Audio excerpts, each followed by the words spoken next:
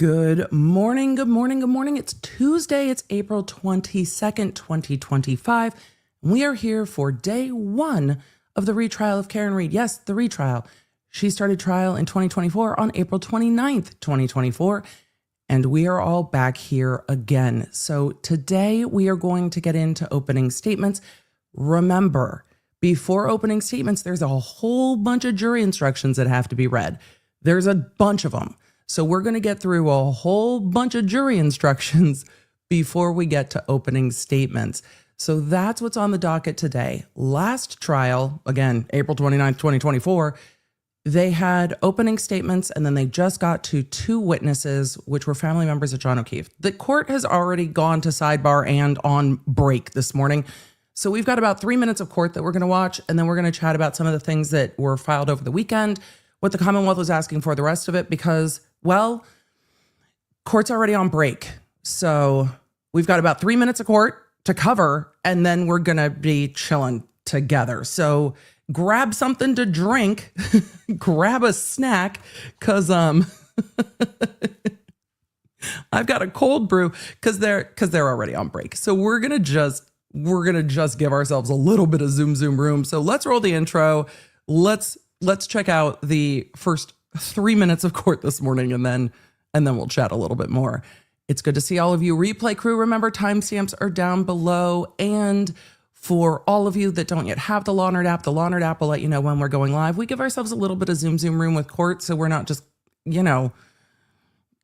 dead airing all morning, and because Emily always needs a little zoom room. Hey there, I'm Emily D. Baker, the internet's go-to legal analyst, breaking down the legal side of the pop culture and entertainment stories we can't stop talking about. I'm a big fan of the Alessi Words. I've been a licensed attorney for over 17 years, but this is not legal advice. This is where the law nerds unite to talk about facts, not.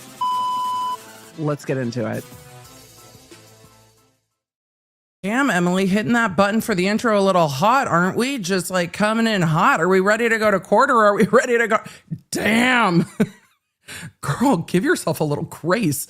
I mean, really. But Law Nerd app, so that you know when we're going live. When court is late, we are late, because I am late anyway. So court is on break. There's literally 3 minutes. We'll catch up on this morning. No spoilers. Good to see all of you Law Nerds in the number one place to watch live trial coverage. So it's time. Hear ye, hear ye, hear ye. We're almost ready. Bring the jury. It's almost time, you guys. It's almost time to actually bring the jury in this case. I feel like we've been waiting for this retrial for 700 years. And now it's almost time to actually happen. So let's see what happens this morning in court, shall we? Law Nerds, it's so good to see you in the chat. Are you ready for a full day of court? Me too. There's going to be a lot of starts and stops, aren't there? Aren't there? Yeah, there are. Let's go to court, shall we? Things did happen over the weekend, so that's what the court's going to bring up first. Let's make sure we are gained all the way up. 2282 CR 117, the Commonwealth versus Karen Reed. So, good morning. I see all counsel are present. I see all counsel. They're blocking the window this time. Look at that. Look at that. There's a whole curtain and stuff. Present. Nobody said anything to Mr. Clerk about needing to see me, but I received 4 motions over this week. 4 motions over the weekend. If you need to see the judge in the morning, you tell the clerk. You don't just wait for the judge to take the bench. You tell the clerk. You tell the clerk. The judge is already like, there were 4 motions over the weekend. What are we doing, everybody? What are we doing? Weekend that I assume we need to at least talk about briefly. 4 motions. Commonwealth's motion regarding defense opening statement. I think the first 2 motions we can do quickly. I'm not. If you didn't watch Quick Bits, then you might not know what this is about. But, well, Emily, it's the Emily Show. If you didn't watch the Emily Show podcast yesterday, then you might not know what she's talking about. So let's just bring you up to speed real quick. Brennan filed a motion saying the defense shall not talk about third-party culprit, which they can't do in their opening statement. The door has not been opened yet. They have not made their factual showing. But he tried to extend that to, and they can't talk about Chloe. It's a bridge too far for me. They can talk about a dog. They can talk about the fact that the people at 34 Fairview owned a dog. They can talk about the fact that their expert's going to say that the injuries to the arm are more like a dog. That's different. But you can't say, and that proves that so-and-so did the thing. 4 motions from the Commonwealth. Yeah, I think she's over Brennan at the moment. That's how I'm reading it, but maybe it's just because I'm over Brennan. So I might be projecting a lot. But it's just a dumb motion. Like, they can't bring up third-party culprit. They can talk about the dog and who owned the dog. Stop it. So the court is not even going to summarize the motion. She's just going to answer it. Defense opening statement. I think the first 2 motions yeah, we can no. do quickly. Yeah, I'm that's a not no for me, issuing an dog. order. Mr. Brennan, the defense knows third-party culprit will not be Hey, in Brennan, the opening. there's rules. We got it. You think that their opening goes beyond it, you can object. We're all on the same page. Defendant's opposition to the Commonwealth's request for use of independent readers. Because there's an objection, the defendant's motion's allowed. So you will not have an independent reader. So when she says the defendant's motion is allowed, what she means is that the defendant's objection to the Commonwealth's motion is allowed, meaning the Commonwealth's motion is denied, which is so weird. Just say the Commonwealth's motion is denied. Brennan wanted to have independent readers. The defense objected. This is not weird in a lot of jurisdictions, but she said because the defense objected, we're not doing it. I know a lot of people think that she is incredibly against the defense. When it comes down to it, there might be side commentary, but she generally rules in favor on larger issues of the defense, especially in the things that are logical. So, Is it fair to say that the 3rd and 4th motions, Commonwealth motion to enforce compliance with court's April 16th ARCAA discovery order and the Commonwealth's motion to preclude new expert testimony or ARCAA. alternatively to continue the trial date, that those Again. motions will take a little bit of time, Mr. Brennan? I don't think I'll be long in my argument. I think that She I doesn't need believe more you. information on one of them. And I think we'll do that at the end of the trial. I mean, at the end of today, we'll hear both these motions. okay. Mr. Jackson, I did see that a list of text messages, 100 or so, is in your response to my order on Friday. Did you provide the text messages themselves? No. All right. In light of that and the fact that we don't have time, this juror's been waiting for some as many as 3 weeks now, I'm going to prohibit you from mentioning ARCAA in your opening statement. Oh, no. And no. then we'll deal with this later. The whole defense table is like, bro, what? The whole defense table is like, bro. Later today. I ordered those text messages and they weren't delivered. So we're going to be bringing the jury in. I'll be in recess for 5 minutes. Alessi's like, ma'am, no. Incorrect on a key assumption of what Your Honor is ruling. 5 minutes, Mr. Alessi. Mr. Jackson's going to give you the facts. That's more than 5 minutes. I'll see you at sidebar. Come up here. Mr. Jackson's going to give you the facts. Mr. Alessi interrupted because I think he and Miss Little are the ones she likes the most. That's wild. So the court ordered things to be turned over by ARCAA. The defense sent over a list of text messages. The court says, have they been turned over? And the defense said, no. And she goes, then you can't mention ARCAA in your opening and we'll deal with this later. And Alessi's like, excuse me, can we not that? Not that. All right. They go to sidebar. Let's see what happens when they come back from sidebar. Sidebar, immediately to court break. Immediately to court break. The court's very full this morning, but immediately to court break. All rise, because the judge is going to chambers. So, the court is immediately on break, which is a great time for me to remind you that we have a sponsor today. Today is the day, and then we're going to zoom and catch up to court because we've got all the zoom room in the world. Midas Merge has been a great sponsor of the channel and has been keeping the Law Nerds busy when they are mobile gaming. So with that, Law Nerds, I need to share with you today's sponsor. So let us roll, and then we're rolling right to court. Let's go. So court days are long days, and I know that you enjoy some casual mobile gaming while you're listening to long streams and staying all the way in the loop. And today's stream sponsor is one of my favorite casual mobile games, Midas merge. And I see so many of the law nerds with gardens that are leveled way above mine, and I am just a little bit jealous. What I love about Midas merge is it is free to download, ad-free, and you don't run into those annoying dead ends where you have to wait for something to refill so you can keep playing. There is so much to do in the game, and it is beautifully designed. So you want to keep merging creatures and building your garden to see what comes next. Plus, you're unveiling a really fun story along the way. And you know that Midas Merge loves the law nerds too. If you are one of the first 100 to install the game via the link down below or the QR code, then you will receive a customized creature by me for you. You're going to receive a level 2 Cappy Bird. This cute creature is named Ipsy Dixit. I know, I couldn't resist. So make sure you download Midas Merge for free with my link down below or the QR code. And after downloading the game, or if you're already playing in the chat, share with me your favorite creature and what level your garden is. Thank you again, Midas Merge. Let's get back to today's stream.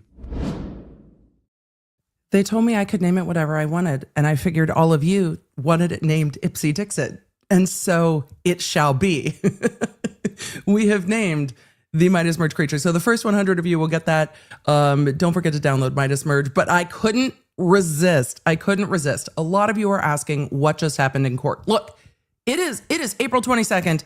It is 2025. We are on day 1, minutes 1 through 5 of this trial. And already the court is like, I ordered the text messages turned over. You didn't turn them over. You can't mention ARCAA in your opening. We'll deal with this later.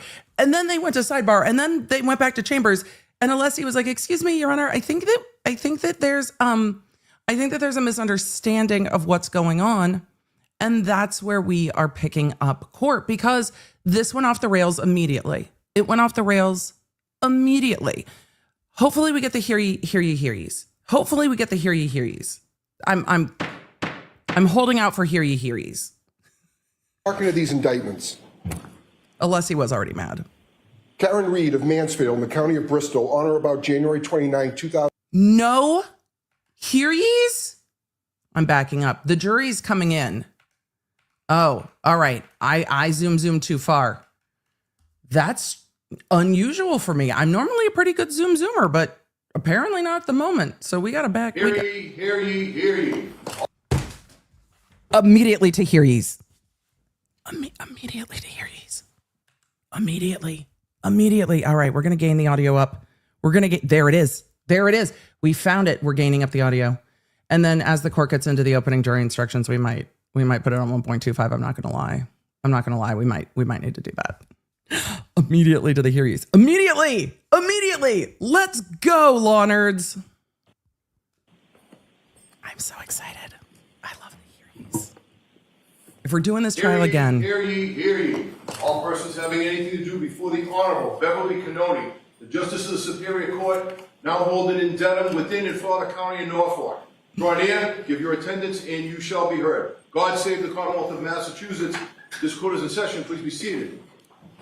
2282 That's CR my gavel, 117, the but it should Commonwealth versus happen. Karen Reed. Can I have counsel identify themselves? The jurors are present in court. Morning, Your Honor. Adam Lally for the Commonwealth. Morning, Mr. Lally. The court did morning, not Your Honor. rule on Hank ARCAA Brennan for in the front of all of Morning, us, Mr. Brennan. so we don't know what's happening. Jackson on behalf of Ms. Reed. Good morning, Mr. So. Jackson. Good morning, Your Honor. We'll Elizabeth see. Little, also on behalf of Ms. Reed. Good morning, Ms. Little. Good morning, Your Honor. Robert Alessi on behalf of Ms. Reed. Good morning, Mr. Alessi. Good morning, Your Honor. David Unetti for Karen Reed. Good morning, Mr. Unetti. Good morning, Ms. Reed. Good morning, jurors. The jurors are present. That's what we I have assumed. 3 questions I have to ask you because I haven't seen many of you for a long time. I know, it was just like a year. You were all here, ready, willing, April and 29th. it started early. We sometimes have to deal with a few things before bringing you in, but we do appreciate your patience. Those things So those questions are, kinda got dealt were with. you all able to follow the instructions and refrain from discussing this case with anyone since we last saw you? That's not the best freeze face. I didn't do it. That was the feed, not me. Were you also able to refrain from doing any independent research or investigation into this case? Yes. Everyone said yes or nodded affirmatively. Did anyone happen to see, hear, or read anything about this case since we last met? Everyone said no or shook their heads. Thank you very much. Jurors, can I have each of you stand and raise your right hands, please? All right, they're going to swear them in, and then Do each of you solemnly swear you shall well and truly try the issue We'll between get the into Commonwealth and the opening defendant jury according to your evidence and according to the instructions. law? So help you God. We'll see what the Thank you. You defense can have a says. seat. I think she probably Jurors, told them hearken not to to these indictments. mention ARCAA because they do. I agree with you. They don't look happy. Karen Reed of Mansfield in the county of Bristol, on or about January 29, 2022 at Canton in the county of Norfolk, did assault and beat John O'Keefe with intent to murder such person. And by These such are the assault charges and battery that they're did reading kill and in? murder the said John O'Keefe and is guilty of murder in the second degree and not in the first degree in violation of Massachusetts General Law, Chapter 265, Section 1. 002, Karen Reed of Mansfield in the county of Bristol, on or about January 29, 2022 at Canton in the county of Norfolk, did operate a motor vehicle upon a way as defined in General Law, Chapter 90, Section 1. When we get or in a into the place to which opening the jury public has a right of instructions, access, we'll or upon a way 1.25. or in a place to which members of the public have access as invitees or licensees, with a percentage by weight of alcohol in These their blood of 8/100ths or greater, are or while under so- the influence of intoxicating liquor, so and did verbose. so operate said motor vehicle so that the lives and safety of the public might be endangered. And by such wanton and reckless conduct so described, you caused the death of That's another count person, two. to wit, John O'Keefe, in violation of General Law, Chapter 265, Section 13 and a half. is count 003, three. Karen Reed of Mansfield in the county of Bristol, on or about January 29, 2022, at Canton in the county of Norfolk, did operate a motor vehicle upon a Clearly way I'm or in saying a place to Norfolk which the wrong. public has a right of access, or upon a way or in a place to which members of the public have access as invitees or licensees, and without stopping and making known her name, residence, and registration number of her motor vehicle, to go away to avoid prosecution or evade apprehension after knowingly colliding with. Y'all are chat. Take a deep breath. These have always been the charges. These have always been the charges. This is the full language of the charges, which includes and or. So the count that he read in first is the second degree murder charge. The second charge he read in is the essentially the manslaughter charge, but the DUI causing death manslaughter charge. The third charge he's reading now is the hit and run causing death. This is all of the legal language. I see the chat went, what in the hell is happening? It is not a changed charge, but that charge includes all of that language. They're going to read it again, but it is the same charges as trial one. It is the same language as trial one. So that is all. Or Let's otherwise continue. causing injury to John O'Keefe. Such injuries having resulted in the death of said person in violation of General Law, Chapter 90, Section 24, Subsection 2, Subsection A and a half, Subsection 2. To these indictments, the defendant has pled that she is not guilty and for trial has put herself upon the country which country you are, and you are sworn to try the issue. If she is guilty, you are to say so. If she is not guilty, you say so and no more. Jurors, hearken to the evidence. All right, thank you. All right, members of the jury, I'm about to make some preliminary remarks to you to acquaint you with some of the legal principles, procedure, and I'm gonna put her on terminology that you may 1.25, encounter during y'all. the course of this trial. Don't worry. These comments are not These intended are to be a just jury substitute for the instructions. more detailed instructions on the law. These get repeated at the end of the trial. She's going to tell the jury to keep an open mind, to not judge all the evidence and give them the basic instructions. So I'm going to 1.25, the normal instructions. We'll slow down when we get to opening. This needs to happen before opening statement. This happens all the time before opening statements. Let's continue. That I'll give you at the conclusion of the case. 1.25. So you'll remember There that this we is a go. trial of a criminal case. Ms. Reed is charged with second-degree murder. She's also charged with manslaughter while operating under the influence and leaving the scene after causing personal injury or death, the indictments that Mr. McDermott just read to you.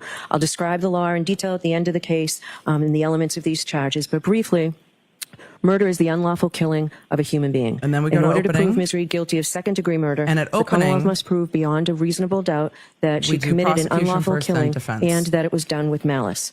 In comparison, manslaughter while operating under the influence is an unintentional, unlawful killing caused by wanton or reckless conduct while under the influence of intoxicating liquor.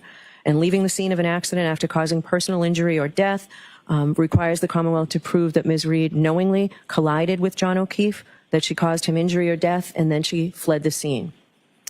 Those are the key differences in this case. And I know I put this at 1.25. Those are the key differences. Count 1 and count 3 are intentional. Count 2 is the unintentional, wanton, and reckless. Was the behavior reckless? Was it under the influence? Was it a factor in John O'Keefe's death? If you're saying, Emily, why wasn't this case charged with just count 2 if they were going to do anything? I don't know. These terms and the elements of the crimes will be explained to you in detail at the end of the case before you begin your deliberations. Now, please remember that Ms. Reed starts this trial presumed to be innocent. The fact that she was arrested or that she was indicted is not proof of anything. An indictment is just a piece of paper. It just makes an accusation. It is merely a formal manner of accusing a person of a crime and bringing that person to trial in the superior court. But it is only the jury, in other words, you folks, who can decide whether the prosecution has proved its case beyond a reasonable doubt. If the Commonwealth does not do that, then the presumption of innocence alone requires you to find the defendant not guilty. The law never requires a defendant to prove her innocence, to produce any evidence whatsoever, or to do anything other than attend the trial. Right. This presumption of innocence remains with the defendant until you, the jury, make your determination after listening and considering all the evidence. Now, what is proof beyond a reasonable doubt? The term is often used and probably pretty well understood, though it is not easily defined. Proof beyond a reasonable doubt does not mean proof beyond all possible doubt, for everything in the lives of human beings is open to some possible or imaginary doubt.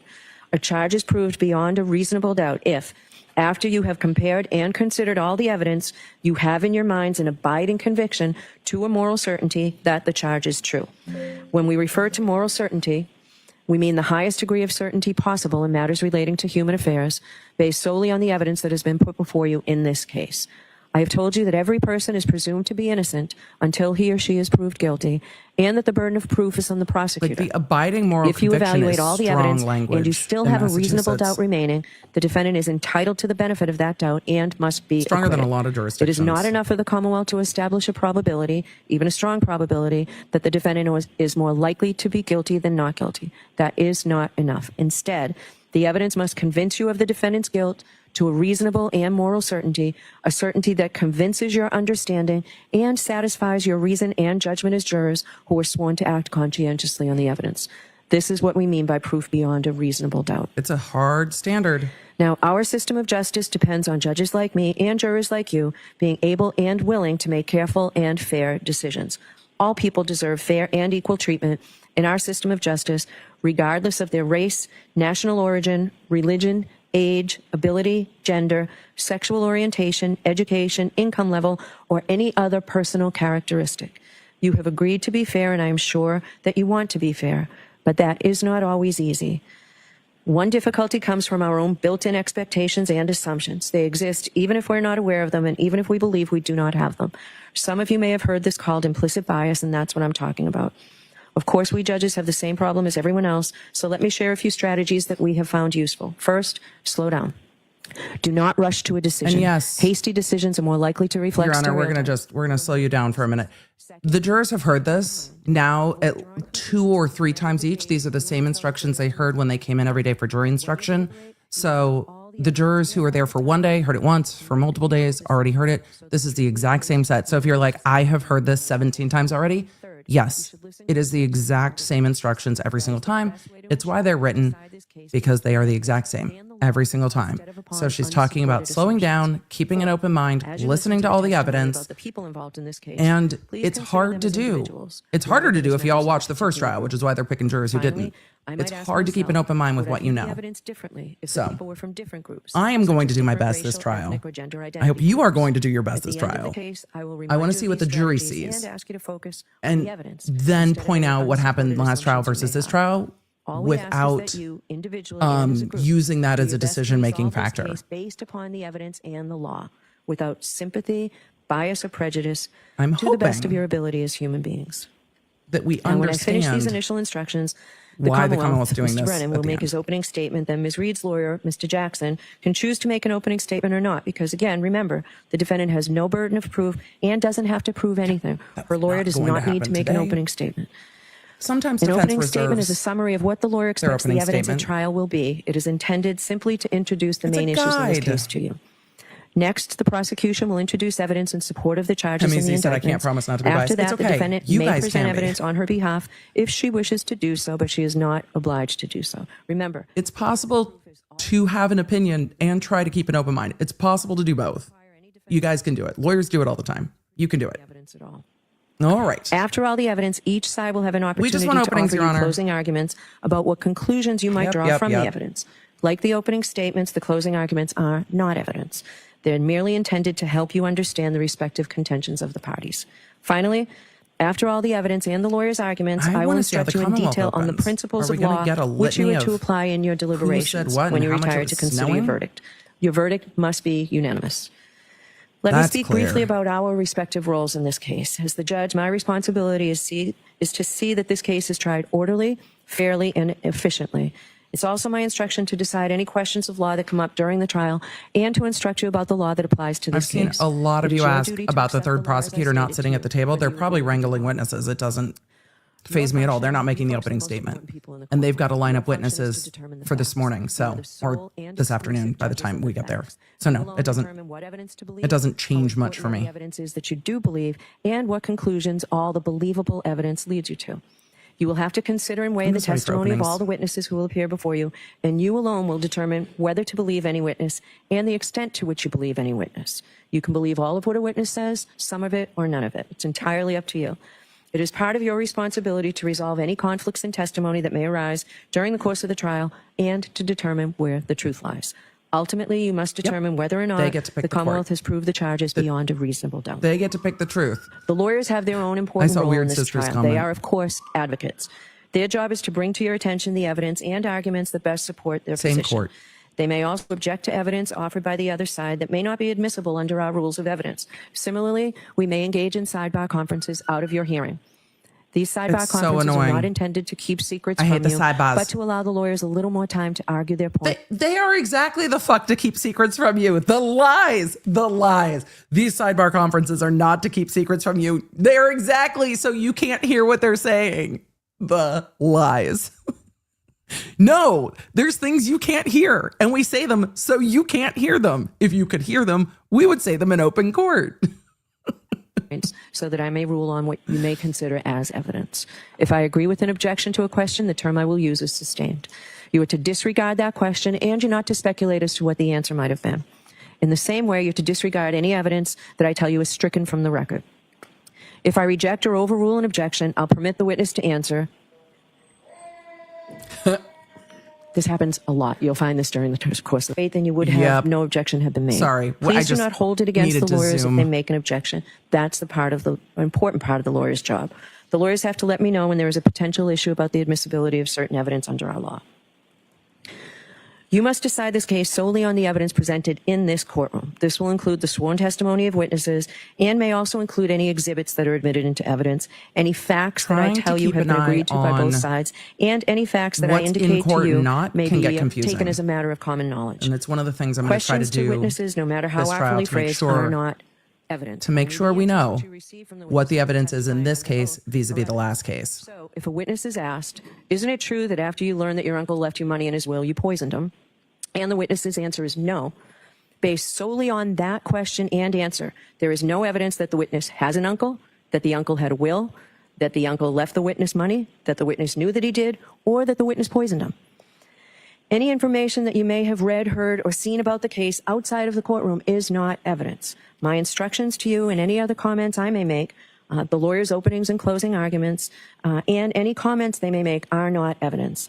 I will emphasize this point because it's crucial to your understanding of your role. If the lawyers or I make any comments during the trial, those comments are not evidence, and your verdict must be based only on the evidence.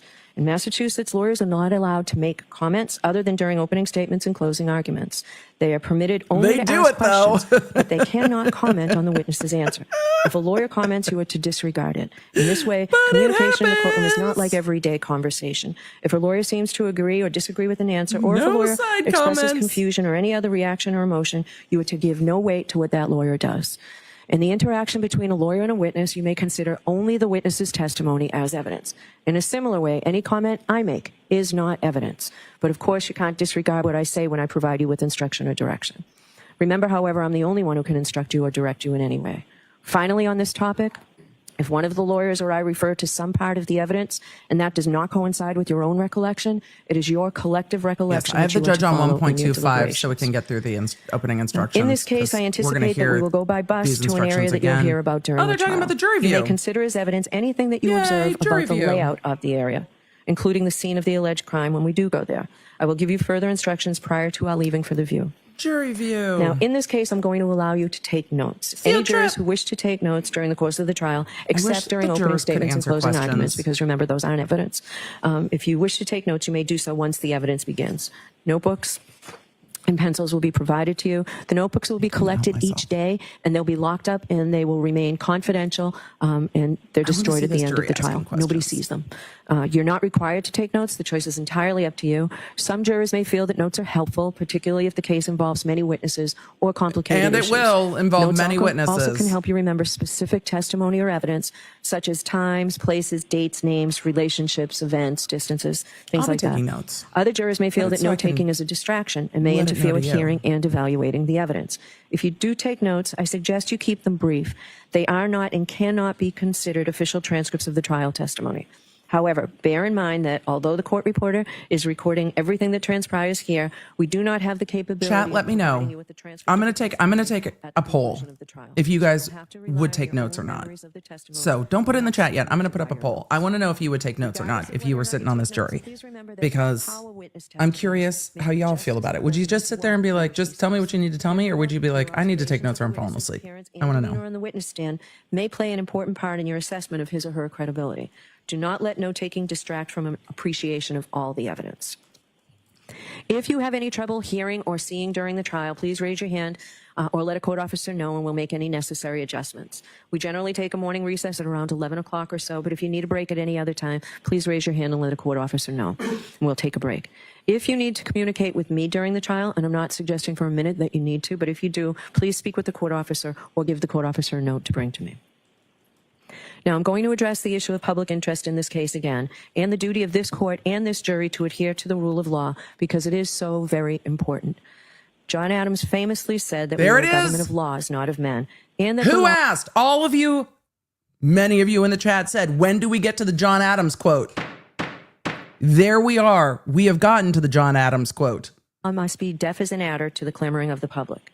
He meant that while public opinion about a given subject may ebb and flow, the law must be steady, reliable, and even-handed.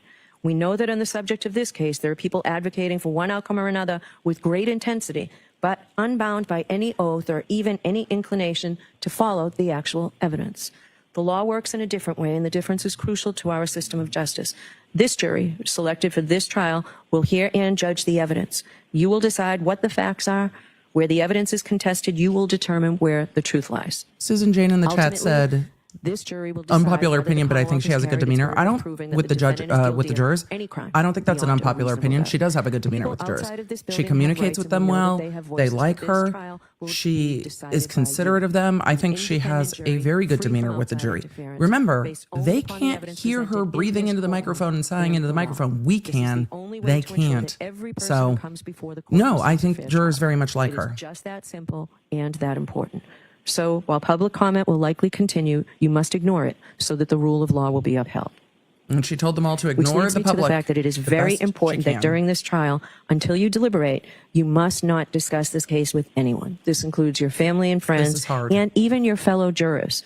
Nor should you allow anyone to communicate with you about any specific aspect or any aspect of this case. You must not conduct any independent research about this case, the matters in this case, and the individuals involved in this case. Go home in and other words, you ignore must not everything you did consult all the day. internet or do anything else Just to try and find out information from forget any about source it. outside the confines in this courtroom. Don't go Please on be social very media. careful with your social Don't media talk to use. anyone. Please do not use X or Twitter, Facebook, Instagram, or Reddit. Though you may never have seen anything about this case before on your social media Your Honor, what about YouTube? The disrespect. feed, you cannot control what may pop up. You should also remember that use of these platforms can be public and traceable. And any searches undertaken jurors or will see information it. received by The you lawyers will see can it. and likely will be discovered. So please be extremely cautious. If you I don't remember her inadvertently saying see that last something trial. about this case, please disregard it and Your let us know. searches will be discovered. As best as you recognize That's them, please have creepy. no contact with any of the participants in this trial or anyone associated with either side, including the lawyers. Please do not visit any locations that may be mentioned during the trial. We'll go on a view, as I told you, and I'll discuss that with you before we go. I know, the Remember, you were disrespect. instructed that you must not, and you assured us that you would not read, watch, or listen to any account of any aspect of this case in any news media, social media, or from any other source. It is critical that you follow that instruction. Finally, please continue to keep an open mind. I know that you will try this case according to the oath that you've just taken as jurors. When you took that oath, you promised that you would well and truly try the issues between the Commonwealth she's and almost the done. defendant according to the evidence and the law. If you follow that oath, approach this case with an open mind, and make your decisions fairly and without prejudice or bias or sympathy for anyone, then you will arrive at a true and just verdict, and that's all we ask of you. So it's now time for the opening statements. Mr. Brennan. I'm going to slow us back down to normal speed. We're going to get into opening statements. Here's what I'm hoping to see from opening statements. Let me give you my thoughts on how we're approaching or how I'm approaching this and what I hope to see. One, from the Commonwealth, I hope to see a cohesive opening statement that lays out clearly their theory of the case, perhaps a timeline, not as much a conversation of each witness. Lally's opening statement felt like he went through his witness list and gave like 4 sentences about what every single person on the witness list would say. It was not deeply compelling, and it didn't give me a theory of the case. He also didn't say when or how Karen Reed is supposed to have hit John O'Keefe with the car. And we know Brennan's going to use some of Karen Reed's statements to the media. I'm curious to see what statements he used. I imagine we're going to see conversation of I hit him, and some of her statements from interviews we will see. Is the defense going to start their opening statements with Karen Reed has been framed? I don't know. Or are they going to soften it to the evidence will show you that this investigation wasn't an investigation, and start there and move forward. I hope this is a more compelling opening statement. I hope that the Commonwealth's theory of the case is clear beyond I hit him. That can't be their whole theory of the case. There has to be more evidence than that statement, because I think that statement for me from the first trial is in controversy. I don't think that statement is as clear-cut as the Commonwealth tries to make it seem. There has to be more. So we will see if we get some answers this trial. We will see if this is a more compelling opening argument or statement. They're not argument. Emily, it's not argument. And here's how I'm going into this trial. I am going to try to parse the first trial out just to highlight differences for y'all, and then keep very clearly in mind what this jury is saying. This jury has to make a decision at the end of this trial, not based on stuff we've seen online, not based on stuff we saw in the first trial, in this trial. So I see it as one of my goals to keep very clear in mind what we heard this trial, separate it from what we heard last trial, juxtapose the two and have that conversation. If any of you are coming in that did not watch the first trial, don't worry, you're not behind. You're coming in like a fresh set of jurors, and thank you for it. We'll try not to spoil too much. We'll do our best. And if you didn't watch the first trial and you're just catching up, go ahead and put a 1 in the chat. I'm going to try to keep an open mind to see what the Commonwealth proves. I still don't agree with charging counts 1 and 3. I don't see why any counts were brought, but I can intellectually get to count 2. I can understand maybe count 2. I struggle with counts 1 and 3, but I'm here to keep an open mind. So many of you. Oh, this is amazing. Law nerds. I'm so excited. We have so many of you guys that didn't watch the first trial. Okay, we're going to try so hard not to spoil this trial so we can get the fresh jury opinion on this. Count 2 is the DUI. So count 2 is the DUI causing death. It's the negligence count. I love seeing how many of you didn't watch the first trial. This is so fantastic. Oh, law nerds of the jury, I'm so excited for your input. You've got a whole new trial. We've got whole new experts. We've got a whole ass new prosecutor. We got a whole different trial. So it's starting now. Let's get it started. Y'all are like, opening statements, girl, put them on right now. We're going. Mr. Brennan's opening statements start now. Law nerds, it's trial day. Thank you, Your Honor. All right, Mr. Brennan. I mean, you don't really have big shoes to fill. What, if any, shoes are left to be filled at this point? This is the prosecution going first in opening statements. This is Special Prosecutor Brennan. 6:04 a.m. on January 29, 2000. Did you immediately yeet the microphone to the other side of the courtroom? Brennan. He just like took the podium with the microphone on it and was like, nah, we don't need that. The jury can hear him. Ooh, for us, it's going to be different. All right, I'm going to try to gain him up. God. All right, go again. At 6:04 a.m. on January 29, 2022, the alarm bell sounded in the Canton Fire Department. Firefighter paramedic Timothy Nuttall knew what that meant. His heart skipped a beat.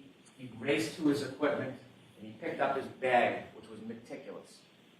There was a sign, It's already more engaging. signal, and then there was a voice commanding that there was cardiac arrest. The most serious of calls for a firefighter and paramedic, that means that a person's heart has stopped. He didn't know who it was. He didn't know where it was. He took his bag. He had just gotten to the station, and he rushed to the ambulance. He was one of the most senior paramedics that morning. Another paramedic, Anthony Flamati, would be running this mission. He jumped in the back of the ambulance, the door shut, and they headed off to 34 Fairview Rd. As they drove, firefighter Nuttall could not see anything. He couldn't hear anything other than the engine of the ambulance. He could feel it sliding across the road. What about It the was sirens? near blizzard conditions. Couldn't hear the sirens? He calmed himself. He He wasn't the steadied only one himself. that day, This then. is what the firefighters and paramedics are trained to do, to focus. And he focused on his task. He looked around the back of the ambulance to make sure all the tools were in place. The ambulance was meticulous as well. This was Anthony Flamati's ambulance, and it was well stocked.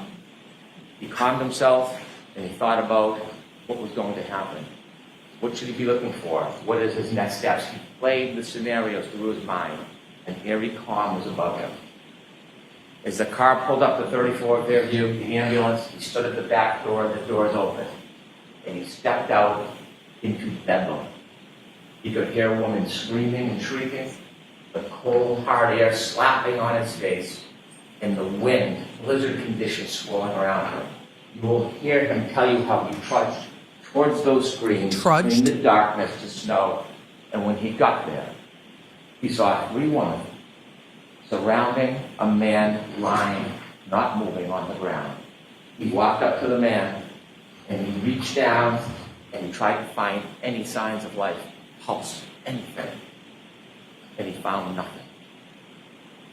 And he got up and he walked over to the woman. I hit him. And he walked over And to here it that comes. attendant, Kerry, and he told her that he thinks that man is gone. And then he heard the yell from Anthony Flamati, the chief, and he said, "Come back, let's go."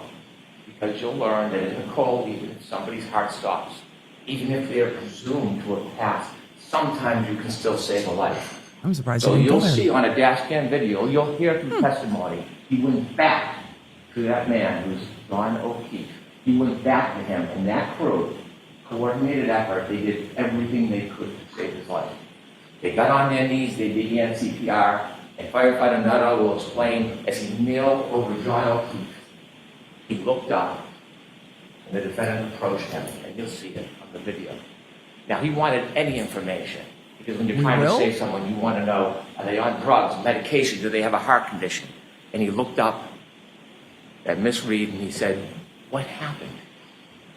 And you'll hear her words to firefighter Nuttall. She said, "I hit him, I hit him, I hit him."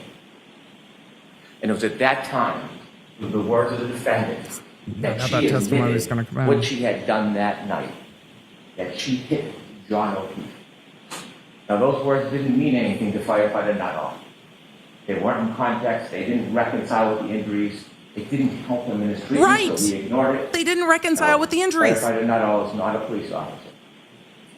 He is not an investigator. He is not a detective. He's a first responder. And so he takes that information. It was useless to him. He continues to work on John O'Keefe, trying to save his life. You'll see the team put him on a stretcher. And when they lift him from the ground, even though there is snow accumulating, underneath John O'Keefe is simply grass, hard, brown, frozen. And beneath his body lay his cell phone. They bring him to the ambulance, and while they bring him to the ambulance, you'll see on the videos that other first responders speak to the defendant. One first responder, Mr. Flamati, she will say, I hit him, oh my God, I hit him. And then she was interviewed or asked questions for background information, not a criminal investigation, just background to try to help John. And she was asked questions about his background, and during that conversation, you won't hear her see the defendant was a person by the name of Jenna It's real hard not to just pause him at the moment. and No, I'm firefighter trying. McLaughlin. And she tells Firefighter McLaughlin, the third first responder, I hit him. They bring Mr. O'Keefe to the Good Samaritan Hospital, and his body is cold. The doctors work feverishly. They treat him, trying to save him. They try to warm his core. And unfortunately, firefighter Nuttall's first instinct is accurate. John O'Keefe passed. Chat, you're very So kind. why are we here today? We are here today because John O'Keefe was killed by the actions and conduct of that defendant, Kerry Reed. You will learn through this case, through facts, science, and data, you will learn that on January 29th, 2022, when the defendant and Mr. O'Keefe were in front of 34 Fairview Road, all the way to the left side in that dark corner near a flagpole, you will learn that Mr. O'Keefe got out of the car. He got out and he stood by the side of the road after an argument with the defendant. That argument, that anger fueled by heavy intoxication, you will learn from the science and data as he stood by the side of the road, the defendant in her SUV drove away. She drove at least 35 feet away. The argument was over. It had ended. But then she stopped. She stopped. She put the Lexus into neutral, and she waited for 2 seconds. And the facts and the science and data will tell you that despite the fact the argument was over, she then put the Lexus into reverse, put her foot on the gas pedal, and began to press, not 25%, not 50%, up to 75% acceleration. There was a light dusting of snow. The Lexus tire spun backwards. She went backwards at least 70 feet. She clipped John O'Keefe. He fell backwards, hit his head, broke his skull. And there he lay at the corner of That is a Fairview Road. different rendition than last On the trial. ground, lying on top of his cell phone, alone. And then the defendant will later tell that when she left, he didn't look mortally wounded. Yet he was. And she simply drove away.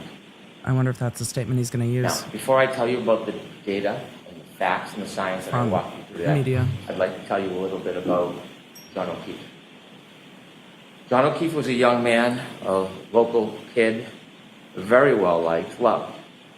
John O'Keefe is the son of Peggy O'Keefe, Oh, he's pointing out the family. John O'Keefe Sr., and the brother of Paul O'Keefe. Grew up in Canton, Interesting. worked hard, he became a police officer. But what you're going to learn, the fact that he worked for the Boston police officer, as a Boston police officer, was just a fraction of his life. It was a small, really unimportant part, because the biggest part of John O'Keefe is he was a family man.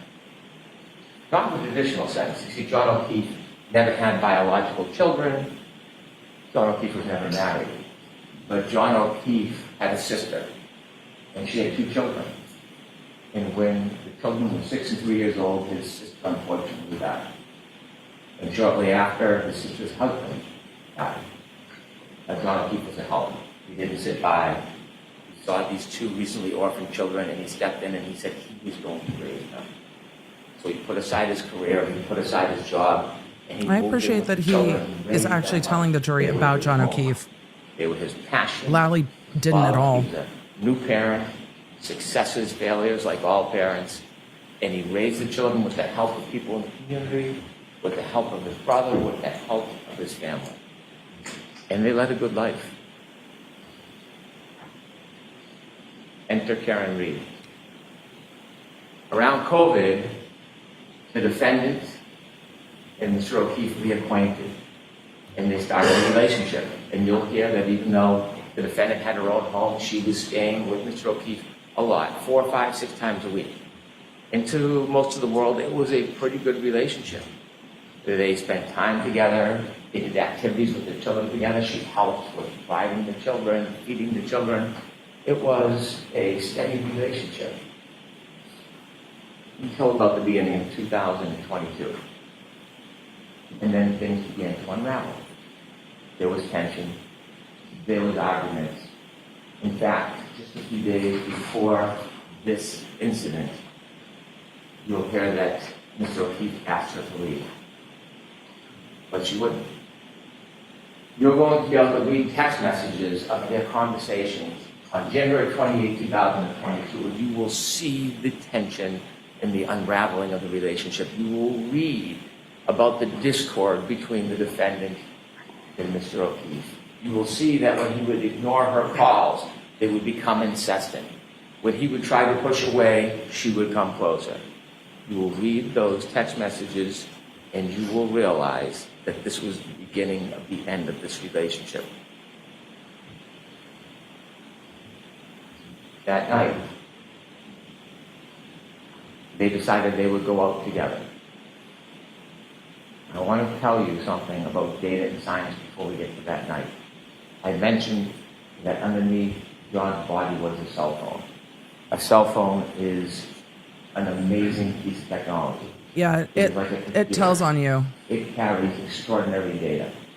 And when they found the cell phone, the only companion to John O'Keefe that night, they studied the cell phone, and there'll be I really some want to see what Brennan's cell remarkable phone case data is. that you will use in this case. Just me? To find the truth.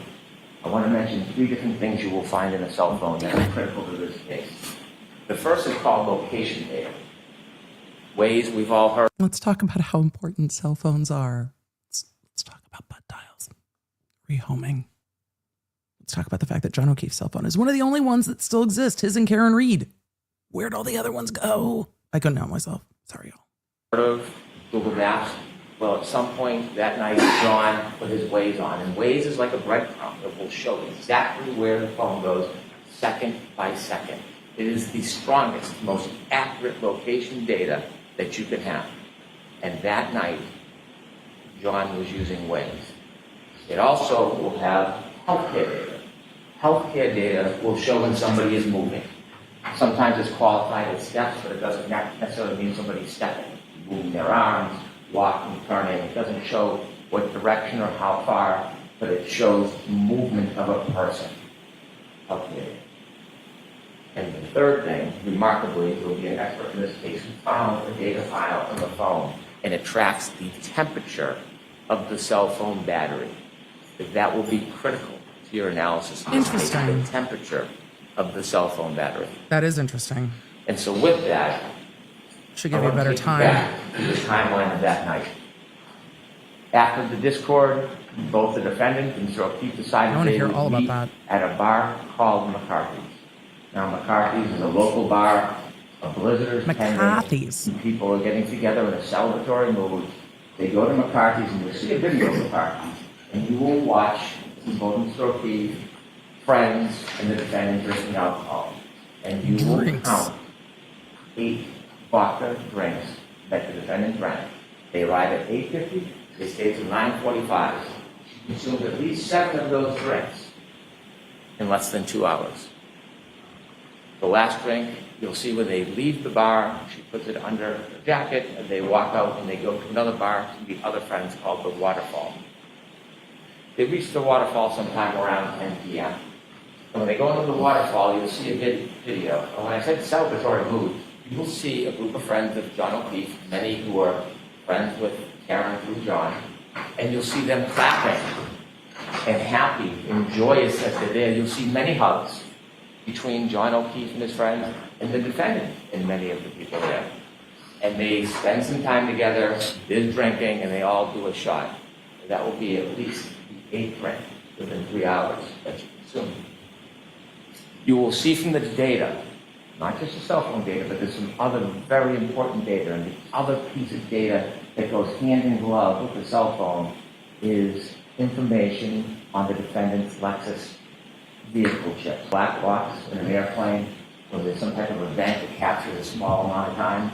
Well, that was captured in the defendant's Lexus. That black box information with the cell phone data will tell you everything you need to know in this case. It will bring us step by step through the entire night to the death of John O'Keefe. And so they leave the waterfall bar at 12:12, and you'll see that the ignition goes on to the defendant's Lexus. And both John O'Keefe and the defendant in the car, and they decide that they're going to go back to 34 Fairview Rd, what we talked about earlier. They're going to go there for a get-together for one of the homeowner's sons who's having a birthday party. And so as they drive back, we'll be able to follow them with this location data. When they go back to Fairview, they don't know exactly where it is, and they get lost. And so John O'Keefe makes a phone call, has a phone call with one of his friends, Jen McCabe. And during that phone call, which the defendant listens to because she recounts it, in trying to get directions, Jen McCabe tells John O'Keefe, it's near Bella's mom's house. You'll learn that Bella, or her mom, was somebody that John had dated before the school. And so as they make their way through Fairview, you will see there's a road that comes down like a loop and that leads to Fairview. They take a wrong turn on the loop, and then they do a 3-point turn in the driveway. You'll see the exact precise driveway they turn into because some type of acceleration movement triggered that black box in the Lexus.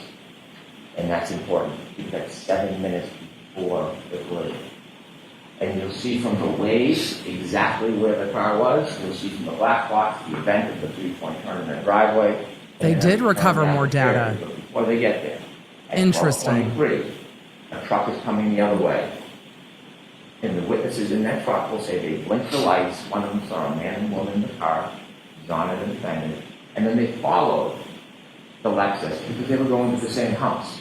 The truck stopped at the driveway, and the Lexus, the defendant's car, you will hear, because of the waves, you counted second to second, never stops. It rolls very slowly all the way to the end of the yard in the corner where there's a tree line and a flagpole. And they reach that location at 12:34:33. And they're in the car and they stay there. The truck waits, they speak to somebody in the house who comes out, the person goes back in the house and they're there for about 5 minutes. We're now down to 2 minutes before the collision. The truck leaves, and now it's just the defendant and John. And while they're waiting outside at 12:27, John gets a text from Jen McCabe. Park behind us in the driveway. 12:29. More of a timeline. Are you coming in? You'll hear that Jen McCabe and others look out the window and see the defendant's Lexus in front of the flagpole at the far end. It's snowy, it's dark, it's windy, they're waiting. You will know that John O'Keefe was in that car, that Lexus, and didn't move because his healthcare data is not moving. It's not moving until 12:31:56. At 12:31:56, he begins to move. He will have 20 seconds before he falls. 20 seconds. He gets out of the car, the Lexus, and in that 20 seconds, you'll hear that user initiated. He looks at the phone, at the text message from Jen McCabe. It's now 12:32:09. He closes the phone the last time. It will be the last time he uses that phone. From the waterfall bar, you see that he's in his back pocket. And at that time, 12:32:09, last user, he has 7 more seconds he will move before he lies dormant the rest of the night. We'll also have the information from the defendant's Lexus black box The clocks run differently, there's a 30-second variance, but it's right in the heart of that time. And you will see through the data at that time, when he makes his last movements with the phone, is when her car leaves 34 feet at least, stops, neutral, and then shoots into reverse with the tires spinning right towards him, right where he got out. You'll know they're arguing because the next morning she tells the firefighter, I'm sad because our last moments were fighting. I mean, there's also the voicemails. She drives away.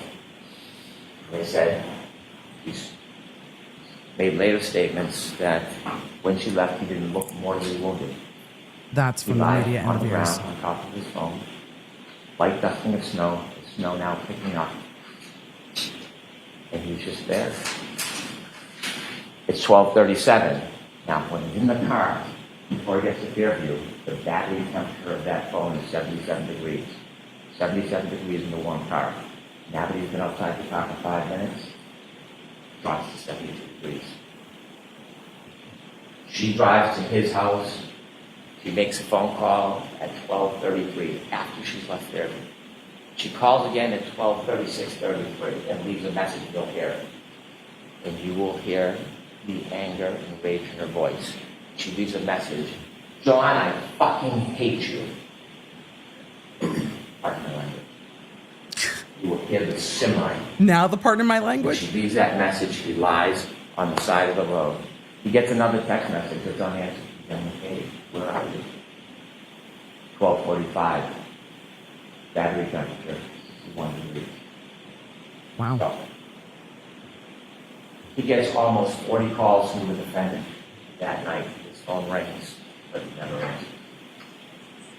You'll hear from an expert that the light never initiates, the healthcare data never moves. Is John alone with his only companion, his phone.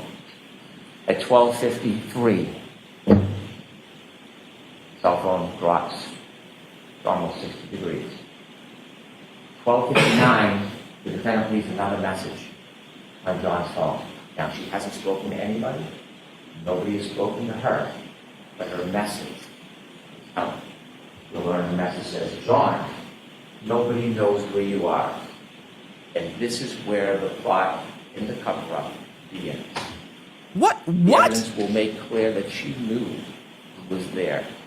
She did not call 911. What? She did not go back to him. She did not leave an anonymous tip. She left. The night wears on. It's now 1:07. Battery temperature 55 degrees. 1:14, she calls her mother. No answer. 1:14:53. Battery temperature 50 degrees. The defendant had healthcare data on her phone as well, and you'll hear that it stops around that time. You'll later learn that she admits to falling asleep and passing out. But then she wakes. 5 o'clock, she is frantic. She wakes up John's niece, and she is unintelligible. She is yelling, she's screaming, she asks for the niece to call Jen McCabe. She calls Jen McCabe, and you'll hear Jen McCabe recount. Out of a deep sleep, she wakes up and she hears, Jen, Jen, Jen, screaming Jen's name. John's dead. Hangs up the phone.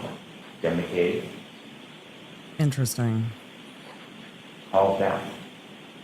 And then she's, what's going on? And she told, well, I left him at the waterfall. At the beginning of her. She told Jen McCabe, I left him at the waterfall.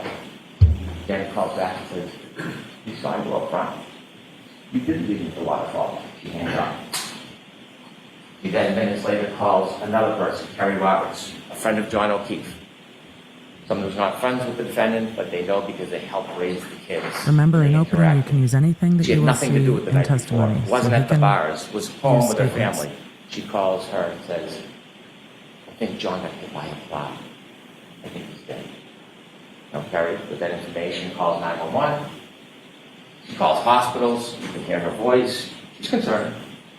Not panic. And then she gets another call from the defendant. And she tells the defendant, come to my house. I will help you look for him. And the defendant says, I was so drunk last night, I don't remember anything. Waiting for her to arrive, she learns she doesn't arrive. Instead, the defendant goes to Jen McCabe's house. Kerry Roberts, the other friend, then goes to Jen McCabe's house, pulls behind the car. When she does, she's on Bluetooth, and she can hear the defendant say, my taillight's broken, my taillight's broken. And she looks, and the snow packed in the right taillight, she can see a piece of the taillight missing. The defendant desperately wants to go to 34 Fairview Road, but Kerry Roberts takes over and says, we're going to go back to John's house. Maybe he's in the house and you didn't see him. So both cars, driven by Kerry Roberts and then Jen McCabe, with the defendant, go back to John O'Keefe's house. You'll see a ring video where you see them go into the house and they look around, and you'll hear about the woman, Jen and Kerry, enlisted into this task. Look for John O'Keefe. They cannot find him. And then when Kerry Roberts comes into a room, she sees, rather than looking, the defendant simply standing there, staring at the wall. At that point, the defendant insists they got to go back to Fairview Road. They decide they'll take one car. Kerry Roberts is taking charge. She's going to drive. They leave Miss Reed's Lexus and John O'Keefe's driveway, and they drive back towards 34 Fairview Road. You'll hear it is blizzard-like conditions. It is dark. They can barely see a thing. And when they get close to the edge of 34 Fairview, you hear the defendant start to scream, there he is. Both women look and they can't see anything. She starts kicking the door. The defendant's kicking the door, let me out. Kerry Roberts stops the car and lets her out, and she sees the defendant run exactly to where John O'Keefe is in the darkness. Just where she left him. Kerry gets out of the car, starts to walk towards where the defendant is, and she sees the defendant lying on a body. She can't tell who it is because the face is still covered with snow. And she comes over and looks, and she wipes off the snow from John O'Keefe's face. She realizes he's one of her best friends in the world is John O'Keefe. And she starts to try to do first aid. They start to move him, and coincidentally at 6:06 when they start to move him, the cold air hits that cell phone battery. It drops from 50 to 43 degrees. And they try, Jen McCabe calls 911. And that's when a police officer arrives, firefighter Nuttall and his crew. And when they lift him, that cell phone battery that is shot down to 37 degrees, Kerry Roberts picks it up and puts it in her pocket, and it immediately starts to warm. As she moves to help get a data, showing movement starts again. At that point, nobody knows what happened. The Canton Police Department come. You can see the police cars and cruisers. They're not sure, so they look in the area where John's body is and find a glass from the bar near his body. They find blood spots. They try to put the blood spots in plastic containers. Plastic containers. They don't know what they're looking for at this point. There's no information. They don't believe. For those of you that didn't watch the first trial, I apologize for my outburst. Those plastic containers turn out to be red Solo cups. I said no spoilers, but I could not help myself. Plastic containers. Plastic containers. Yep, they are red plastic containers. Yes, they are. People know that there's a crime. They just yes, know they that are. John O'Keefe somehow ended up here with the broken glass and the blood.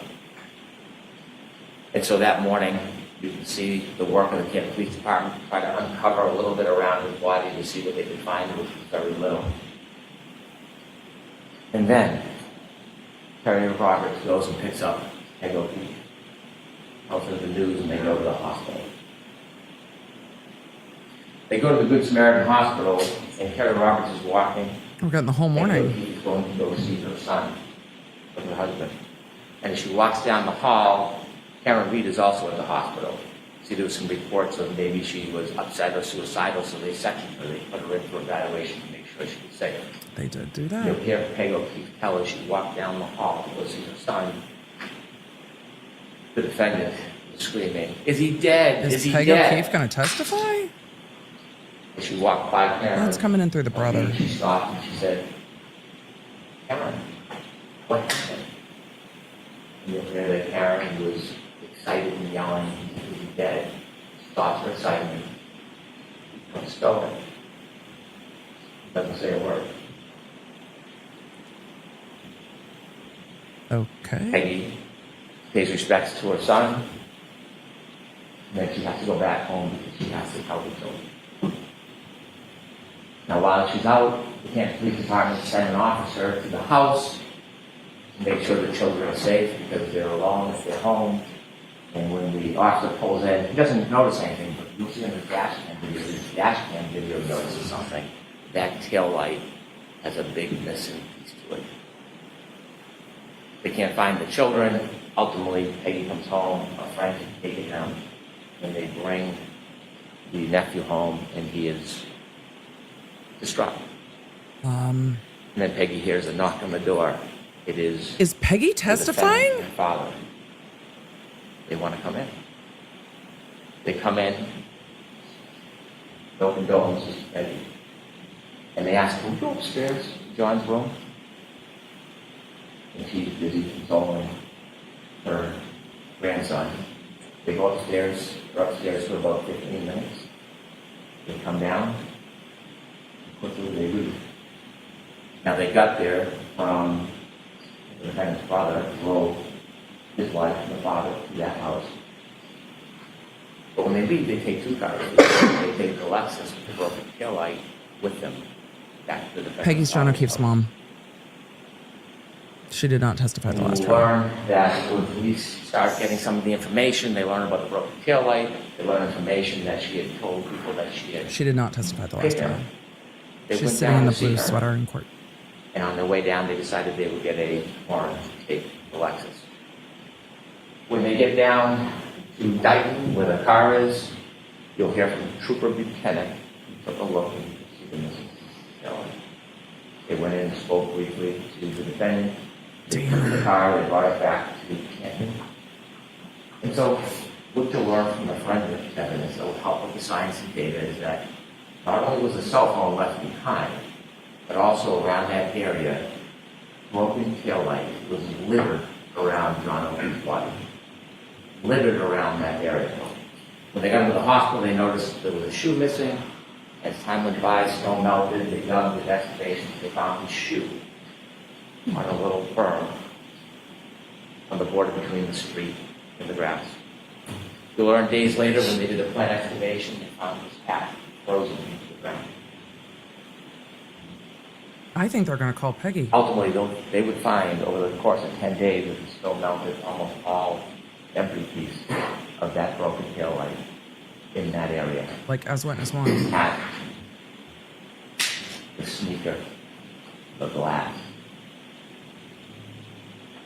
When the defendant left Mr. O'Keefe behind, he took with her something of Mr. O'Keefe called trace evidence. You'll learn the back of her Lexus, around the taillight area, was John's DNA, and stuck to the side, grasping one last piece of John O'Keefe's DNA. Now, John Sharp. O'Keefe fell backwards and hit his head after he was clipped by a car.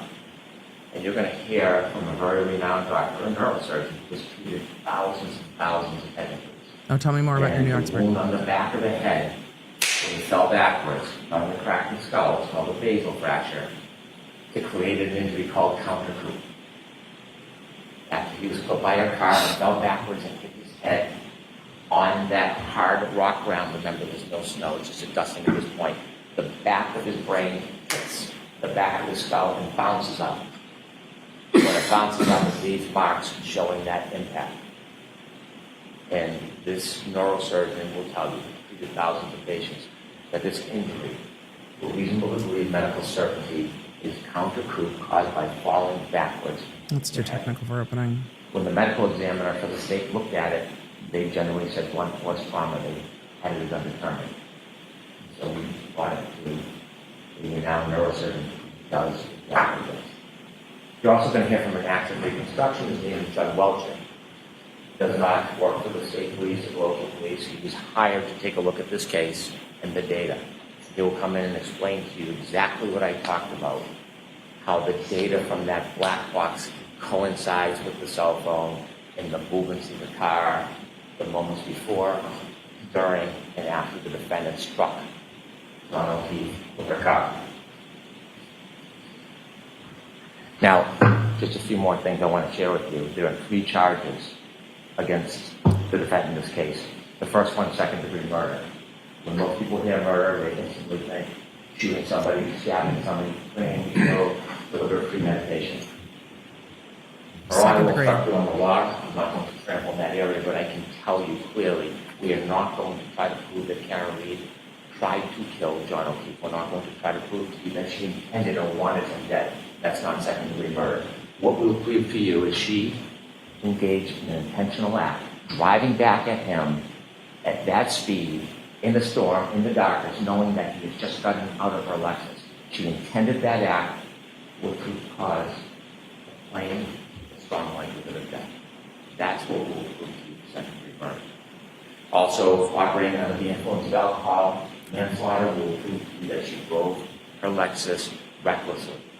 She hit John O'Keefe, and because she hit him and he fell back, she caused his death. The third charge is leaving the scene after knowingly causing death. Again, she hit Mr. O'Keefe with a car. She knew he was injured. She left him behind. She knew he was injured. Okay. This case will come down to the science and the data. The science and the data, the cell phone is the best of historians.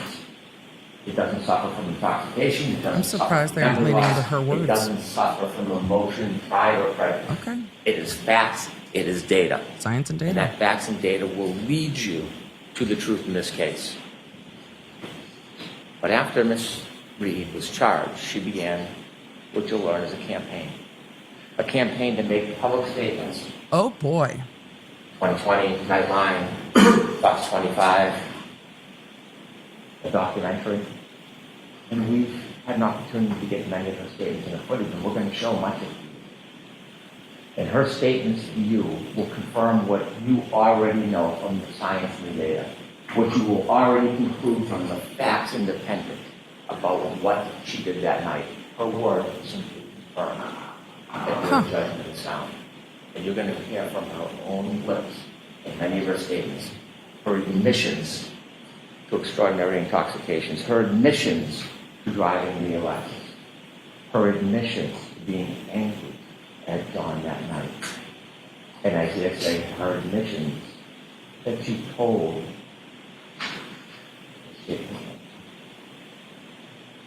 But What did you say? Clip one. You're going to hear the first of the statements that she made after she was charged.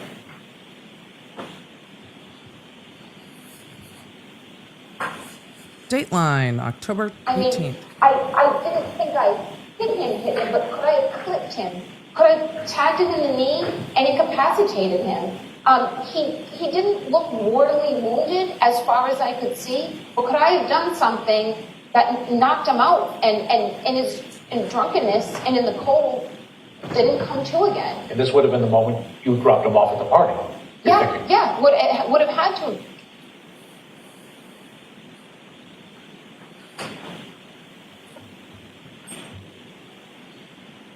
Ladies and gentlemen, I simply We ask knew you that to interview follow was the going to come evidence. back.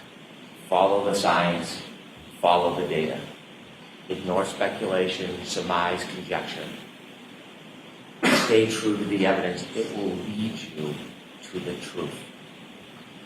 That on January 29, 2022, a very intoxicated defendant was angry and arguing about the relationship with John O'Keefe.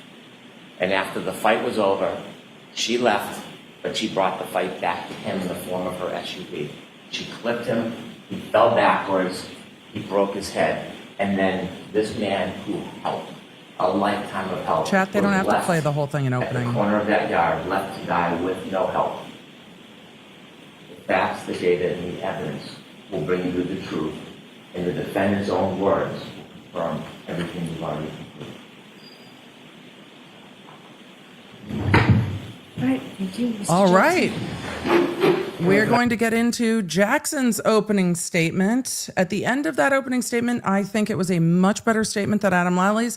I think if you know nothing about this case and you are sitting there on the jury, it lays out their theory of the case much more clear. And their theory of the case is she clipped him with the car and he fell backwards and hit his head. I think that falls more under count 2 than some of the other counts. We will see what the jury says at the end of this. We've got like 6 to 8 weeks to get there. But will the defense get to play more of those clips? Yes, they will bring in more completeness. But that clip of the interview isn't cut. It is in context for that clip. Is there more interview? Yes. But for that segment, it's not clipped in the middle. So it wasn't spliced, I guess is the right word. I think we're going to see Peggy O'Keefe, John O'Keefe's mother, testify, which we did not see in the first trial. And I wonder if she will be witness number 1 after opening statements from the defense. That will be interesting. We've heard that there is more black box data from Karen Reed's phone. Remember, or Karen Reed's SUV. They couldn't get into that last time because the trooper that they had doing it was like, I don't know how to use the SUV. And I reached out to Toyota and I was like, I don't know. So there's more there as well. So we're going to see more information coming in. He talked about the 2 new doctors that are coming in. But I think one of the things that he said that I noted twice that the defense will seize on is that the reason one of the first responders didn't think I hit him had a lot of meaning, even though John O'Keefe was quite near to the road and was missing a shoe. The reason it didn't strike into that individual's mind is because the injuries were not congruent with what was being said. And I think we will see the defense seize upon the prosecution saying that in opening statements, that 2 first responders, his injuries didn't match up with a vehicle collision. So even though he's near a road, even though he's missing a shoe, even though she's saying I hit him, he was saying that the injuries were not consistent. But the timing, I thought the timeline was laid out better. The battery temperature on the phone was laid out better. I think that the use of Karen Reed's statements are strong. We will see what the defense does or doesn't do to address those. He didn't say Proctor's name once, and he leaned in to telling the story of what the prosecution is saying happened in this case. Now, when the jury gets into hearing how this information comes in, will they agree with him or not? Because if evidence comes in differently than how the prosecutor says it in opening, juries don't tend to love that, because then the defense gets up and says, and in opening, the prosecutor said this, and they didn't show you that. In opening, this, and they didn't show you that. So it could come back to bite him. But if you're sitting on this jury and know nothing about this case, I think that is an easy to follow opening statement. It makes their points.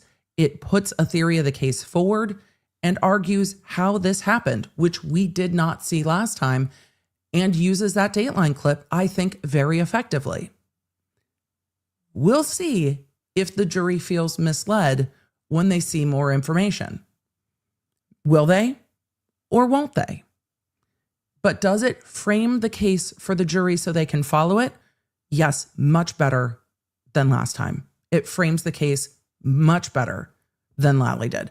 Let's see what we're going to hear from Alan Jackson. I know a lot of you don't like Brennan. I'm giving you my thoughts on his opening statement in a vacuum. I could sit here and give you a 1-hour argument of point counterpoint, but I'm trying to help you see this the way that the jury is going to see it. I think it is a much more compelling opening statement. Will the defense make him eat his words by the time we get to closing? We'll see. Because if Brennan does not deliver what he promises in opening, the jury will feel misled. But it was a much better jury presentation. I'm interested to see how Jackson starts, and I am now riveted about whether we will see John O'Keefe's mother testify. All right, let's continue on. You guys, I'm going to tell you how I see it as it happens. That's what we're going to do. That's what we're going to talk about. So hang in there. It doesn't mean he's going to be able to follow through on all of it. But the cell phone battery data is compelling to me. I'm interested to hear more about it. Remember, we're going to have a battle of the experts on that. And I'm interested what information we have from Karen Reed's SUV. I'm interested to hear it. There are things I'm like, let's see. But for the prosecution, that was a strong opening. Here's the last thing I think on that before we get to Jackson. I think Brennan intentionally tried to take the sting out of the words cover up by saying that Karen Reed was covering something up. That may backfire on him, but I think he was trying to jump ahead of what the defense is going to argue. And it makes it seem like now if the defense gets up and says, no, she wasn't covering it up, they were covering up, does it take the sting out of that? Does it make it look like the defense is reacting to the prosecution instead of what we've seen a lot in this case, which is the prosecution reacting to the defense?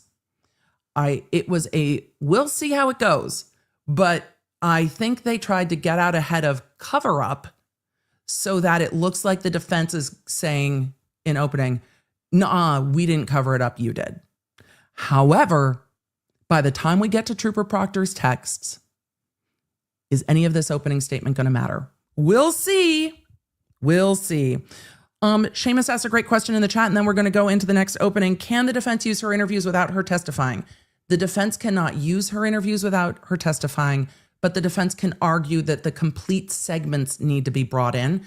The prosecution can't splice the interview, but they can show interviewer question statement in a segment. But no, the defense can't use it. Let's continue to see Alan Jackson's opening statement. Is it going to start with Karen Reed was framed? I don't think so. I think they're going to start it a bit differently. And remember, Yannetti opened last time, so this is also a shift. I have just a moment to readjust. Sure, the court officers will be kind enough to help you. All right, he's going to readjust the AV. And those were chairs. Those sounded like chairs squeaking around. The So evidence in this case. I was going to zoom past the chairs squeaking so it didn't damage all of our eardrums. Okay, take two. There's nothing more awkward than like trying to rearrange a courtroom while the jury's just all staring at you, waiting to see what you have to say after they're like, she murdered him. And then the jury's just looking at you and you're like, hold on. Awkward moments in court. May I, Your Honor? The evidence in this case will establish above everything else 3 points. There was no collision with John O'Keefe. There was no collision. There was no collision. John O'Keefe did not die from being hit by a vehicle. Period. The facts will show that. The evidence will show that. The data will show that. The science will show that. And the experts will tell you that. Using the prosecution's words immediately in the same way. You'll learn that the Commonwealth has pinned its entire case on a brazen and a flawed assertion that is untethered, unconnected to the facts and reality and to the evidence. And their assertion is contrary to science. Because at the end of the day, folks, there was no collision with John O'Keefe. It's a good place to start. So how did we end up here? How does Karen Reed end up sitting in that chair? Wait, what's point two? On trial for an event that literally never happened. Damn it, what's point two? Well, the evidence is going to explain it. And it can be summed up in the following text message at the very beginning of this investigation. A text message of a now fired Massachusetts State Police officer. Immediately. Named Michael Proctor. He was the lead investigator on this case. And he was talking about a fellow officer, a fellow cop, who owned the property where John O'Keefe's body was found. Nope. Text message with a buddy. Question. Nope. Is the homeowner going to catch any shit? Nope. Answer. Nope. Nope. Nope. He's a Boston cop too. Good. That use quote of defines text. the lack of integrity of the Commonwealth's entire case, its entire investigation, and this prosecution. During the course of this trial, you'll learn much more about Mr. Proctor, why he said that, Yep. and what it really means. What you'll see and hear in this courtroom in the coming weeks is not just a story of a tragic loss. Mr. And make no Proctor? mistake, John O'Keefe's death is and was a tragic and tragic loss. They should have gotten answers. But the story you'll hear is about an investigation that was riddled with errors from the beginning, a rush to judgment, conflicted, and corrupted from the start. Corrupted by bias, corrupted by incompetence, and corrupted by deceit. Finally, it was corrupted by a deliberate effort to avoid and to cover up the very truth that you are seeking. You'll find when you hear the evidence that the Commonwealth's case is the literal definition of reasonable doubt. They won't be able to talk their way out of it. They won't be able to explain their way out of it. They won't be able to excuse their way out of it. And they can't meet their extreme burden of proof, which the court will tell you is beyond any and all reasonable doubt and to a moral certainty. Members of the jury, Karen Reed found John O'Keefe dead on the front lawn of a Boston police officer, Brian Albert, at 6 a.m. on January 29th, 2022. Picture the scene. Blood-curdling screams. Ambulances, emergency lights on, fire engines, ladder trucks, paramedics, patrol vehicles, patrol cruisers, police officers, first responders, firefighters, all swarming all over Brian Albert's lawn. Literally feet under his bedroom window. This is an interesting point to bring up an opening. Yet Brian Albert, because the jury's going to think about it the whole time. a first responder himself, never came outside. Never went outside to see what the chaos was about, never went outside to see if he could assist a man in need, never walked outside his house to see if he could help a fallen fellow officer on his own front lawn. More shockingly, you'll learn that lead investigator for the Massachusetts police, Michael Proctor, never set foot inside Brian Albert's house that day. Never engaged in any investigation inside that house that day, even though a party with much alcohol had just occurred in that house, and even though a Boston police officer was found dead or dying just mere feet from the front door on that lawn. He never secured the crime scene, never separated and secured witnesses, he never properly collected evidence, he never secured the evidence, he never searched for signs of a struggle inside or outside the home, he never properly canvassed the neighborhood. Michael Proctor never did any of these things, even though fellow officers of Michael Proctor's actually mentioned, in their words, not mine, that it looked like John O'Keefe may have been, quote, in a fight. You'll have questions about that conduct. During the course of this trial, you'll find that the Commonwealth will not have answers. You'll see from the evidence in this case that this case carries a malignancy, one that is spread through the investigation, it's spread through the prosecution from the very start, from the jump. A cancer that cannot be cut out, a cancer that cannot be cured. And that cancer has a name. And his name is Michael Proctor. I was going to say, is it Proctor? Now, you didn't hear his name in the prosecution's opening statement. No, you didn't. Not once. Nope. I suspect that was probably by design. Yup. But make no mistake about it. The evidence will show in this case that Michael Proctor is the very definition of the Commonwealth's case. And he's also their Achilles heel. Yup. He was the lead investigator on the case officer, the architect of the entire prosecution. You'll learn there's not a single part of this case, folks, not a single part that he didn't touch, that he didn't direct, that he didn't orchestrate personally. Every single bit of it has his fingerprints on it. You'll learn that Michael Proctor was a longtime family friend of the Alberts. And he's been disgraced by his own agency, not by us, by the Massachusetts State Police.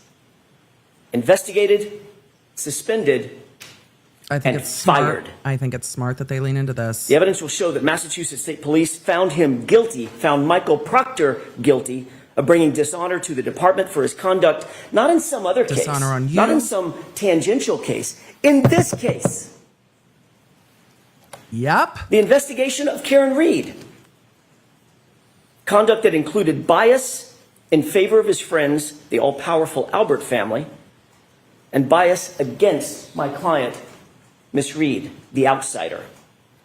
Do you have any idea how hard it is for a state trooper to get fired? Yep. Well, the evidence is going to show that Michael Proctor Not easy. every bit of it. You'll hear that within hours of a Boston police officer being found dead on Brian Albert's lawn, Michael Proctor, the lead investigator, who had investigated exactly nothing up to this point, right at the beginning, made an early pronouncement. I mean, he wasn't that Brian in the case Albert yet, but fair. himself was not going to, quote, catch any shit, end quote. Those text messages, And that was for one reason and one reason only. It's going to be Proctor's Boston statements cop. versus Reed's statements. The evidence will show that Michael Proctor made this statement in a text conversation with his high school buddies. A text he never thought would see the light of day, certainly never thought we would get a hold of. Sure. And when he thought no one was looking, he actually said the quiet part out loud. Yup. He's a cop too. We'll give him a pass. You'll learn that in Michael Proctor's world, rank has its privileges. And the evidence will show that's privileges that you don't get and I don't get. But apparently a Boston police officer, Brian Albert, and his friends, they do get. You'll learn that in Michael Proctor's world, he didn't care about finding the truth. In his world, his priority was to protect the brotherhood, to protect that blue wall, to protect his friends who were at the Alberts' house that night.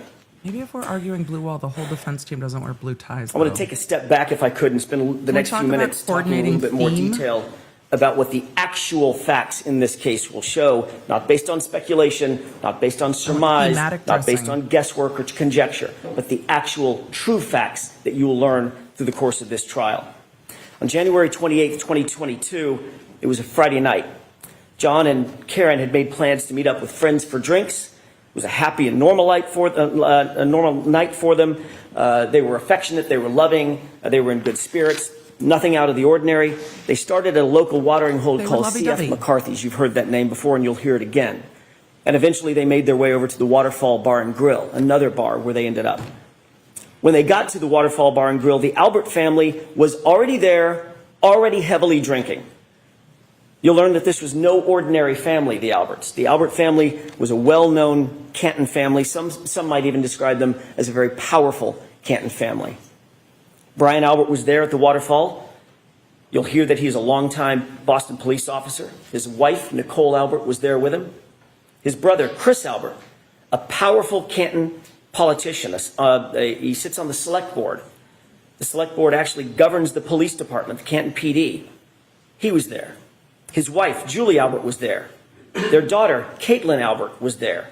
His sister-in-law, Jennifer McCabe, there are a lot was of there. them. Her husband, Matt McCabe, was also there. They were all there drinking before John and before Karen ever arrived. Well, John and Karen were You'll learn that a elsewhere. man by the name of Brian Higgins, also a law enforcement officer and longtime friend, longtime pal of Brian Albert, he was also there. And the two of them, the two Bryans, had been drinking most of the night together. You'll see video footage from the waterfall, which will show you that Karen and John were happy. They were affectionate. They were caring. They were loving. Just business as usual, out on a date on a Friday night. But that exact same video footage which lead investigator Michael Proctor plainly chose to ignore that video footage. It paints a very different picture of Brian Higgins. You'll learn that Higgins had romantic designs for Karen. And the That becomes important. text messages Brian ever. Higgins had engaged Karen in flirtatious texts, but days earlier she had put a stop to it. She had ghosted him, in common parlance. In other words, just ignored him. The evidence will show that the first time he saw her and was in her presence after being rejected by her was when she walked into the Waterfall Bar and Grill along with her boyfriend, John O'Keefe. At 11:58 p.m., just minutes before John ultimately arrived at the Albert residence, you'll see a video at the waterfall romantic text of an with Higgins, unsettling interaction, troubling interaction between Brian Higgins much. and John O'Keefe. And unlike the lead investigator, Michael Proctor, in this case, you won't ignore that evidence. As the bar was closing around 12 midnight, the Alberts invited everybody back to their house for a get-together to just keep the night going. And you'll learn that Karen and John ultimately pulled up to the house. They got out of the SUV to make sure they had the right address. You see, neither John nor Karen had ever been to 34 Fairview. They weren't even sure they were at the right address. And the evidence will establish that John got out of the SUV and went into the house. Let me say that again. The facts unequivocally, the data, the science, the witnesses will all unequivocally establish that John O'Keefe went into the Albert home that night. I don't know if he can back that up. Eyewitnesses and forensic data will establish that fact. When he didn't come back out, you'll learn that Karen grew increasingly frustrated. She got upset. She was left alone in a car, in the cold, in the middle of the night, with the car idling. John had gone into the house. She expected him to come right back out. And when he didn't, seconds turned into minutes, and minutes started to clock away. She left John a voicemail, then another voicemail, voicemail after voicemail after voicemail, text messages. But he was unresponsive. He didn't pick up a single call. He didn't respond to a single text. The longer he didn't respond, the more upset she got. The Commonwealth will intimate, as they already have in their opening statement, that these voicemails are evidence that the two were fighting. The actual evidence in this case, however, will show the exact opposite. You'll hear that Karen was very agitated. You'll hear some voicemails where she's swearing. You'll hear voicemails where she calls them names. There's name calling. But you'll also hear the context of those voicemails. And every single one of them, every single one of those voicemails was left for John after he failed to come back out of the house, after he failed to respond to her voicemails and to her texts. Interesting. Karen believed John had just left her sitting there, grabbed a beer, was partying with his friends. The evidence will actually show that John and Karen never had a crossword, not a single crossword that entire evening before he... I'm gonna interject. I think this is moving into the defense, now using the rest of those interviews where Karen Reed said in the ID discovery, I was mad because he went into the house and he never came back out. Those statements are from her media interviews. And I think the defense is relying on the fact that the Commonwealth is going to bring those in because they don't get these statements in unless the Commonwealth brings them in. And the Commonwealth has already indicated they're going to. So the only way you get the flip side of that coin is because the Commonwealth chose to use those interviews. And the defense can argue, see, she's mad that he didn't come back out because that's where she explains it, is in media interviews. She's not going to testify to the best of our knowledge at this point. So he's relying on the Commonwealth using that interview to make these statements, to bring these statements in. And now we're hearing that there's eyewitnesses that saw John in the house. That is not what we saw in the first trial. So we'll see. He left that SUV and went inside the house. And you will learn what Karen had absolutely no way of knowing at the time. It wasn't that he couldn't, I'm sorry, it wasn't that he wouldn't respond to her. It's that he couldn't respond to her. And the evidence will show you why. Let's talk about that. We'll introduce you to a doctor named Elizabeth Lopesada, a renowned forensic pathologist, a medical examiner, and a professor at Brown University. She will tell you that the injury to the back of John's head, first of all, was immediately incapacitating. And that has meaning. At the moment he suffered that fatal head injury, he couldn't walk, talk, grab his phone, cry for help, nothing. He was completely incapacitated, completely unconscious from the moment he suffered that injury. He was completely still and incapable of interacting with anyone or anything. But the doctor will tell you something more, and just as important. She'll tell you that John O'Keefe did not suffer from hypothermia, as the Commonwealth will undoubtedly allege. What? His body showed no signs of it. What? No frostbite, no cold-induced injuries to his organs, no damage based on cold or frost. Ladies and gentlemen, the scientific evidence and the medical evidence will establish I remember the no frostbite. that John O'Keefe had No to be hypothermia? injured somewhere else, somewhere warmer, Interesting. and his body had to have been moved out into the cold. Interesting. And that's where, ultimately at 6 a.m., Karen found him the next morning. It's going to be You will learn interesting that with the cell John phone battery did data. not have a single injury consistent with being hit by a car. Let me say that again.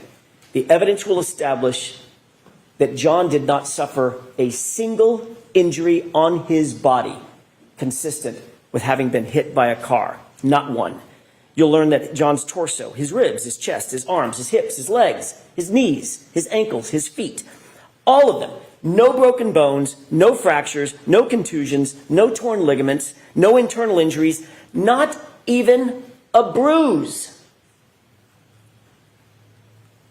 Nothing consistent with a car accident, despite the Commonwealth's contention that he was slammed into, Clipped.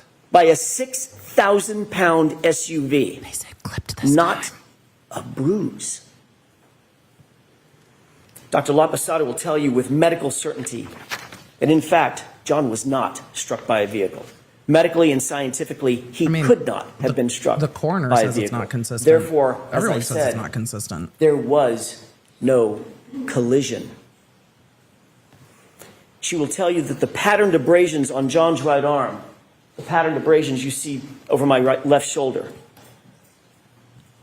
they're not the result of being struck by a car or a taillight. You'll take one look at these injuries and you'll agree with Dr. Lapasada. The evidence will show that these injuries are from an animal, like a large dog, like the large dog that was inside the Albert house that night. You'll learn that Brian Albert has actually admitted that his large dog, the family dog, is, quote, not good with strangers. And of course, Rehomed? John, never having been to the house before, was a stranger that night. You'll also learn that oddly, very oddly, after having their family pet for 7 years, a short time after this incident, the Alberts got rid of that dog. They called it rehoming her. Bingo. But she was gone.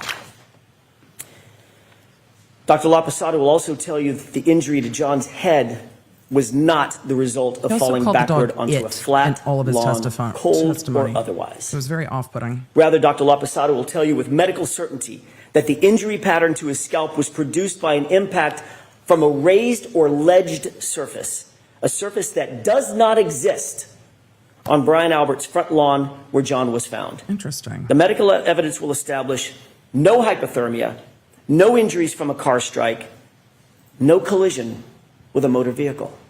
That's new. The raised And forensic analysis of or John's alleged. cell phone. Mr. Brennan mentioned that in his opening statement.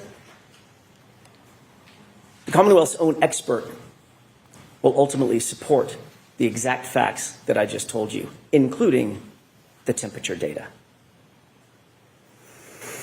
John O'Keefe was injured someplace warmer, and he was moved. That alone is reasonable doubt, but there's much more. You'll also learn that there were many people at that after-hours gathering at Brian Albert's house who would have left by the front door just feet from where John O'Keefe's body would have ultimately been, had he actually been there, right after 12:30 a.m., which is what the Commonwealth's claim is. There were nearly a dozen people who walked out that front door directly adjacent to the precise spot where John O'Keefe would have been lying. Not a single person, not one, not a single person, saw a 6'2", 216-pound man laying sprawled in the front lawn in dark clothing on a light white dusting of snow. Not one.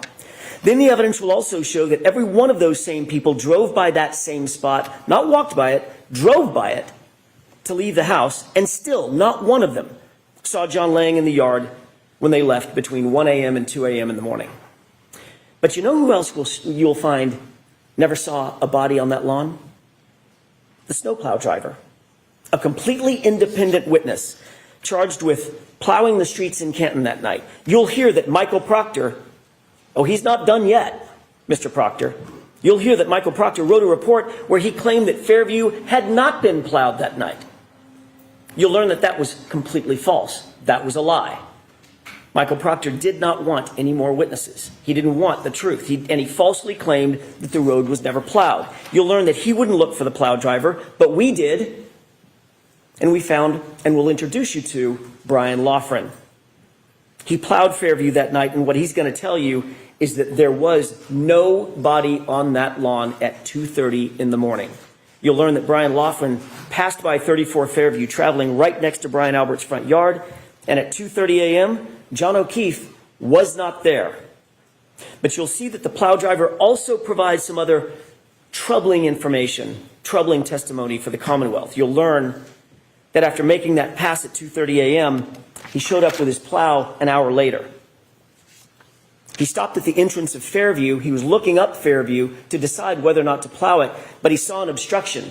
At 3:30 a.m., he looked down the street, and in the very spot precisely where Karen would later find John's body laying at 6 a.m., there was a car parked in front of it, a Ford Edge. You're going to ask yourself, who's moving a car at 3:30 in the morning into a blizzard? Brian Higgins. On the side of the road. Sorry. I promise. You'll learn no that Michael spoilers. Proctor, the lead investigator, intentionally ignored this fact as well. He did no investigation to find out who owned a Ford Edge. But again, we did. And the evidence will establish that Ford Edge happens to be a favorite model of the Albert family. More than one Albert owned a Ford Edge at the time. You'll learn that those facts will add to the mounting and the overwhelming evidence that there was no collision and John O'Keefe's body was moved onto that lawn. You'll find that this is yet additional reasonable doubt in the case. You'll be introduced to science and physics, even from the Commonwealth's own experts. That science will establish that Karen Reed's SUV was not damaged by hitting a pedestrian, and conversely, John O'Keefe's injuries did not come from being struck by a vehicle. The Commonwealth mentioned triggering events, but what you'll actually learn from the experts, some of them the Commonwealth's own experts, is that a triggering event is not evidence of an accident. It does not evidence a collision. That's why we're here. A collision. And there's no evidence of one. Zero. You'll also find that those exact sort of triggering events that the Commonwealth will rely on are relatively commonplace on Karen's SUV, and none of them are associated with a claim of a collision. Folks, the science will not lie, and the physics cannot lie. And that science will tell you with certainty there was no collision with John O'Keefe. You'll add that to that rising mountain of reasonable doubt. I want to take you back to the night in question, January 29th, for just a few minutes. Remember, Karen had gone home after dropping off John and John walking to the house. I'm curious to see what else he While says, Karen was but he asleep at probably home could have stopped with with John's the mountain of 13-year-old doubt. niece. What were the people who had been at Brian Albert's house that night? What were they doing? While she slept, what you'll find and what the evidence will show is that they were extremely busy.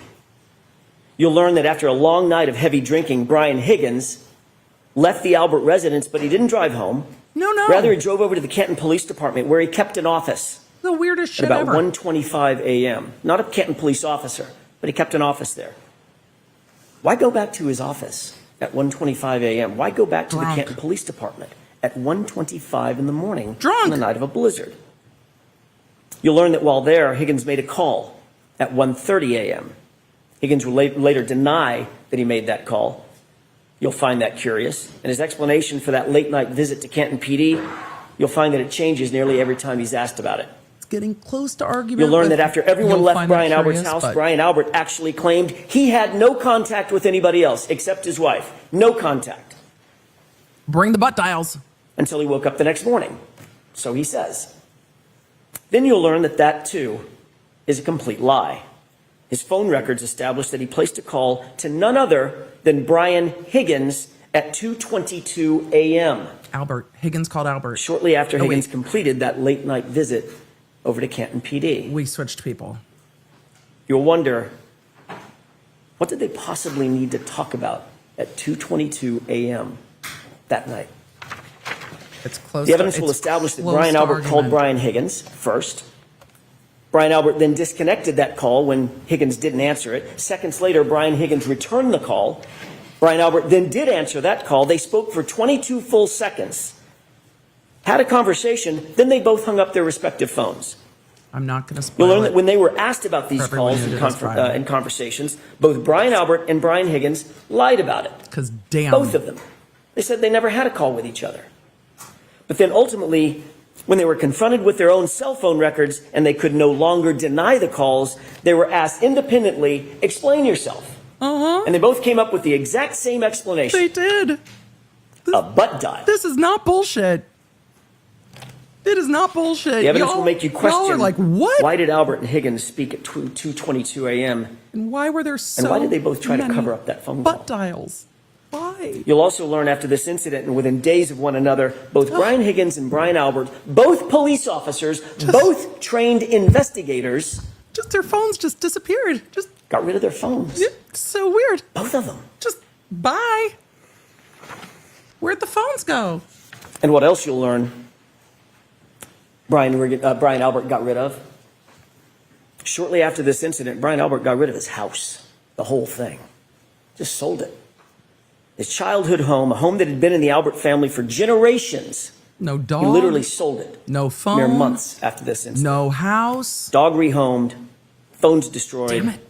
house sold. Emily, let him cook. You'll learn that all these things happened shortly after the incident where John O'Keefe was found unresponsive and dying in Brian Albert's front lawn. And you'll also learn that Michael Proctor looked the other way. He did not investigate any of what I'm telling you. Nope. He pre-selected Karen Reed from the start. And he ignored everything and everyone else. Let's get back to what was happening with The the butt others dials? while Karen slept. What you'll learn during this trial is that Brian Albert's sister-in-law, you've heard her name before, Jennifer McCabe. She was at the waterfall that night, and she was over at the Alberts' house that evening as well. She left the after-hours gathering about 2 a.m., a little before 2 a.m., got home around 2 a.m. And you'll learn that according to the Commonwealth's own evidence, from a forensic software program this called is a Physical Analyzer made by Wild Celebrate, side quest. it's considered the gold standard for forensic tools. You'll learn that a Google search was discovered on Jennifer McCabe's phone. I think this is A an Google unneeded search side that quest. Michael Proctor and his investigators never revealed to us. But we found anyway. A Google search that was time-stamped, according to their own data, at 2:27 a.m. 5 minutes after that 2:22 a.m. call that Higgins and Albert denied having. And that Google search on Jennifer McCabe's phone read, "Hoslong to die in cold." You just told me there was no Hoslong to die hypothermia, though. in cold. Now, she misspelled the first word. Hoss is supposed to be how, I but the meaning's the think same. This is a side quest. How long does it take to die in the cold? Time-stamped, 2:27. And then that search was also noted by the same Celebrite program as having been deleted. The evidence will force you to ask, why is there a search on her phone? Why is it logged at 2:27 a.m.? When the Commonwealth claims that she first learned of John's death and where his body was hours later at 6 a.m. So what you'll learn is that while Karen slept, here's what was actually happening by some other very busy bees. 1:25 a.m., Brian Higgins makes an unexpected visit to Canton PD. 1:30 a.m., he makes a phone call that he later denies ever making. Good use of timeline. At 2:22 a.m., Brian Higgins and Brian Albert talk. They both deny and lie about having made that phone call. 2:27 a.m., 5 minutes later, a Google search appears on Jennifer McCabe's phone, "Hoslong to die in cold," hours before John's body was ever discovered. A Google search she denies making, and that she later, or at least it was later logged as deleted. Meanwhile, at 2:30 a.m., the plow driver confirms that O'Keefe's body was not on the lawn of Brian Albert's house, Good use not of at timeline. 2:30 in the morning. And at 3:30 in the morning, that area was obstructed by a Ford Edge like the one the Albert family liked to own. The evidence will show in the meantime, Karen dozed in and out of a fitful sleep for the rest of the night, only to awaken just before 5 a.m. And that's when she realized, in a panic, John had never come home. And you'll see, it wasn't like John to not come home. I think the That morning panic is real. you'll see and hear evidence that Karen's And it's emotions clear. had morphed. They'd gone from frustration and anger, which you'll hear in the voicemails, to abject fear. Yeah, I Fear think that that's something bad had happened. 100%. The evidence will establish by this time Karen was panic-stricken. She had a feeling something was very, very wrong. She was unable to get a hold of John. Karen went to go look for him. She got in her Lexus and she backed up to leave her garage at One Meadows. You'll hear a lot about that address, One Meadows. That was John's house where Karen was staying. She backed out of the garage, and during the course of the trial, you'll hear that B2, you're making me laugh. she actually struck another car with that right rear taillight. During the course of this trial, the Commonwealth is going to desperately claim that Karen Reed's taillight was actually damaged by hitting John O'Keefe. They'll have no evidence of it, mind you, none. But they'll make the claim. We'll show you a video of exactly how that taillight was originally damaged, or exactly what happened at 5:07 in the morning. The facts will show that it was damaged in John's own driveway at 5:07 when Karen backed up and made contact with another car in the driveway. This is 5 hours after she dropped John off and he went into the Albert residence. As a result, the taillight was minimally cracked, but it wasn't completely shattered or damaged or broken. And that's the condition of the SUV when Michael Proctor got a hold of it. That becomes important. You'll hear from an independent police officer, an eyewitness to the damage on that SUV, someone not connected to Michael Proctor or under his control. And he'll tell you that he saw the taillight damaged before it was in Michael Proctor's possession, Jackson but it was keeps not moving into the closed completely captioning. shattered. To move it. And you won't have to It's a Dayton speculate police how that officer. taillight got cracked originally. You'll see it for yourself. It's on video.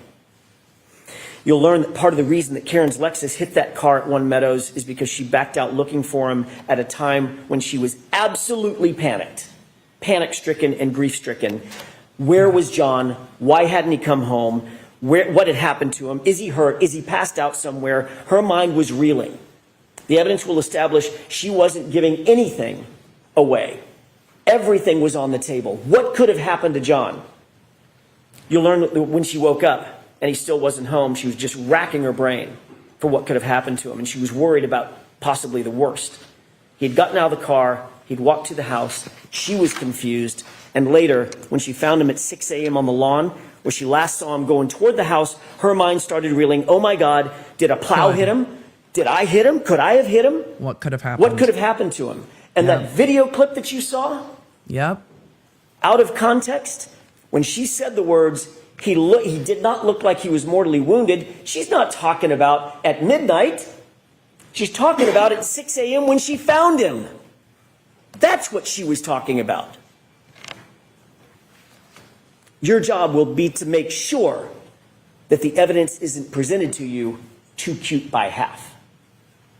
That's an interesting phrase, Jackson. She was saying all those things. Did a plow hit him? Could I have hit him? Did I hit him? She was saying that to herself and to other people. And the Commonwealth, very obviously, will try to seize on that panic and twist this into some admission. But here's the actual truth. That's not a confession. Could I have hit him? Did I hit him? Could a plow have hit him? That's a person trying to make sense of an unexplainable circumstance, a natural concern of a bereaved significant other. A woman desperately trying to piece together what could have happened on this tragic night. John didn't come home. And the evidence will show that Karen Reed never said, I hit him. Never. Not in the background of the 911 recording, not on any dash cam video, not on any audio, not on any police body cam, not to a first responder. It's never mentioned in a single report. It's never reported in a single report from January 29th, not by one person, because it never happened. The evidence will show that the evidence will show that there were at least 13 members of law enforcement or first responders and 2 civilian witnesses that were intently focused on what was happening at that scene. They were all over the lawn. They were all over Karen. Officer Sarath, Mullaney, Good, Lank, EMT Nuttall, Flamati, Kelly, Walsh, Woodbury, Whitley, Becker, Robery, McLaughlin, Kerry Roberts, Jennifer McCabe. They were all there, watching and listening. On January 29th, when John O'Keefe was found, that's a lot of names. Not one first responder reported having heard Karen Reed say the words, "I hit him." Not one. Not one civilian reported having heard Karen Reed say, "I hit him."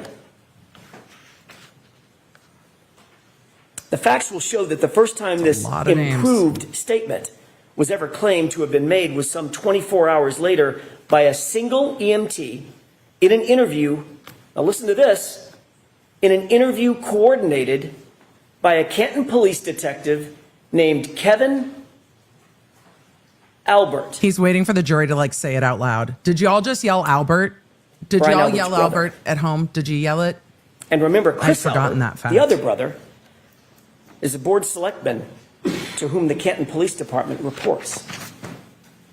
And what's more, you'll learn that Katie McLaughlin, that's the EMT, that's the single EMT, the first person to have claimed to have heard this unrecorded and unreported statement, is years long, close personal friends with a young woman named Caitlin.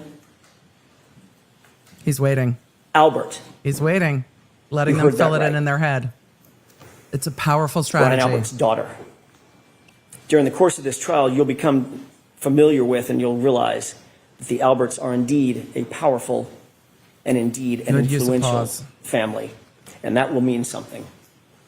You'll learn that there are other major problems with the prosecution's case. The evidence will establish that Michael Proctor himself, the lead investigator and architect of this entire case, has a long-standing and personal relationship with the Albert family. Yes, that same Albert family. His sister was close friends with Julie Albert. He personally sat at head tables at weddings, or at a head table at weddings with the Albert family. He entrusted the Alberts with babysitting his own children. You heard that correctly. And yet he was the lead detective assigned to investigate the circumstances of a Boston police officer laying dead on the Alberts' front lawn. That's not just bias, you'll learn. That's not just coincidence. That, folks, is corruption. And you'll see how far it went. Michael Proctor was alone with all the critical evidence in this case, alone with Karen Reed's phone, alone with John's phone, alone with video footage, alone with the taillight material, alone when he claimed to recover evidence from 34 Fairview. He wrote the search warrants. He transported the evidence. He secured it. He submitted it. He did it all. He booked it into evidence? That's Michael Proctor. He put it on and the he did chain it of without custody. any reasonable oversight. The evidence log? You'll see during the trial that he intentionally lied and fabricated evidence during the course of this investigation. He lied in reports, warrants, he lied under oath. He lied about the time that he actually secured Karen Reed's vehicle. Why? Why would he lie about that? The evidence will give you the answer. He lied because he did not want it revealed that he had access to that vehicle and he had access to that taillight before any taillight fragments were found at 34 Fairview. Appreciate that. He had access to the vehicle before a single piece of taillight material was ever found at the scene. You'll find that there were 2 searches. The first and second search found 0. Nothing. Nothing around John's body. Nothing in the street. Not one piece of taillight fragment. But once Michael Proctor had that SUV and had the taillight in his custody and control, suddenly items started magically showing up. And not just a few items. 46 pieces of bright red taillight laying in the snow. Some of them were clear. supposedly found in the exact same spot that was searched not once, but twice by independent officers. Came up with 0. To be clear, you'll learn that before Michael Proctor had access to that taillight, not a single piece was ever recovered at 34 Fairview. That will become vitally, vitally important. And what about those shards of plastic, by the way? What about this DNA that the Commonwealth mentioned? Did they? They're going to try to dazzle you with talk of DNA because it sounds so scientific. I don't remember if they DNA was mentioned on the DNA. taillight, but you'll learn that there was no DNA on the actual shards that they claim came in contact with John's arm. None. Did they mention There was no blood, no tissue, no skin, no DNA on a single shard of plastic that they claim cut deep abrasions into John's arm. The arm that you saw overhead. Good argument. I mean, it's the opening. DNA that was actually found, the actual science will show was found outside of the taillight housing where anyone with access to that vehicle would have touched. And it wasn't just one male's DNA. In that exact same sample, there were 3 men found. John and 2 unidentified males. So unless the Commonwealth is going to shift their theory that SUV hit 3 men that night, their entire theory falls apart. And speaking of DNA, the evidence will further establish that John O'Keefe's shoe, the one that he was wearing when he was found, was sampled. And that DNA revealed 5, count them, 5 unidentified males. Recall that the evidence will establish independently that John was injured someplace warmer and had to be moved onto that lawn. 5 unidentified males touching that shoe. You'll also learn that you are not the first person, not the first to hear about the Commonwealth's theory of this case, that John was hit by an SUV. That's their theory. The Commonwealth presented this exact same claim to their own medical examiner, a woman by the name of Dr. Irini Scorti-Bello. I wasn't sure where he was And you'll learn that after reviewing what's called a law enforcement accident notifier, with law enforcement's theory of the collision written in it, defined in it, after conducting the autopsy herself, after examining John's injuries in detail, she refused to conclude that John's death was a homicide based on the Commonwealth's presentation and their theory. That's right. The Commonwealth's own medical examiner will not deem the manner of death in this case, good use a homicide. Of that info. She won't do it. But they're nonetheless back again trying to present the exact same theory to you that's close. In this trial. Ooh, again, the evidence will show Jackson. that is reasonable doubt. Throughout this trial, the Commonwealth will try to convince you of paranormal events, phones calling themselves, messages deleting themselves, Google searches made and then unmade, evidence magically appearing and evidence magically disappearing. But all that smoke and all those mirrors will not ever reach their burden. He's just like, let's Because find that's a what this case razor's is edge of a ultimately line about. and It's just about the Commonwealth's burden of proof. hang out. You'll learn that during the trial, the Commonwealth bears the highest burden known to our justice system.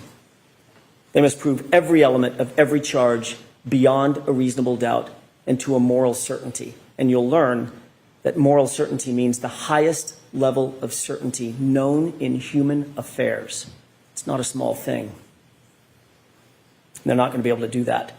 Not when every piece of this case was handled by a disgraced investigator with a motive to protect his friends, not when the physical evidence contradicts their very theory, not when their own medical examiner won't call this case a homicide based on the exact theory that they're presenting to you, not when the conduct of those in the House and the utter lack of investigation speaks volumes about those who actually have something to hide. What did I do? By the end of this trial, you'll conclude that Karen Reed is not guilty of hitting John O'Keefe with her That's SUV. a good way to stack it all up. There was and this. no collision. Yeah, that's their theory of the She's case the victim this of a time. botched and biased and corrupted investigation that was never about the truth, folks. It was about preserving loyalty. I think it's a stronger You'll argument. find that this case is the very definition of reasonable doubt. And at the end of this trial, we'll ask you to return the only verdicts, all 3 of them, that are consistent with the evidence, the science, the truth, and justice not guilty, For justice. not guilty, not guilty. Thank you. Ladies and gentlemen, it's not I hit him, I hit him, I hit him. Ladies and gentlemen, it is not guilty, not guilty, not guilty. So at the end of the defense opening, well, let's see if the court's going to go to a break before they call the first witness, before I give my thoughts. Let's see what the court's going to do first. Folks, why don't we take our morning recess? Yep, morning break. I suspected they would go to their morning break. Emily, let them finish. So they're going to go through the morning break. We've got Zoom room. So we're going to Zoom past the morning break to the first witness of the day. So give me 1 second to see if we have gotten past that morning break yet. It looks like we have not gotten past that morning. Are they still on break? Miguelina, are they still on break? Because my feed shows that they're still on break. They are still on break. Awesome. So we've got all the time in the world because they are still on morning break. All right, get comfy. Let's talk. We're going to talk about the defense openings, and then we are going to answer your questions. I'm going to stop fussing with my hair. This is why I put it up so much. I just can't. When I was in trial, I wore my... Emily, tell me more about when you were in trial. Back in my day, God, I hate it when attorneys used to come into court and do that. And now I'm that attorney that does that. Hair was always down for like first day of jury selection, opening statements, and then that was it. It was up for the rest of trial because I literally couldn't. Things were too busy. Hair was back. I just couldn't. Let's talk about these defense opening statements, and then we're going to get to your questions while the court's on break. The defense at the beginning said there were 3 points. I got lost after the first point. I want a list. Like, this is just me being picky. I want a list. I have 3 points. Not one chance, one opportunity. 3 points. No collision. And then I got lost from there. So don't promise me a number if you're not going to give me the other 2. That's confusing to me. However, in the context of the opening statement, is that a minimal thing? 100%. I think the defense did a very good job of not over-promising. In the first trial, I felt that at times the defense almost pulled the burden onto themselves by saying, we're going to show you what this is. We're going to show you that this was a cover-up. We're going to show you that Karen Read was framed.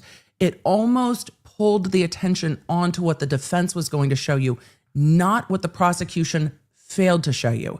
And I think in this defense opening statement, the defense shifted that to the failures of the prosecution's case. And that is a really important shift because this opening statement was focused on the failure of the state to prove their case. There were times where we were just like, ooh, that's argumentative. There were no objections. Why? Because both of these attorneys are skilled in different ways, but both of them did a very good job of the evidence will show, even though there were things in there that were 100% in the realm of argument. All of them, if he had said the evidence will show, fixes it. So Jackson is incredibly skilled at painting a compelling story right in that line between when it's too much argument for opening and not enough. But his use, especially of pauses later in his opening statement, brought the jury along with him. And I think the jury was with him when he started pausing to let the jury in their mind fill in the answer, Albert. So he put, I think, into the jury's mind that the defense theory of this case is there was no collision. This case was not well investigated. The lead investigator, Mr. Proctor, has been fired because of this case, because of bias, and he called it corruption as he got onto what was not investigated. I think he did a good job listing things out. This wasn't investigated, this wasn't investigated, this wasn't investigated, and went through and said, at one point, the shade said that you, ladies and gentlemen of the jury, will find that important evidence, even if the lead investigator didn't. Damn. Is it argument? I mean, yeah. Yeah. And when we really got close to the line that I thought was interesting is when he talked about the prosecution presenting to the medical examiner, the coroner in this case, their theory of the case, and it not being believed by the coroner, and the coroner refusing to rule this case a homicide. I think the jury will be waiting to see what the coroner has to say and how that plays out. If I was on the jury, I would. What do you mean the coroner doesn't agree with the state?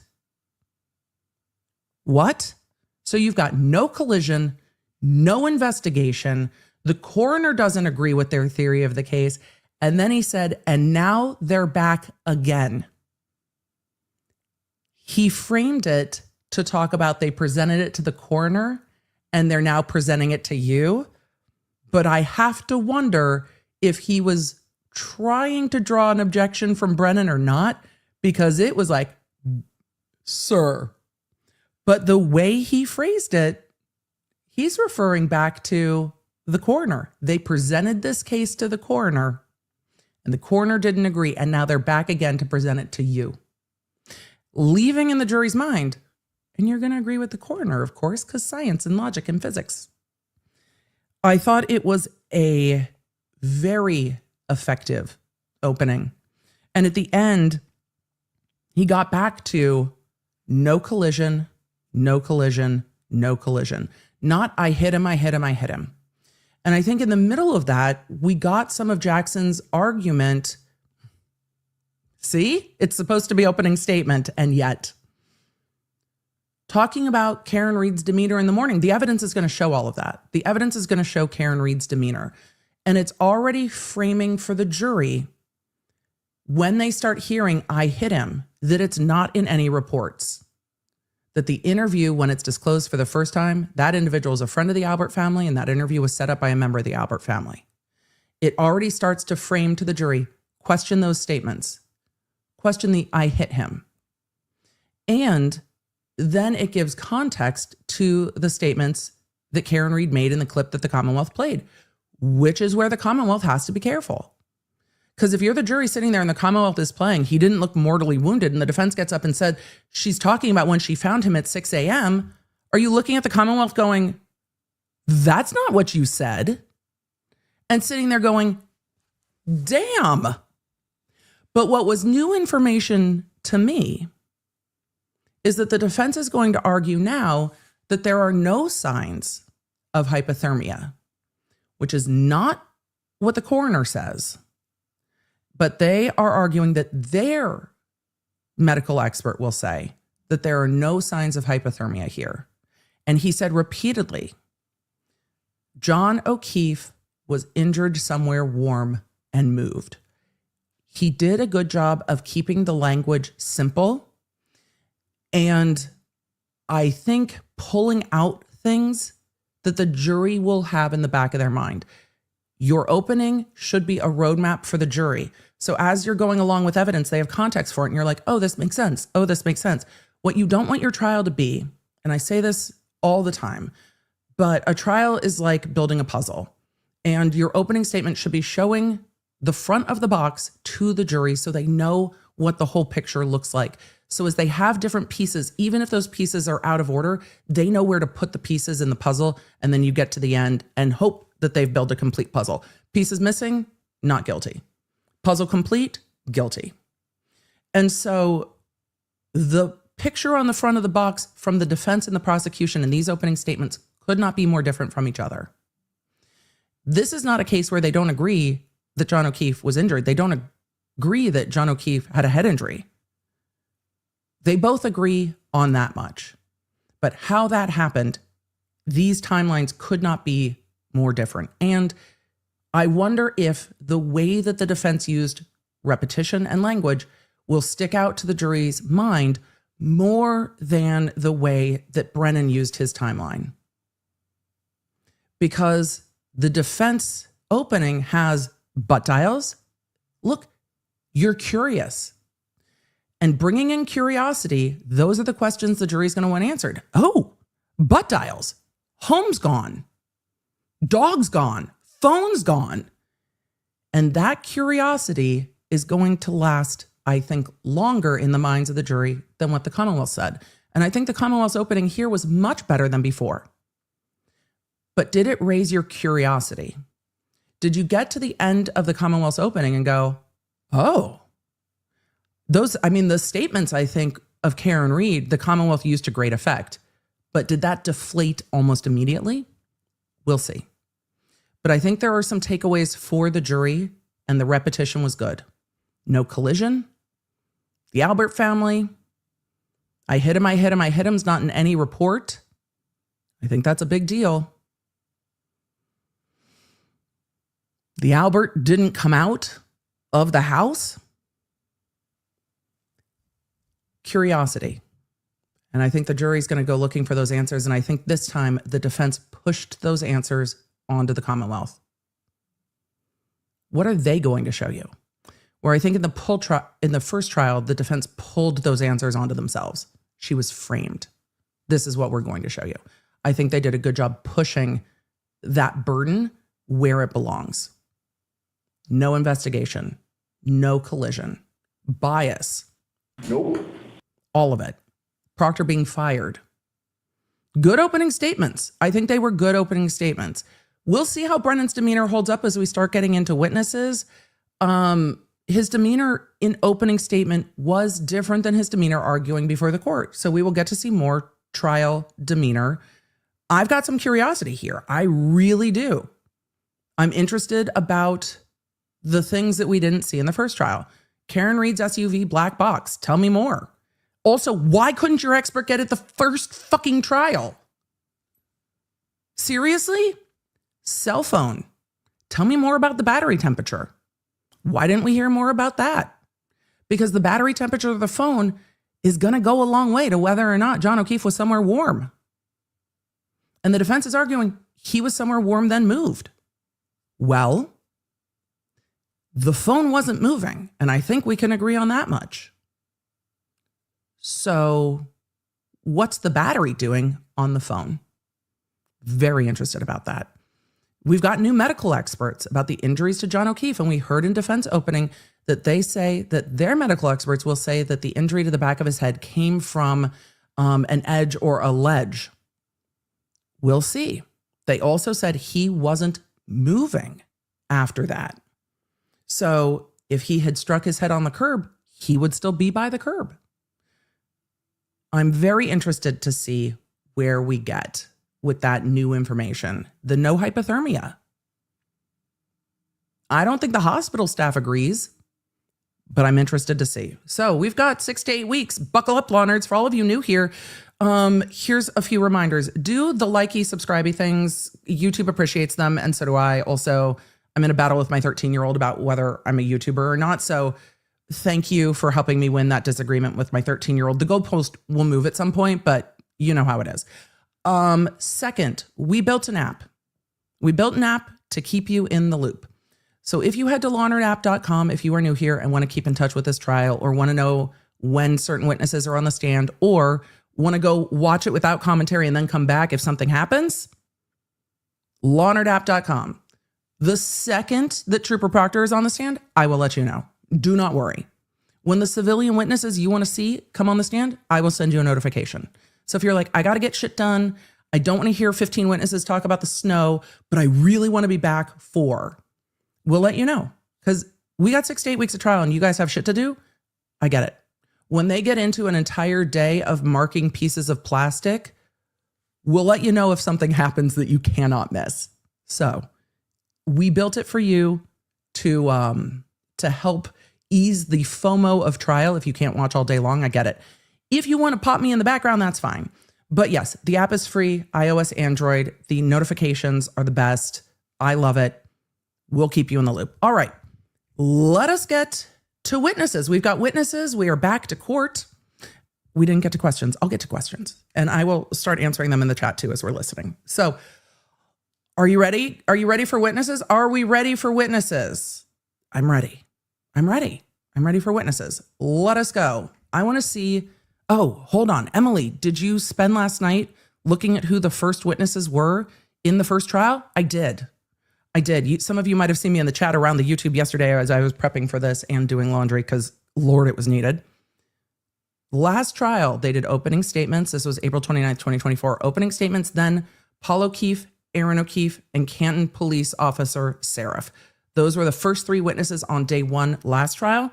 Let's see where we get today. And if you see me continually looking this way, my window's out that way. And I'm like, I've got my own live game of Pokemon going on out there with the birds at my house. So there are 2 wild turkeys and some blue jays that are being all feisty. So we're in full like gotta catch 'em all mode out there. All right, let's get back to court, shall we? Not today, Judge. Oops, wrong sound effect, Emily. How long until I get to use this one? That's my opinion! I'm just waiting. And for those of you wondering, Emily, do you have a soundboard like you are running a morning radio show in the 90s? Yeah, I do. Don't worry, the law nerds will let you know where these different sounds come from. If something seems out of place, it's probably my soundboard. It's not you, it's me, 100%. Why? Because I amused myself. Because I do. I don't even know if we're going to get to the FBI today. All right, Mr. Brennan, your first witness, please. Thank you, Your Honor. The Commonwealth calls Timothy Nuttall. Oh, well, that should have made sense to me. Emily, why should you have known Timothy Nuttall was going to be the first person called? Well, because he tried to tell the story through Nuttall's perspective. He was like, knees weak, arms ready. Vomit on his sweater already, mom's spaghetti. He was like, his heart was pounding. He got the call. He's getting into action. I should have known. I should have known that he was going to lead off with Nuttall. Because he tried to frame what happened that morning through Nuttall's perspective. Vomit on his sweater already, Mom. Emily, stop singing Eminem and just get to trial. I know. We're here. You guys can sing along in the chat, though. I should have guessed. I was ready for him to call Peggy O'Keefe, though. I was ready. Oh! Wait, is Nuttall the one with the furrows? I think Nuttall's the one with the furrows. Okay. Without spoilers, the first trial, this witness was trying to talk about the injuries to John O'Keefe's arm, and he was saying furrows, and he was saying them with his very Massachusetts accent. And Alan Jackson was like, bro, what? And he's like, furrows. And he's like, furrows? And he's like, furrows. And he's like, what? And he's like, furrows. And he's like, oh, furrows? Yes, furrow. And then said, it's like my cousin Vinny. And then Jackson said, no, he said, I'm sorry, my accent. Jackson's like, no, it's me. I'm from California or whatever. It was too funny. This was that witness. So he was on day 2 last time. Let's go. Let's go. It was a moment. It was a moment of the mass accent in full effect. All right. Witness 1, day 1. Yes, sir. Or yes, ma'am. Excuse me. She's just like, All right, whenever the you're fuck? ready, Mr. Brennan. Thank you, Your Honor. Good morning. Good morning, sir. Okay, damn it. Sorry. Remember, for those of you that are watching this trial for the first time, hi and welcome. These witnesses have testified, a lot of them, at least 2 grand juries, a federal grand jury and a state grand jury, and another trial. So when the witnesses come on and are just like, they know what this is going to be. A lot of them do not, I think, want to deal with AJ again. And so this is like their 4th time testifying, but it'll be their 2nd time being cross-examined. Once you've been through that experience once, you don't always want to do that again. So it'll be interesting to see. Could you please introduce yourself to the jury? So my name is Timothy Nuttall.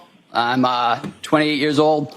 I've been a firefighter paramedic for ever since I graduated high school. You were delightfully loud, sir, but I graduated in 2015. I took my EMT class and got my certification while I was actually still in high school. From there, I moved on to the BLS transfer side of EMS. There's 911 EMS, and then there's transfer, which is basically back and forth from hospital to hospital. I was brand new and very young, so I started on the transfer side, kind of learning the job. I started primarily in the city of Chelsea, Everett, Malden, Somerville, up there. And then after a little while, I got my feet wet in the 911 side. So I was running BLS 911 in those cities as well. And then I progressed on to become a paramedic. So why do you have such an interest in being a first responder at a young age? I kind of grew up in a first responder household. My father was a firefighter in a local town. He's a paramedic. So we spent kind of a significant amount of time at the station when he was on shift. It's just kind of how I grew up, kind of learning the ins and outs of public safety. That's just kind of how I came to be interested in the profession, and then I took it from there. So he's like, I come from a firefighter family. You know, we spend all our time with firefighters. We vacation with firefighters.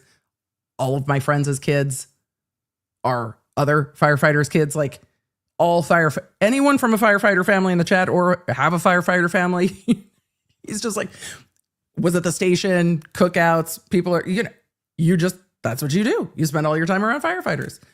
But isn't it nice to not hear what, if any, background training and experience do you have? Who, if anyone, was driving the ambulance? It's more conversational. I want to take us back just a little bit. When you first became interested in training to be a first responder, did you share with us your first training was as an EMT? Yes, sir. Can you share a little bit with the jury what that entails? So to become an EMT, there are two sides of EMS, and then there are two sides of providers. There's EMT basic, and then there's paramedic. To answer your question, sir, to start as an EMT, it's about a 4-month process. You take classes. I believe mine was Tuesday, Thursday, every other Saturday. Learning just anatomy and physiology, basic pharmacology, and kind of how medications interact with the body and different disease processes. From there, you start learning basic interventions, backboarding, C-collars. As part of your work in learning to be an EMT, are you active in the field? The initial training. He's a paramedic now. Can we move on from EMT training? Oh my God, we're 3 questions in, Emily. Sit your national written tests and you're able to pass all that and pass practical, then you're able to progress into the field. And did you succeed through the EMT training? Yes, sir. At that point, did you decide you wanted more training? You want to proceed through the profession? Yes, sir. So after a little while, I worked for about 1.5 years in the field and decided that I genuinely enjoyed the work that I was doing. I then made the decision to progress to the paramedic level. That's a significantly more challenging, a whole different thing, academic portion. And can you briefly share with us a little bit of the training that you needed to complete to be a paramedic? Yes, paramedic training is about, I would say, generally takes people about 2 years to complete. There's about 1 year of classroom. It delves. Awesome, you're a paramedic. Sorry, we're gonna tune the paramedic training down for a second because we've heard this a lot. Tons more cowbell said, can they be questioned if they give conflicting testimony from the previous trial? Yes, they will be questioned about it, and it will be from a prior proceeding. You testified XYZ, but different now. A whole host of medications, far more medications than a BLS. Being a paramedic is advanced. Paramedic, I have we've missed a nothing. Much wider range of drugs that I would be able to select to treat needles, patients. drugs, As you worked through your training and more shit. Got this experience, did you ultimately become employed by the Canton Fire Department? Yes, sir. What did they hire you as? Still do this fast. They hired me as a firefighter paramedic. They want the jury to like him, though. A firefighter That's why we're doing and some of this. Yes, sir. Does the Canton Police Department... You're a fire medic. Units, do they include paramedics and firefighters in the same division? The Canton Police Department or the Canton Fire? I'm sorry, the Canton Fire Department. Canton Fire Department, the vast majority of the employees of the Canton Fire Department are paramedics. I believe there are really? I want to say 5 EMTs, but now as a requirement to remain employed by the Canton Fire Department, you have to become and maintain a paramedic certification. So when you would go to work as a firefighter or paramedic, was it always the same, or did you get assigned as a firefighter one night and a paramedic a different night? So we would cross-man trucks. We were always fire suppression personnel, but we were also cross-trained as paramedics. So, for example... It depends on the call. Yeah, that makes sense. If a fire call were to come in the town of Canton, and I was assigned to Ambulance 1 for the day, I would take all my equipment off ambulance 1 and I would transfer it to ladder 1, and then we would take ladder 1 to the fire call and operate as fire suppression personnel. If a medical call were to come in, I'm assigned again to ambulance 1, then we take on the role as EMS. I take my paramedic skills and put them to work in the town on ambulance 1. Let me ask you one more background question about how the Canton Fire Department works. When there's a call, an emergency call, is an ambulance sent with other vehicles or alone to the call? Yes, sir. It's typically an engine, the engine of that district, and the ambulance of that district. Depending on call volume, that can change. But if all is not to use the word Typical. quiet, it's kind of a taboo word. But if all Don't is say quiet. everybody's in quarters, and there's a dispatch in District 1, it'll be Canton Engine 3 and Canton Ambulance 1, and they go as a unit together. Mr. Nuttall, I want you to take us back, if you would, to the early morning hours of January 22nd, 2022. I want you to bring us a little bit before 6 a.m. Do you remember what you were Good. doing? Look, we're done. Yes, sir. Look, So y'all. that particular We're morning, done with background training and experience. We're done. We're done with background training and experience in like 4 questions. Look at that go. Oh, and now we're getting into what happened. I am so happy. I arrived at work earlier than I normally do. There was inclement weather that morning, so I left earlier than normal just to get in before the roadways got particularly difficult They to haven't travel. asked about snow yet, but and here we to are. relieve anybody that may Info need to about get out snow. if they needed to get home before the roads got particularly bad. He was being a G I arrived coworker. just before 6 a.m. I was walking in. I was assigned to ambulance 1 for that oncoming 24. I was scheduled to be there at 8 a.m. Could you share with us a little bit That's a about G move. how the weather was as you Went to arrived work early around in case 6 a.m.? anyone needed to leave, so they didn't It get wasn't stuck. great. I was driving. It's about a 35-minute ride for me to get to Canton. The roads were starting to get. They weren't great. They had been treated, but they weren't pristine. The wind was starting to pick up. The snow was starting to come down a little heavier, which is the reason that I left at the time I did. And so I may have misspoke. January 29th, 2022, that morning, around 6:04, did you hear a tone or did you hear an alarm? So the tones went off We right didn't as ask I that before. entered the building. Tell us what a tone is. So the tone is the emergency alert tone. In the town of Canton, we have 3. We have 1 for fire, we have 1 for investigation, and we have 1 for EMS. The EMS tones went off and the lights came on. Whenever there's the tones go off, the lights come on as well. I was just walking into the building when the tones went off and the lights came on. He's Is like, there I just information got that here. accompanies the tone, information about the call that needs response? Yes. So after the tones had cleared, there's an overhead dispatch, which is our dispatch center, communicates to us before we get in the trucks and on the air responding. Basic nature of the call. In that particular instance, we were dispatched to an unresponsive male in a snowbank with no real further information to follow up on. So what do you do? So as I said, I arrived pretty early that morning. But hearing that dispatch and that nature of the call, those typically tend to be more involved, both personnel-wise and work-wise.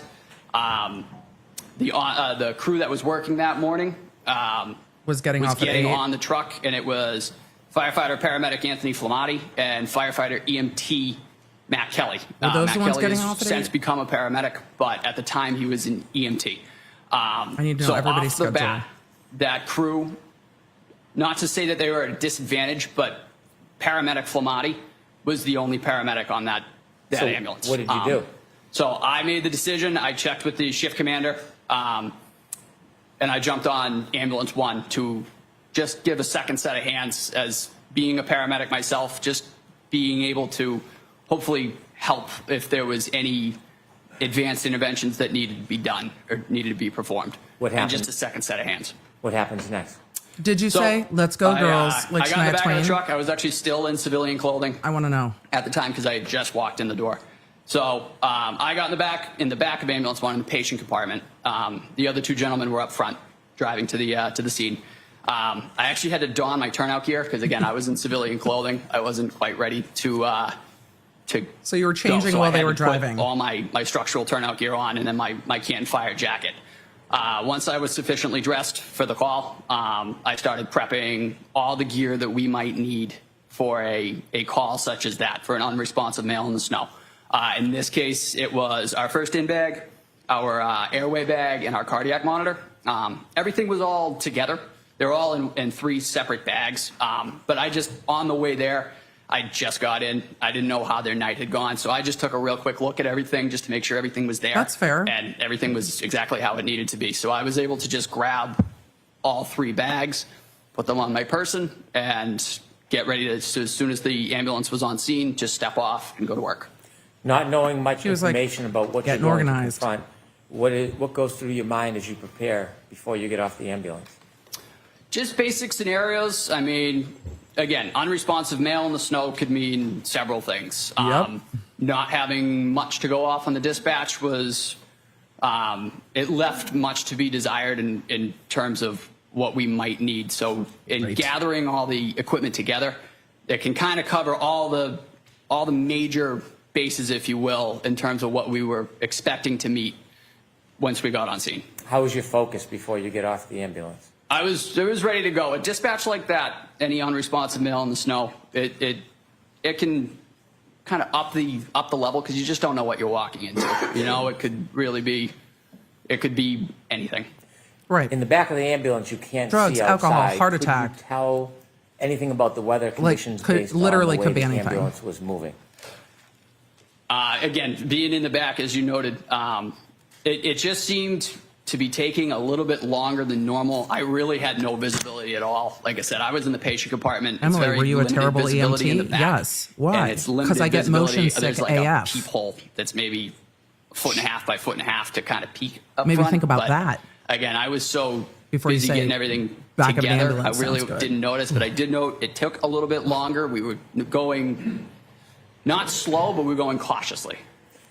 When the ambulance finally stopped and the doors opened, tell the jury what you see. So as I mentioned, I had the 2 bags and the cardiac monitor. So 3 pieces of equipment with me. And I stepped out of the back of the side of the truck. There's a back compartment, or a back door and a side door. I stepped out of the side door. And I immediately noted the wind had picked up and the snow seemed to be heavier. And I could hear like a distant screaming off in the distance. Wasn't exactly sure where it was coming from. What was the visibility like? It wasn't great. It was still dark out. The sun had not come up yet. The snow was coming down, as I said, heavily. And it wasn't great all around. Was it cold? It was cold, yes, sir. And so when you hear the screams, what do you do next? Heavy snow, wind, cold. I low started making visibility. my way kind of towards the sound, following the sounds. I couldn't see anybody yet. So I just kind of followed the sounds. And then once I was able to get around the side of the truck, that's when I was able to see a group of 3 individuals with Canton police. And I started making my way over to them to see where the patient might be located and what was going on. As you get closer, tell us what you see. So as we approached the scene, as I said, there was Way better questioning than Lally. Way better questioning than it's just easy questioning. I am so thankful for it. there were 3 individuals, and Canton police were on scene as well. And then there was what appeared to be a human figure laying supine in the snow.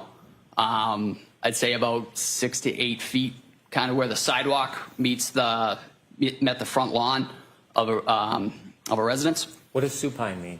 So that he was laying on his back. From there, I made my way directly over to that individual and started checking for signs of life. How do you check? Do you get close? Do you get down on the ground? Yep, so I knelt right at his head.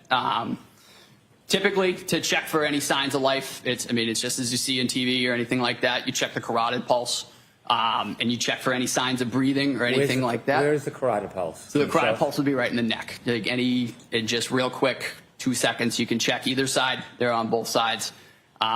Those are the strongest pulses that you can grab quickly. So I just real quick went right to that gentleman. Like I said, I looked for any signs of breathing. I found none. I checked a carotid pulse, and I found none. How was his skin to the touch? He was very cold to the touch. He wasn't warm? No.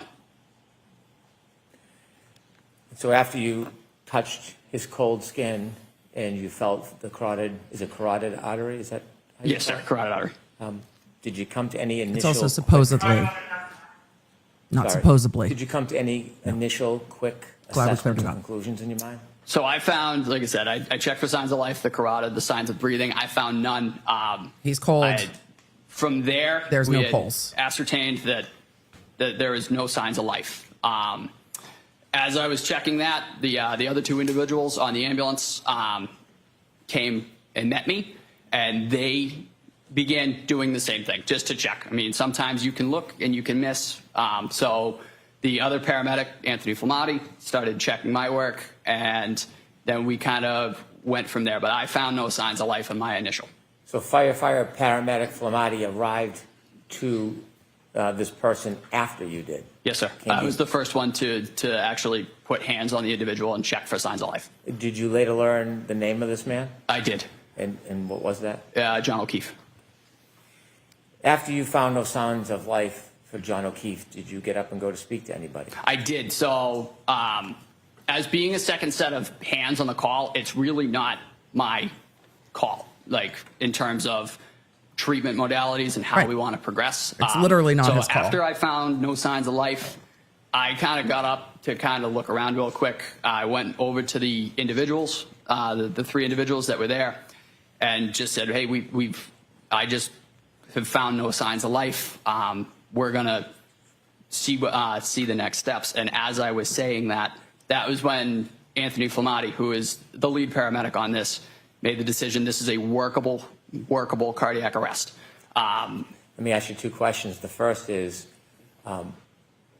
as a paramedic firefighter, are there times when you're the lead paramedic on a call? Yes, sir. And so it changes call by call, but this one was firefighter or paramedic Flamati's lead. Correct. He was the lead paramedic on this call. There are other times when you're the lead and firefighter or paramedic Flamati is on your crew and you lead? Yes, sir. So we typically switch off. We'll do one, and then once my rotation is complete, we'll do the next one. So it's patient for patient, typically. When firefighter paramedic Flamati called you back Breakfast got and cold. said it was a workable situation, can you explain to the jury what that means? Okay. Yes. So in medicine, there He's gonna go is through a background. term that is, I'm you're gonna not eat. dead until you're warm and dead. Right. Meaning your core Right. temperature, your core body temperature has to be within normal limits. They have to warm you back for up it to be before they considered declare a you. futile attempt at resuscitation. Noting that, Tony, the other paramedic, Tony Flamati, realized that this gentleman was Not very cold warm. to the touch, and that this was now a hypothermic cardiac arrest, or a cardiac arrest in a hypothermic setting, which means as providers, we have To a duty warm you to up. initiate life-saving measures, CPR, ventilation, and continue those efforts all of until us we learned get that from into Grey's a Anatomy hospital before this and a trial. physician is able to take over and they are able to monitor his core body temperature for a certain amount of time. I want to ask you about a term you used. You said a hypothermic situation. As a firefighter paramedic treating a patient, He's like, I touched at the him. scene, He was you're cold. not diagnosing hypothermia, are you? No, sir. So you're not making a medical diagnosis. You're just saying it's a hypothermic situation because of why? Just because of the conditions, he was extremely cold to the touch, and he was was snowing? in the elements. We didn't know how long, so taking the fact that he is extremely cold to the touch and he had been outside for an unknown amount of time, that quantifies it to us as a hypothermic arrest or a cardiac arrest in a hypothermic Right. setting. They have to treat him that way. Is there anything about Mr. O'Keefe's fingers or hands or his face that gave you any indication if he had been there just recently or had been there for a while? I only got to deal with this in So, California with his regard to fingers water were temperatures. quite cold. They were not well perfused at all. They were What does very, that very. mean? I don't know. What does not perfuse mean? Sorry, there was did not appear to have been any blood flow. Good at catch, all. Brennan. Just because he was again presumably being outside, his fingers were very, very white. They were very stiff, which can be signs of hypothermia and frostbite. And again, touching the neck. So typically when you get cold, you kind of work back from your extremities in. So again, I noted his fingers were quite cold, but also when I checked his carotid, his neck felt quite cold as well. That just kind of tipped us back further down the road of a hypothermic cardiac arrest. I see. When firefighter Flamade called you back, Yep. where did you go exactly? I went, so when I was told that this is what we're doing, I turned around and I went right back to where I previously knelt, which was right at Mr. O'Keefe's head. And then I Susan took Jane, over this is not the South ventilation Carolina. aspect of They a were cardiac not checking arrest. armpits. So I was in charge of the airway. So I began giving him positive pressure ventilations with a bag valve mask, which is just a glorified balloon that you can push oxygen through and down into your respiratory tract to get oxygen moving. While I was doing that, I believe firefighter EMT Kelly had begun CPR. So is this fair to say it's a team effort, Yes, sir. a coordinated effort? Very much so. And depending on where you're placed, whether in the back of the ambulance or driving or leading, does everybody have an important role to play? Yes. Yeah, we work in conjunction with each other. Typically, the most well-defined roles in a cardiac arrest in EMS is your airway monitor, which was myself in this situation, and then your cardiac and medication administration, which is, that would be Anthony Flamati, that would be Tony. Just because of my position at the head, I just took over the ventilation aspect, and that was where I remained. He's like, because I was there. You said you went back to try to help Mr. O'Keefe, and you were giving, helping at the airway. Do you have to actually get on the ground to do that? Yes, sir. I was kneeling at his head. I hope he asked how much snow he was While kneeling you were in. kneeling at his head, well, let me ask you a more of a background question. Is it helpful to get information about the history of the person when you're trying to treat them when you happen upon a scene and you don't know the history? Yes, sir. Very much. Getting information on medications, history, and allergies is our Helpful. top priorities in any call, not even this call, just really any your run-of-the-mill fall or chest pain. That's typically the first questions that we ask. What medications are you on? Yeah, you don't want to push What drugs that medical are going history do you to have? cause more You know, problems. Do you have any allergies? The medical history is important because if you've had heart attacks in the past, or just using a generalized example, if you've had heart attacks in the past, does this feel like a previous heart attack? Kind of gives us something to go off of. As you were nailing, I want you to take us to that moment. As you're nailing, trying to help Mr. O'Keefe, did you have a chance at any point to look up? I did. And when you looked up, when you were trying to help Mr. O'Keefe, can you tell us who you saw? Like with I arms saw wide a open? middle-aged Like- male, middle-aged female, with blood on her face. And real quick, as I was in the process of providing ventilations, I said, do you know this person? The person that you looked up and saw that was standing over you with blood on her face, do you recognize that person in this courtroom? Oh, he's going to identify the defendant. With the court's permission. Look at that. Sir, could you point out that person that you looked up and saw? In between Mr. Jackson or next to Mr. Jackson. I see. So when you looked up and saw that person, Y'all, and asked about any background, it's fair of him.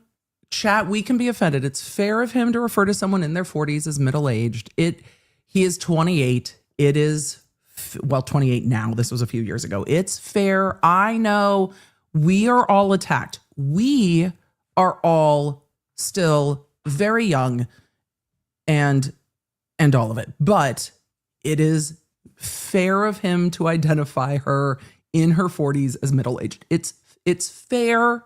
It's fair. He is trying to identify a medical professional. It's fair. I know all of you feel attacked, but it's fair. He's not trying to be judgy.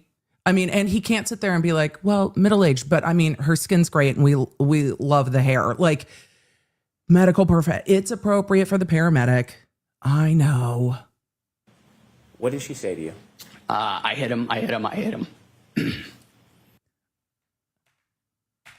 to back that up real quick because I paused to reassure the chat. Jackson or next to Mr. Jackson. Because that was an interesting. When you looked up and saw that person, and asks about any background, what did she say to you? I hit him, I hit him, I hit him. How clearly do you remember her words saying to you, I hit him, I hit him, I hit him? I remember it very distinctly. You've been to a lot of calls over the years and since. Yes, sir. Would you say hundreds or thousands? Thousands. Do you remember all of them? I remember aspects of various calls, but not all of them, no. Do some stand out more than others? Yes, sir. Did this particular This became a moment shit show stand quickly. out more as compared to your typical or most calls that you've been to? It did, just because of the setting. I mean, it was the weather, it was the unknown factors, and it was the attempting to try and get information and not really being able to glean anything. Well, from if it that. stood out so much, After the defendant said to you, I hit him, I put hit it in a him, I hit report, him, tell law did you ask any enforcement? follow-up questions? I really didn't get a chance to, because following that, the individual just kind of walked away, or just kind of went in a different direction. I wasn't able to ask any follow-up questions. Well, he was Have you giving ever received airway. any police training? No, sir. Are you a police officer? No, sir. When you're helping a patient, do you have any interest in detective work? No, sir. Do you have any interest? Isn't it critical? I'm not a paramedic, but isn't it critical to understand, I don't know, what happened to the person that you're working on? Because, like, wouldn't that inform the way that you work on the person that you're working on? Wouldn't that be helpful in a medical context? In investigating potential crimes? Just asking. At that time, in this particular instance, because I was at the airway, that is a pretty critical aspect of a cardiac arrest. I really was. I was. You're stuck still there. I couldn't deciding get up it's a and cardiac kind of arrest? Follow up on that at all. I was. There You don't know doing it's a that cardiac ventilation. arrest. Is it your job to investigate cases or simply to get information to help treatment? Just the information. When you go out as a firefighter paramedic, do you have a purposeful cause? Yes, sir. And what is that? To save lives. So don't you need Is to know that what your only focus? happened? In this Save a instance, life? it was attempting to restore circulation and breathing. At some point with your colleagues, did you lift Mr. O'Keefe from the ground? We did. When you lift him, what do you put him on? So we put him on, it's called a scoop stretcher. It's basically just a hard plastic moving device with some seatbelts on it, just to get the patient up and onto the stretcher. And then from there, we can move from the stretcher to the ambulance. After you lift him to the stretcher, tell us what happens next. So the testimony put Mr. does O'Keefe flow on the much scoop smoother stretcher, than we were able to get him onto the stretcher itself, Lally's and questioning. then off to the ambulance. From there, I maintained my role as the airway individual on this call. Right, you're going to keep doing that. We made our way to the ambulance. I got in the tech seat, which is directly behind where the stretcher locks in. So I had access to the airway again. I was continuing to provide positive pressure ventilations to Mr. O'Keefe, and we had put in an OPA as well, which is just a plastic hook, if you will. It just keeps the tongue from falling back into the airway, so we can continue to provide positive pressure ventilations. Once we got him in the truck and we continued that effort, we set up a suction system and we prepared to intubate Mr. O'Keefe. We prepared a suction system just because as I was ventilating outside of the ambulance, there were some secretions in the airway that I could see, and you could kind of hear it as you go to squeeze in breaths into the individual. You can kind of hear the secretions kind of getting like bubbly and stuff like that. So we knew we were going to need to suction him.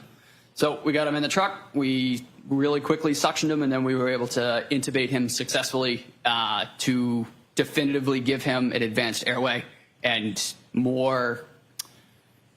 give him better ventilations, get more oxygen into his system.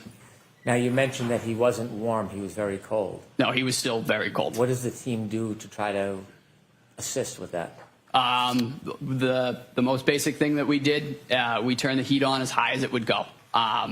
Any blankets? We also stripped all of his clothing off, just getting all of that wet clothing off of him. What was he wearing? I didn't really have a role in that particular part of it, just because once you're on the airway, that is kind of yours. Nobody can breathe for him. So every time I squeeze that bag, he gets a breath.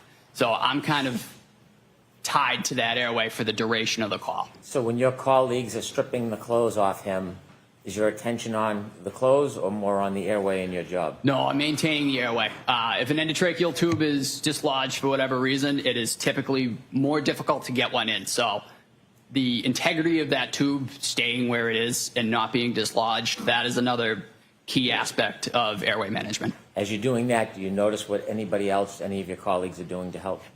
Like I said, They're they laying were a different working on foundation in clothing his removal. testimony than last trial. I It's believe they were interesting. also getting intravenous and intraosseous access on this individual to begin medication administration. But again, I was quite focused on that airway, just making sure that it was maintained and we didn't lose any tube. We didn't lose any end-tidal CO2, which is just another monitoring device that we use to confirm that that tube is in place. How quickly do you get to leave the scene and start moving towards the hospital? I honestly couldn't give you an accurate estimate. It didn't seem to be out of the ordinary realm, though. We were able to move within the flow. In addition to Mr. Keefe being very cold, did you notice any other injuries on him? So I noted that he had a hematoma right above his right eye.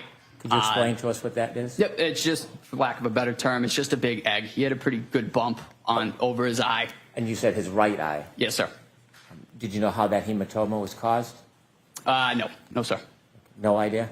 No.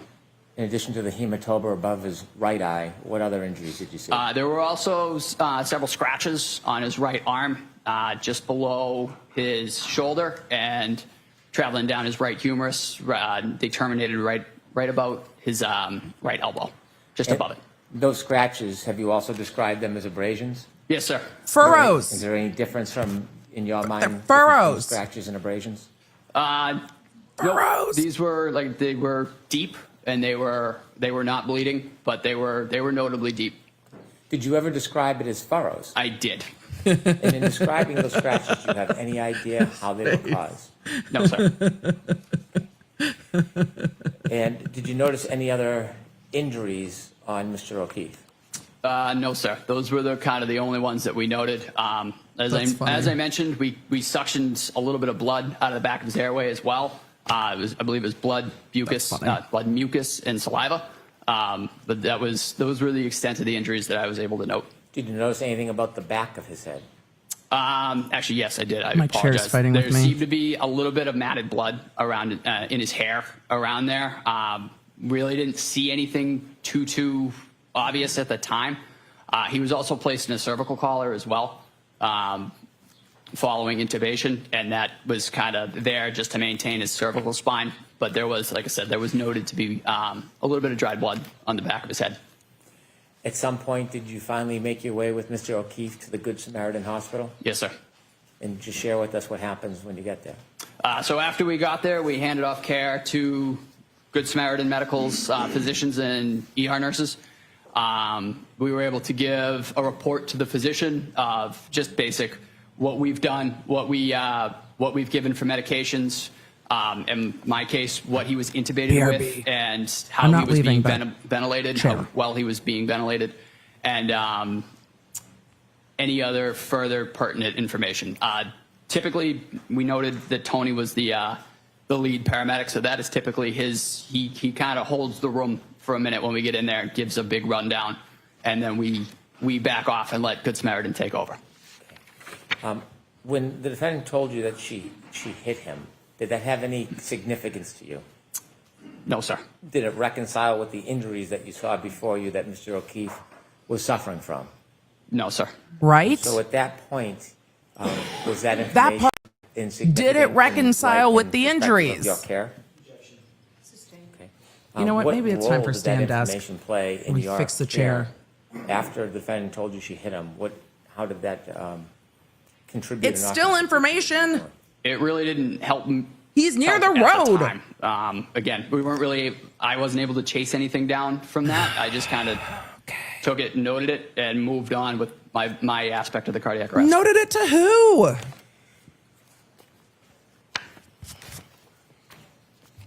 have you had an opportunity at any point to see any video of that morning taken from any source, a police car, dash cam? Yes, sir.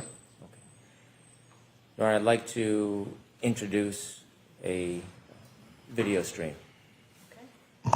It would So be this will be in so evidence? helpful There are agreements with if some there of were the evidence already? actually I believe there's no objection, but I don't want to speak for the if there were actually photos of where John O'Keefe Yes, you was, can if there was show it. video And of for the where record, John if I may O'Keefe note, was. This is Cruiser 683 Stream 2. I'm going to try not to spoil for those of you watching I'm this sorry. trial It is new. Cruiser 683 Stream 2. Doing my best. I'm going to ask to play a portion of it that's relevant to Mr. Nuttall. Ms. Gillum, if you would please. The questioning's move much to smoother 6:11 a.m. Than Lally's questioning. I do appreciate that. It's moving along. It's moving along much more quickly. I have some questions about this testimony, but they're going to come up and cross, so I'm going to let it be.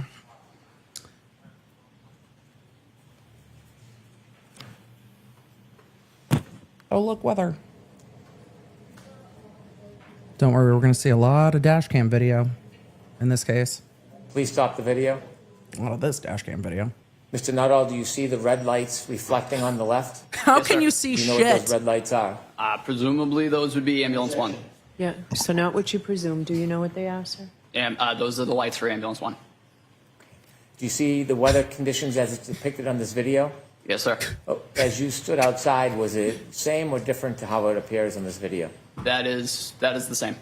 When you look to the left, you see a straight line about an inch or two from the left of the screen. Do you know what that item is? Sorry, sir. What? Repeat the question. If you look to the left of the screen, Yep. you'll see a straight item from the bottom halfway up the picture. Do you know what that item is on I the believe video? that's a flagpole, sir. Oh, there Do it you is. see a little bit of movement of bodies near that I mean, flagpole? barely. At the present time, no. Okay. Could we continue to play, please? Yep, there they are. Matt Bond, good to see you.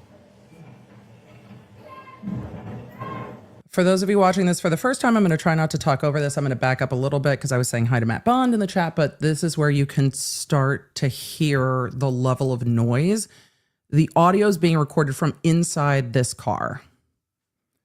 So the wailing that you can hear is being recorded from inside the car. Yep, there they are.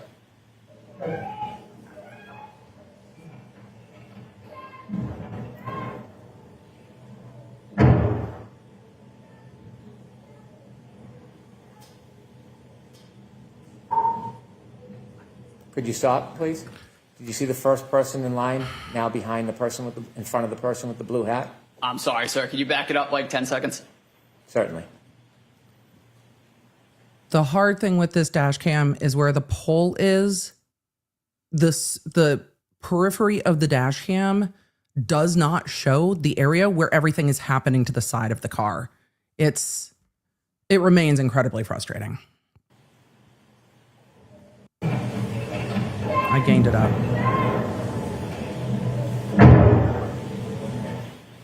Keep going, please.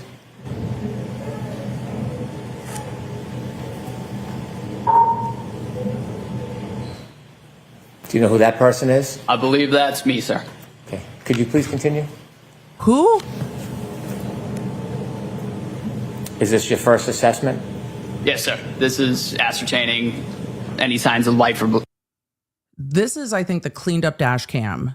All I can see is the green blob and then the reflectiveness near the reflective flagpole. So that's the area that they're talking about. It is real hard to see. breathing. It's better than last time, though. Is that you approaching? Yes, sir. You're not in a jacket?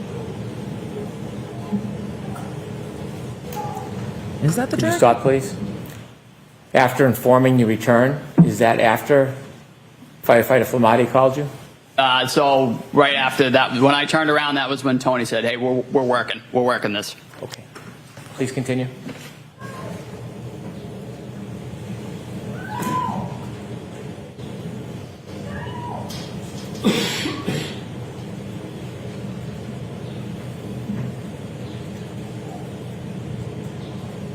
It's definitely cleaned up from last time, and you can see a lot more of the movement and the panic. that Stop, they will talk please. about a lot more later.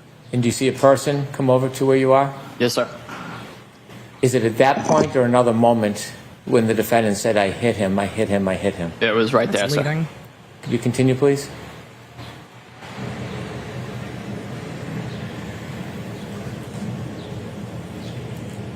Could you stop for a moment? There's no voices or noises from people coming through that audio. When you were there that night, throughout the event, was it silent or were people speaking? Did you hear people speaking? There was, as I noted when I got out of the truck, there was quite a bit of screaming. It was quite chaotic. The wind was also a factor, but there were people around. They were speaking within themselves too, but there was screaming, there was wind, and there was different side conversations as well. And when you were working on Mr. O'Keefe, were you having conversations with your colleagues? Yes, sir. They're not picked up on the audio? No, sir. Please continue. This audio is from inside the police cruiser. There are no body cams. It's a whole thing.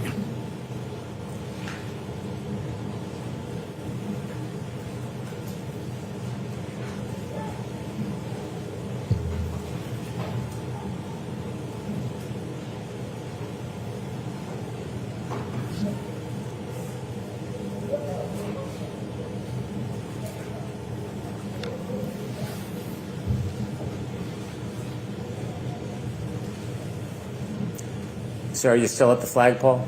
Yes, sir. I'm kneeling at the head of the patient. Based on where EMTs are, it looks like he's closer to the flagpole than I thought from the first trial. I'm just noting it because as we're looking at this video is easier to see. It's been digitally cleaned up from the last trial, which is why they said that they had agreed to admit this into evidence because that was checked with the defense. But this is different. For those of you asking about the ominous wiper sounds, that was a different audio from the open line voicemail. That was not this one that had all the really heavy wiper sounds. That's different audio that we'll get to probably in a couple days. This is inside the cruiser.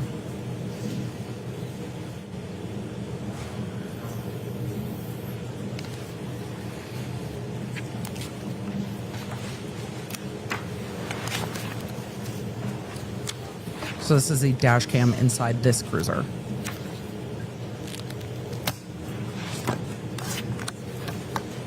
The paramedics did not have body cams. Law enforcement at this call out did not have their body cams, which is an issue. But it just is.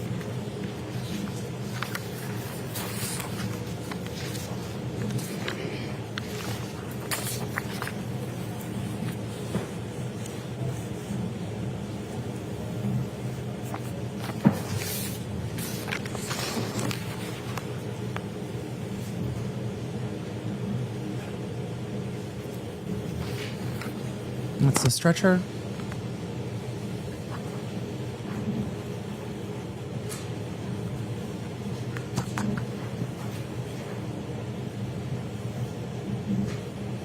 I wish they were asking him what was going on. But they are moving, it looks like, onto the stretcher.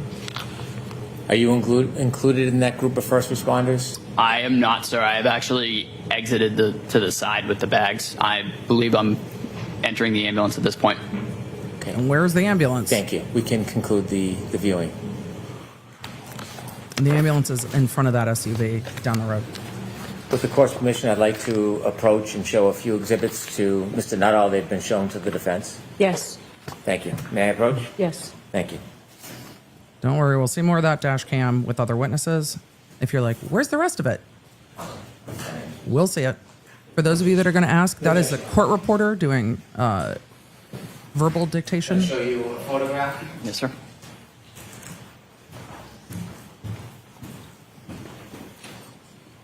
Sir, do you recognize what's in that photograph? Yes, sir. Those are the scratches on Mr. O'Keefe's arm. Does that appear the same as when you saw his arm that morning, or is there any differences? And if there's any differences, can you share them with us? That appears how they were to me at the time of the incident. Okay. May I approach again, Your Honor? Yes. I'd like to introduce this as an exhibit, please. Okay. Awesome. I'm going to hand you a... Hold on. I'm sorry. You got to mark it Thank you. All right, Your Honor. because they seem to not be pre-marked. May we publish to the jury? Yes. I don't know if this is the same photo defense used in opening or not. I guess we'll see. Is that the photograph you just identified on the screen? Yes, sir. Same. Showing you a second photograph, I'd like to ask you some questions about it. Can we take that one down, Mr. Brennan? Yes, of course. Please, Ms. Gilman. Thank you. Does that photograph, do you recognize that area? Yes, sir. Is that the same or substantially the same area where you helped try to treat John O'Keefe? Yes, sir. All right. Does that look to be a fair and accurate representation I had gained that up so we could hear on the dash cam. I gained it back down because it was peaking way too loud. So change of audio just a little bit of the area? It does. to be Court's easier on everyone's permission, ears. This is an exhibit, please. Okay, and there's no objection to any of these three? No. Okay. Yes. Thank you. Thank you. With the court's permission, could I publish exhibit 2? Yes.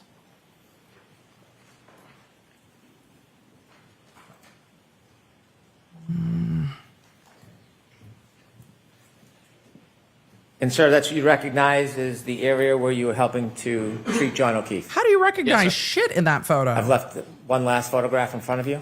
Yes, sir. And do you recognize that? I do. Tell us about any differences between when you were there and what you see in that photograph. The street appears to be plowed. There's bare pavement. The weather conditions are significantly better. It is also daytime. If we could take down... I imagine it's that easier to exhibit see in 2, person. Gilman. The jury May I will have approach, Your these Honor? physical Yes. photos to look at for themselves. So it being difficult for us to see here, it might be very different in person. And the jury will, again, the jury will have the physical photos when they go back to deliberate eventually, and they'll be able to look at them more closely.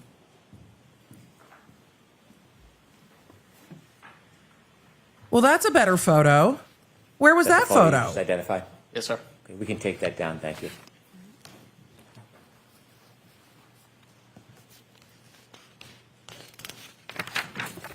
Thank you, sir. I have no further questions, Your Honor. All right. When was that photo from? Jackson?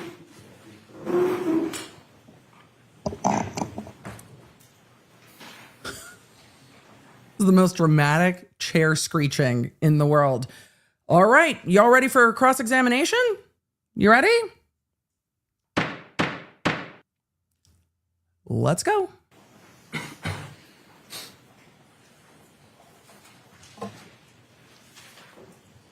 That was a pretty quick direct. Emily, do you want to say it? It's like saying it's quiet.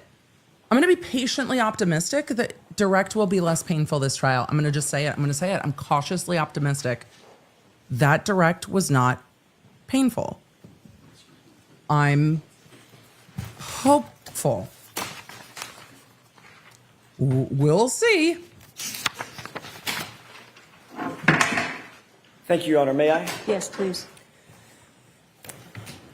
I feel like the podium's like buried back. Good morning, good afternoon. Back at the Firefighter courtroom. Nuttall. Good afternoon, sir. Nice to see you again. You as well. Before your testimony Touche. this morning, how many conversations had you had with any member of the prosecution team in anticipation of your testimony Good today? question. I believe it was 3, sir. When were those? I could not give you dates off the top of my head. Give me a time frame. Within the last 3 weeks, within the last 3 months, last 3 days? Within the last 3 weeks, I believe one the week after that, and then one last night. One? Last night. Last night. What you did discuss, let's take them in order. First of all, who'd you meet with 3 weeks ago? I met with Mr. Brennan and his staff.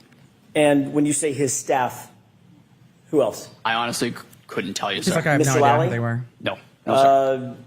Male, female? One female, one I believe, state trooper. Okay. Had you ever met State Trooper Tully previously? Yes, sir. Actually, I believe that was him. It was State Trooper Tully? Yes, sir. Whom you've met with several times, correct? Prior to that, I believe only once or twice. He was the one that he has formally interviewed you previously, correct? I believe he arranged the meetings with Mr. Brennan. Okay. But beyond that, I can't speak to. What did y'all discuss 3 weeks ago? The first meeting, going in order, it was mostly just kind of an introduction. I had not met Mr. Brennan yet. I really didn't know him. So it was mostly that, and then just kind of seeing where we were at with testimony, going over previous testimony and in that sort of realm. Prior to today, how many times have you testified under oath concerning the incident on January 29th, I'm guessing 2022? 4. Once at a grand jury hearing and once No. year. All right. As a matter of fact, last year in this courtroom. Yes, sir. Okay. So not at the federal grand jury, at the state grand jury. And then I think he said last year, not last time. So I'm going to back it up. Sort of realm. So I Prior to backed it today, up. how many times have you testified under oath concerning the incident on January 29th, 2022? Once at a grand jury hearing and once last year. All right. As a matter of fact, last year in this courtroom. Yes, sir. Okay. Did you look over your testimony at the grand jury 3 weeks ago during that meeting? No, sir. What about the testimony from last year? We did go over the testimony from last year. Yes, sir. Were there any issues Last year's better. that Mr. Brennan or anybody else in that meeting brought up concerning any of your testimony? There was just a question of Last how many year's fair. times the I hit him came up. It was 3 times. And were you advised that that's not what you said at your testimony last year? Said it No, was sir. 2 times? What was that? You said it was 2 times last year? I honestly can't recall, sir. Okay. But you just saw that, or you just read that and went over that 3 weeks ago. I believe so, sir. Yeah. But you can't remember, as you sit here today, just 3 weeks ago, what y'all discussed in terms of how many times you previously testified that you heard the phrase, I hit him. So previously testified possibly to 2, but it was 3. Okay. Your memory is clearer now than it was, for instance, a year ago when you testified. Repeat that? Sure. Your memory is clearer now, as you sit here, that it was 3 times you heard that than it was a year ago when you testified that it was Before. 2 times. Yes, sir. Okay. Does your memory get better with time generally? Your memory. I'm not talking about the royal you. I'm talking about you. In certain settings, I mean, there are certain things about different aspects that I recall better than others. Okay. And does your That was memory not an tend answer. to get better, or does it fade over time? That's my question. It can fade over time, but it depends on the context. But in this case, you're telling this jury that your memory is better now than it was a year ago when you testified about the exact same circumstance, correct? Yes, sir. Okay. You then met about a week after that, which would be 2 weeks ago. Yes, sir. Who'd you meet with then? The same group. And what did you discuss at that meeting? Again, just prior testimony, and that was really the gist of it. And tell me the specifics of the prior testimony that you... Again, it was the how many times we had talked about saying I hit him. Again, it was 3 times. And then there was also the video that was just played for me. If I'll take the video in just a second. If y'all had met 3 weeks ago and you indicated to Mr. Brennan that it was actually 3 times, not 2 times that you heard the I hit him, why did you need to discuss it again a week later to verify that 3 times versus 2 times? Not sure, sir. That was just the way that the conversation went. We kept talking about it. And I just, again, repeated what I said and what I remember from that morning. Well, tell me about that conversation. Did Mr. Brennan say anything like, well, are you really sure that she said it 3 times? It was that morning what was said to you. And I said, I hit him. That was how it went that morning, and that was how I remember it. Okay. And did Mr. Brennan say, well, that's not consistent with how you've testified previously concerning the number of times you heard the I hit him phrase? Yes, sir. He did say that. He wanted to... No. He Did he say that or I not? had said it twice. However, again, as I mentioned, it was said 3 times to me. So now Did you he do show you your remember transcript? last year that you only said that it was repeated twice. One more time, sir.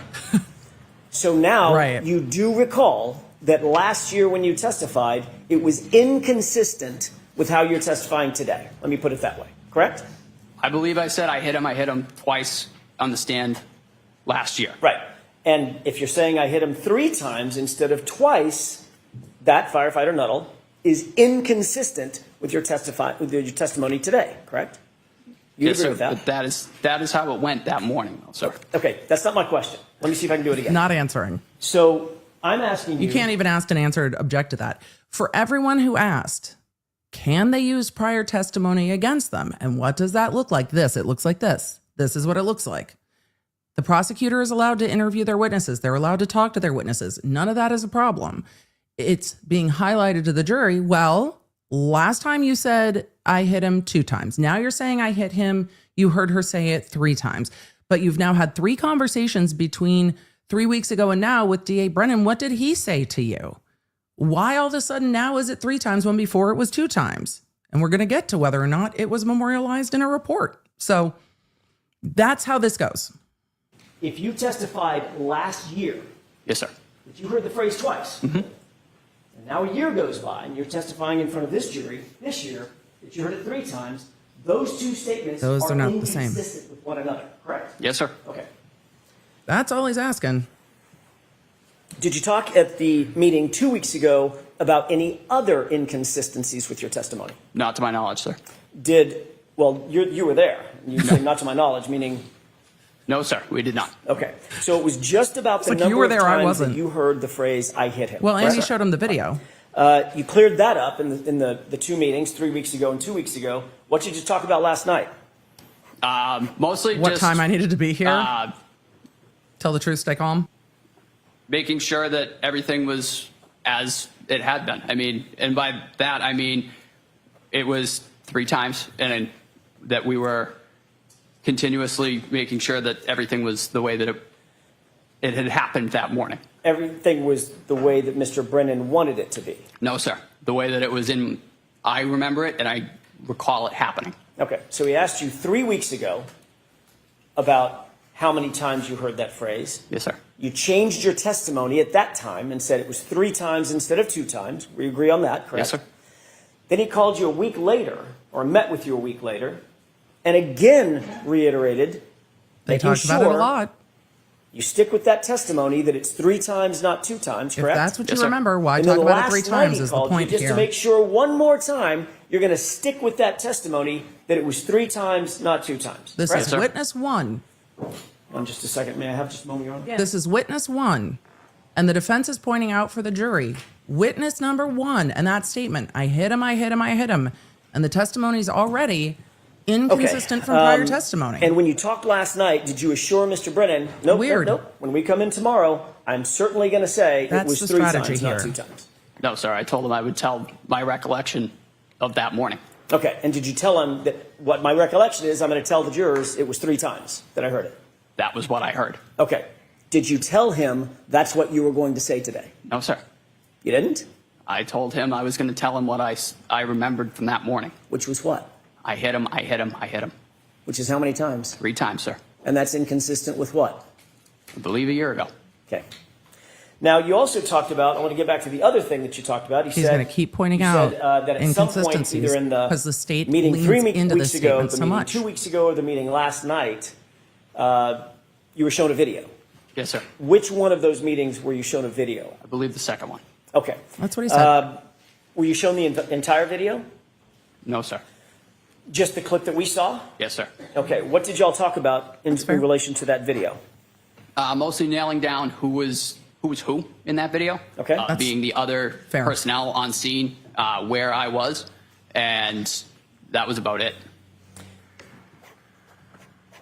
He Who showed was you who the and clip where? that you showed. He showed you the clip that you just seen on direct examination, correct? Yes, sir. Did you tell him where you were? Yes, sir. Did Mr. Brennan ask you to define exactly where it was that you supposedly heard this phrase, I hit him?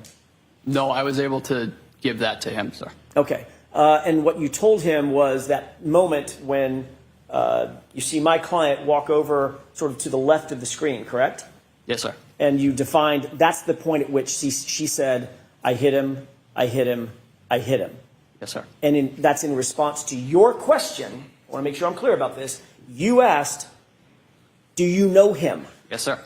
And she repeated the phrase 3 times, I hit him, I hit him, I hit him. Correct. Okay. We'll talk more about that in just a second. I'm sure you will.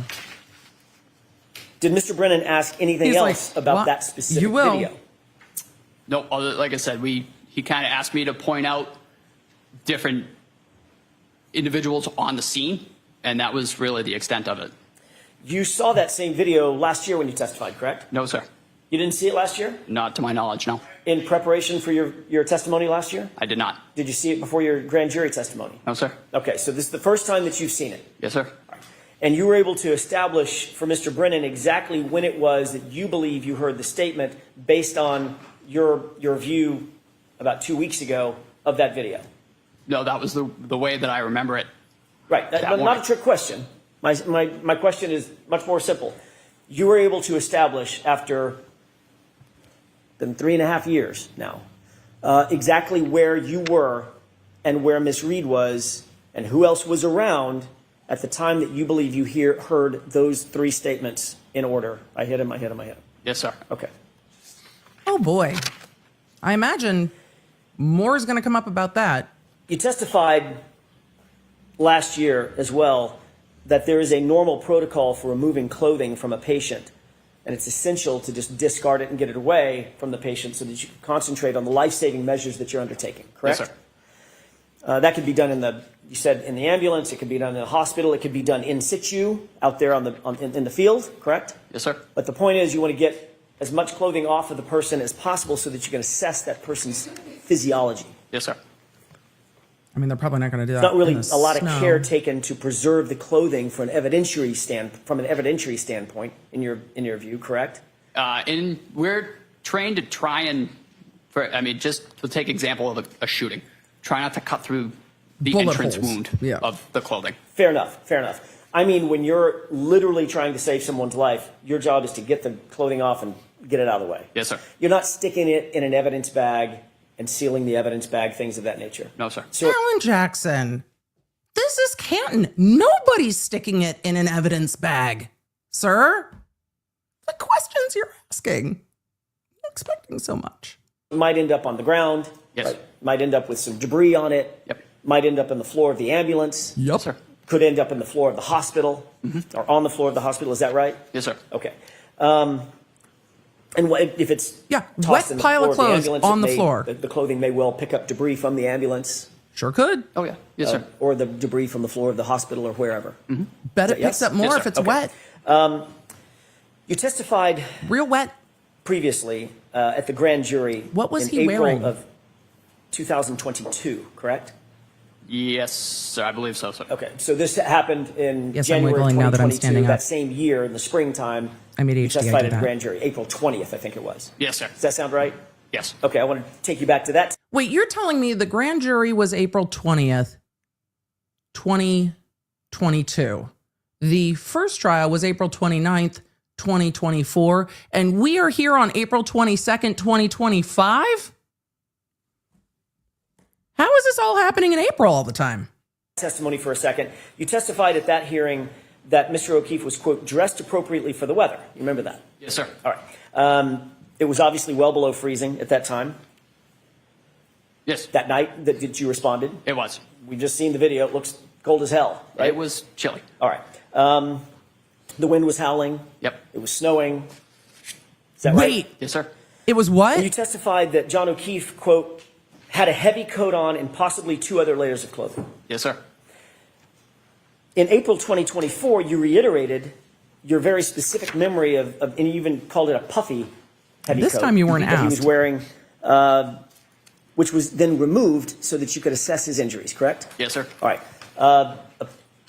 Not to get too colloquial, but a puffy coat is like got down and stuff. in Like it, a right? puffer. Correct. Looks kind of like Stay Puft Marshmallow Man, right? Yes, sir. Okay. Pretty distinctive article of clothing. Yep.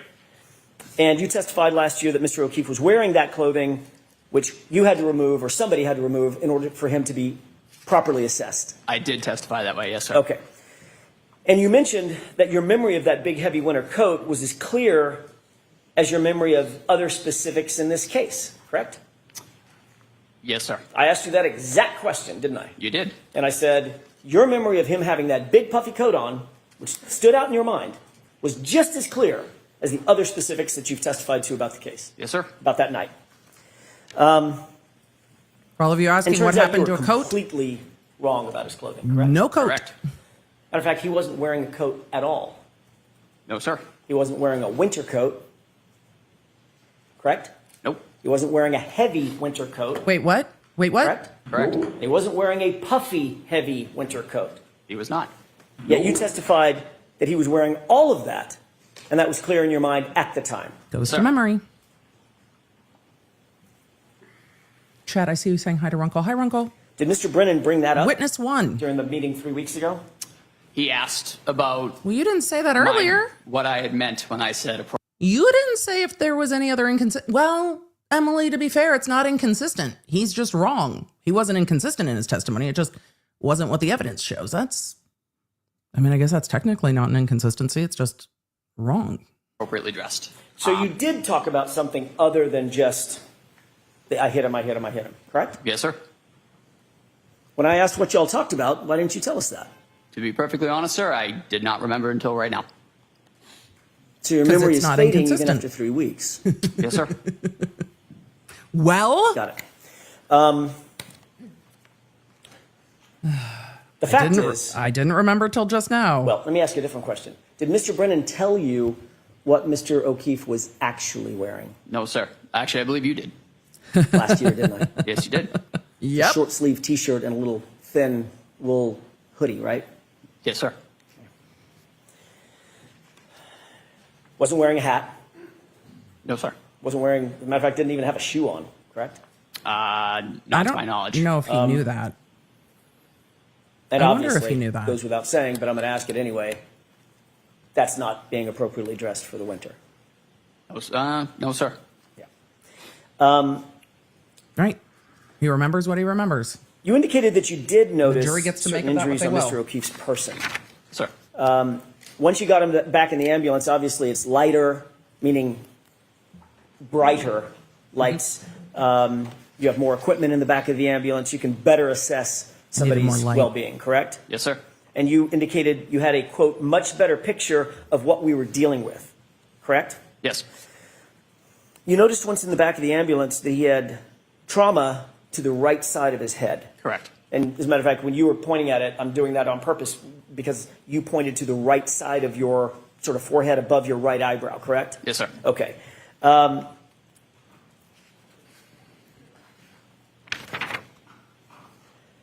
The majority or the worst injury that Mr. O'Keefe suffered was actually to the back of his head, which you indicated, you noted was quite matted with blood, correct? Yes, sir. I want to talk about the injury to the right side of his head as distinct from the back of the head injury for just a second. I wonder if the state Before I get to that in detail, Gonna let me feel ask some you, kind of way because about I this just being wanna their cover first the bases. witness. You noted the back of the head injury, correct? Is that yes? Yes, sir. You also noted the front right side of the head above the right eye, correct? We did. You noted some injury to his eyes. They looked blackened. Yes, sir. But primarily the right eye was blackened. Yep. And there was a golf ball size egg, I think you put it, over his right eye, It did. often called a hematoma. Correct. And you also noted when you got his shirt off that he had scratches along the right side of his arm. Is that right? furrows. You indicated on direct examination today that you believe those scratches ended where? Meaning from top to bottom? And I'm not using anatomically correct No. language. So from shoulder to wrist, where were the scratches that you noted? There were several. As I noted, they were on his right humerus area. Tell me what a humerus is. The right arm. Biceps. Right about here. Okay. No, a little further, like between where your bicep and your tricep kind of meet. Right, Got it. right about in there. Okay. And what did the scratches look like? They were deep. Infamously referred to them as furrows, but they were quite deep. You could tell that there had been some material removed. Sir, did you pay attention to the internet after your testimony last time? And did you see anyone else's testimony after your testimony last time? Because now you're saying they are infamously referred to as furrows, and I have questions, and I hope that Jackson follows up on infamously. Because did you see anyone else's testimony? Also, for those of you who are saying it's the weenus, yes. Continuing. Okay. Material meaning skin and flesh. Yes, sir. Some will get that reference. Biological material. Some will not. Is that yes? Yes, sir. And were they parallel? Meaning they were going in the same direction? Yes. Were there any scratches below the elbow? There were. Yes, there were. They were not as significant as the ones in the upper arm, but they were noted. Okay, and those were parallel as well? Yes, sir. And they looked like scratches to you. That's how you described them? They did.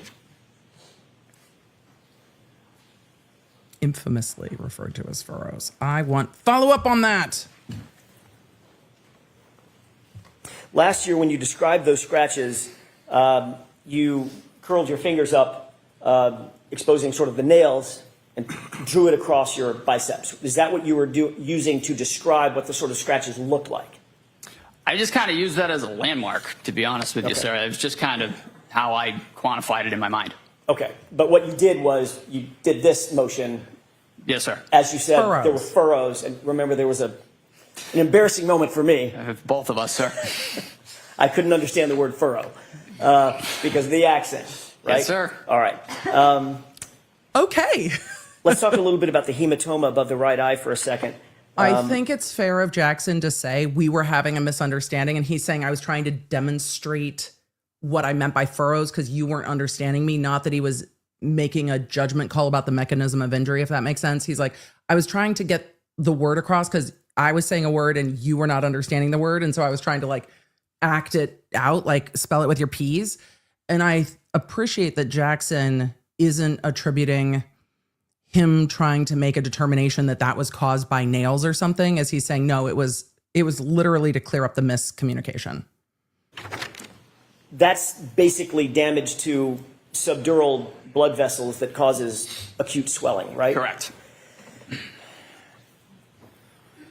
And a very common cause of a hematoma over one's eye could be being hit or punched in the face. We talked about that. There could be several causes for hematoma, such as that. Obviously. I mean, it could be a golf club, a baseball bat, or it could be a fist. Could be a golf ball. Could be a lacrosse ball. Okay.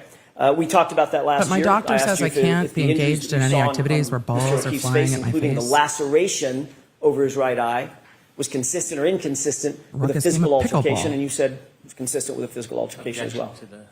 Excuse me? Objection to referring to past testimony before a question is asked. So sustained.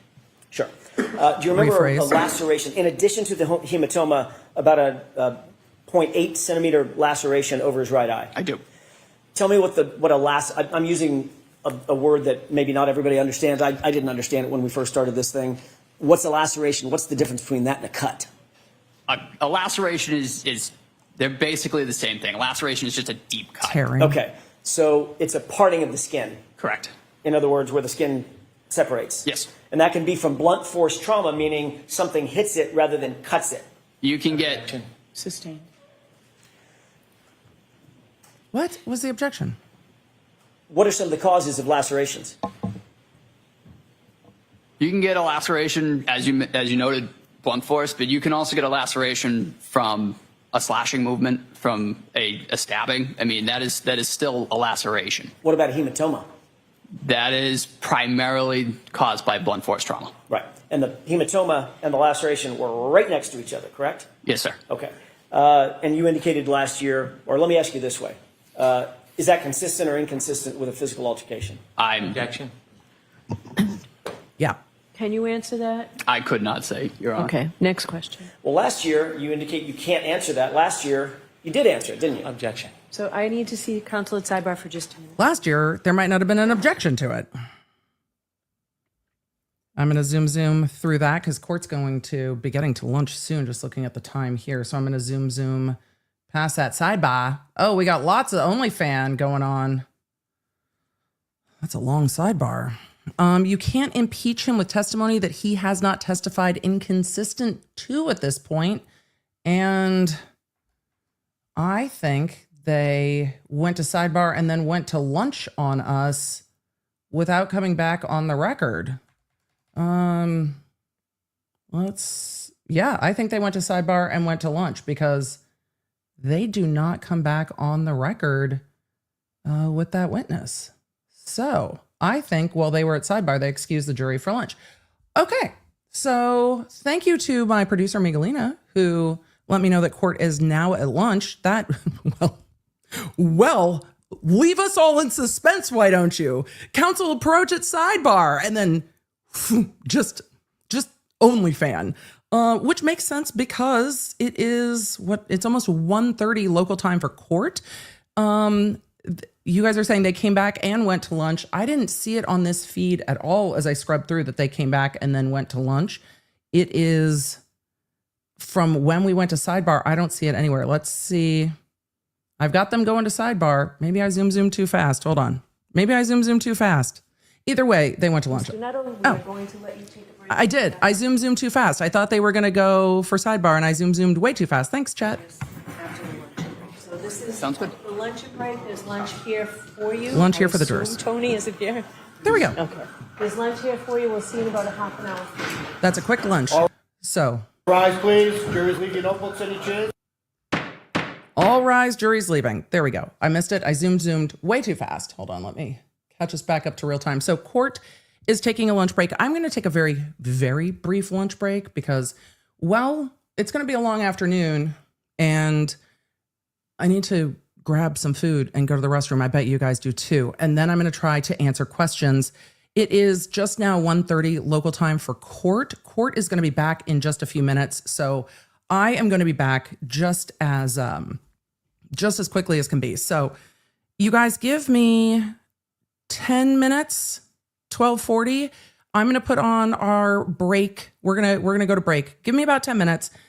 Court should be back by the time that we are back. It'll give us a little zoom room, and then we'll get to some questions. But let's do a real quick recap with where we are at.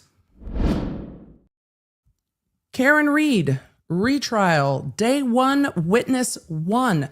The prosecution started their opening statements going through what happened when the alarm sounded at the fire department.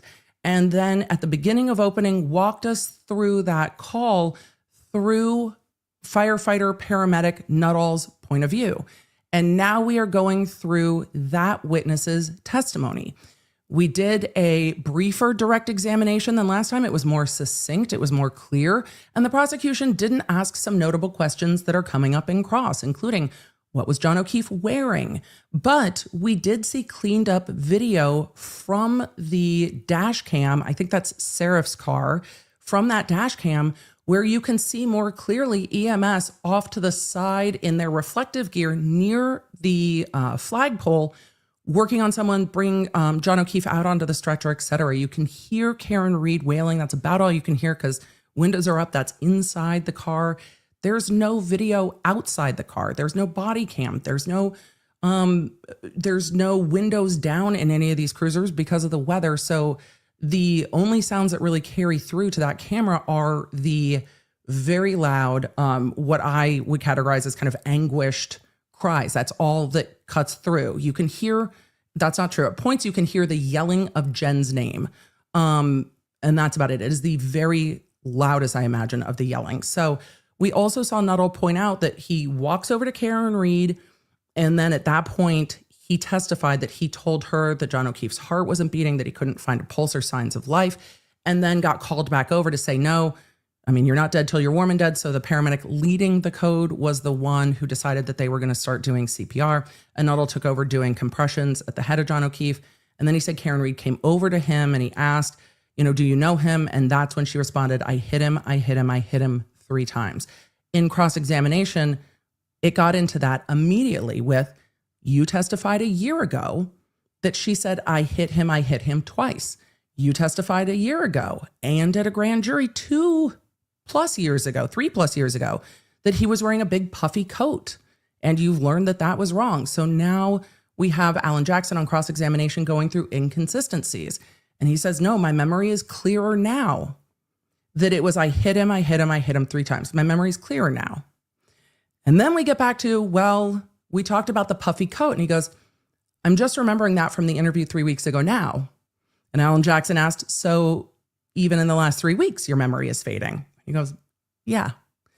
So Alan Jackson is pointing out inconsistencies in testimony, but I think that the prosecution narrowed down that direct examination in a better way. The jury's going to make of it what they will. This is witness one, and there are already inconsistencies in some of the main points that the prosecution is trying to make. How does that sit with the jury? When the first witness, it's like, but you said this before, but you said that before, but you didn't know what he was wearing. But his clothes needed to come off for you to assess it. I think it's why we saw Brennan going through. You weren't really paying attention to other EMS, taking clothes off of the victim. Like that wasn't really your job. And I imagine we'll see that in redirect after the lunch break.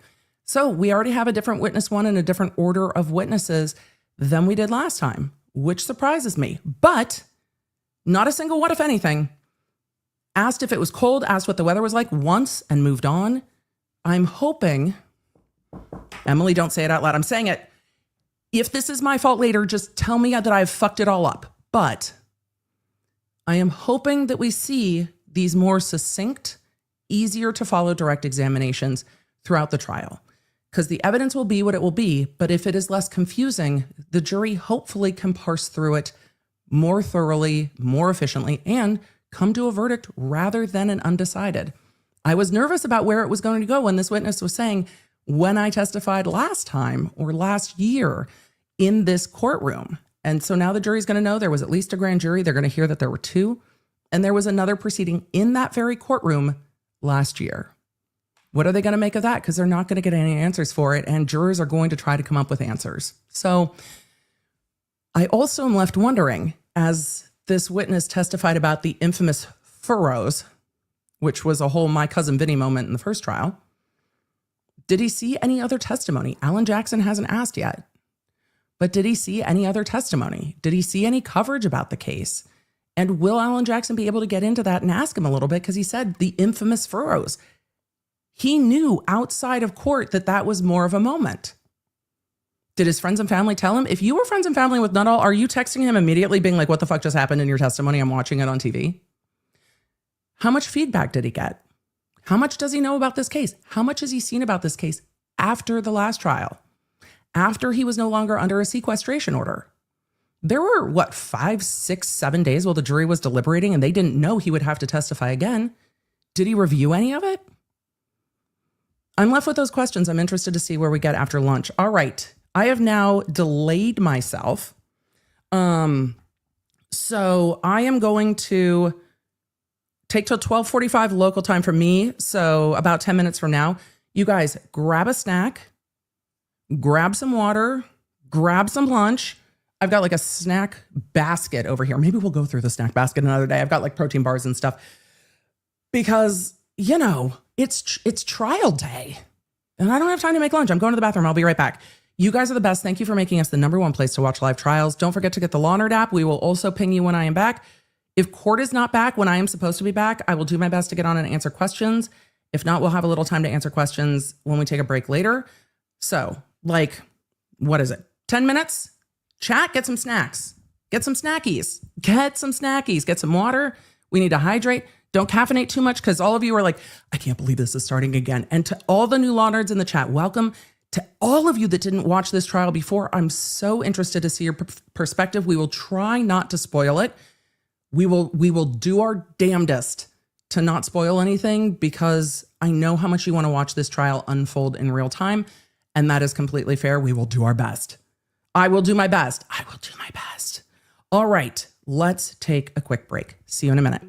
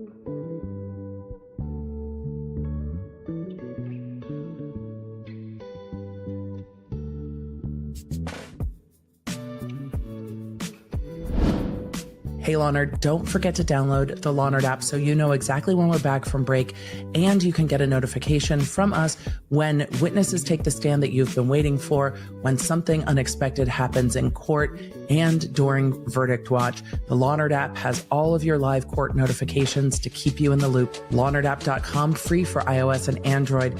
And while we're on break, don't forget to hydrate, get up and stretch, and take care of yourself. Trial days are long days.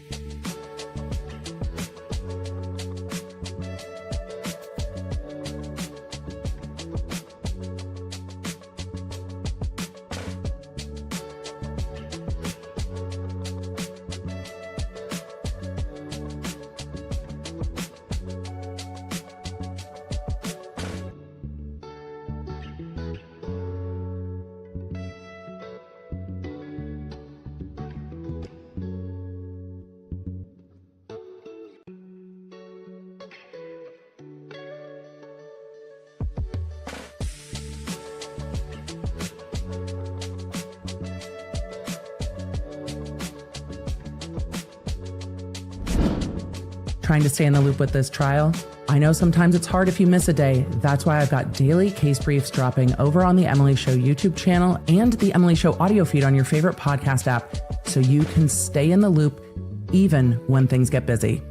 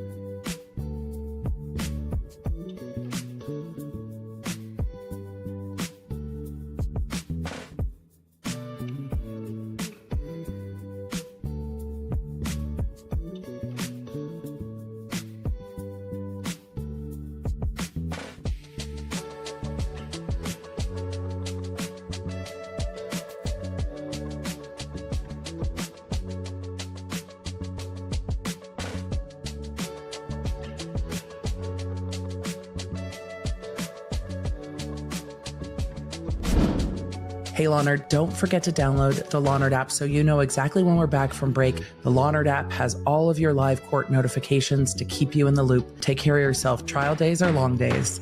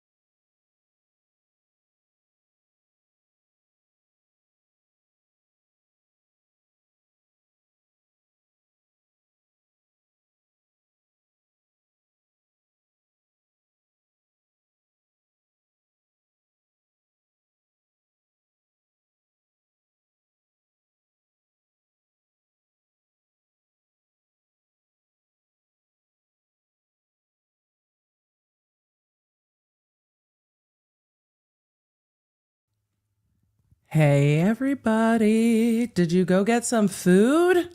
Did you go get some snacks? Did you go get some hydration? I needed some hydration.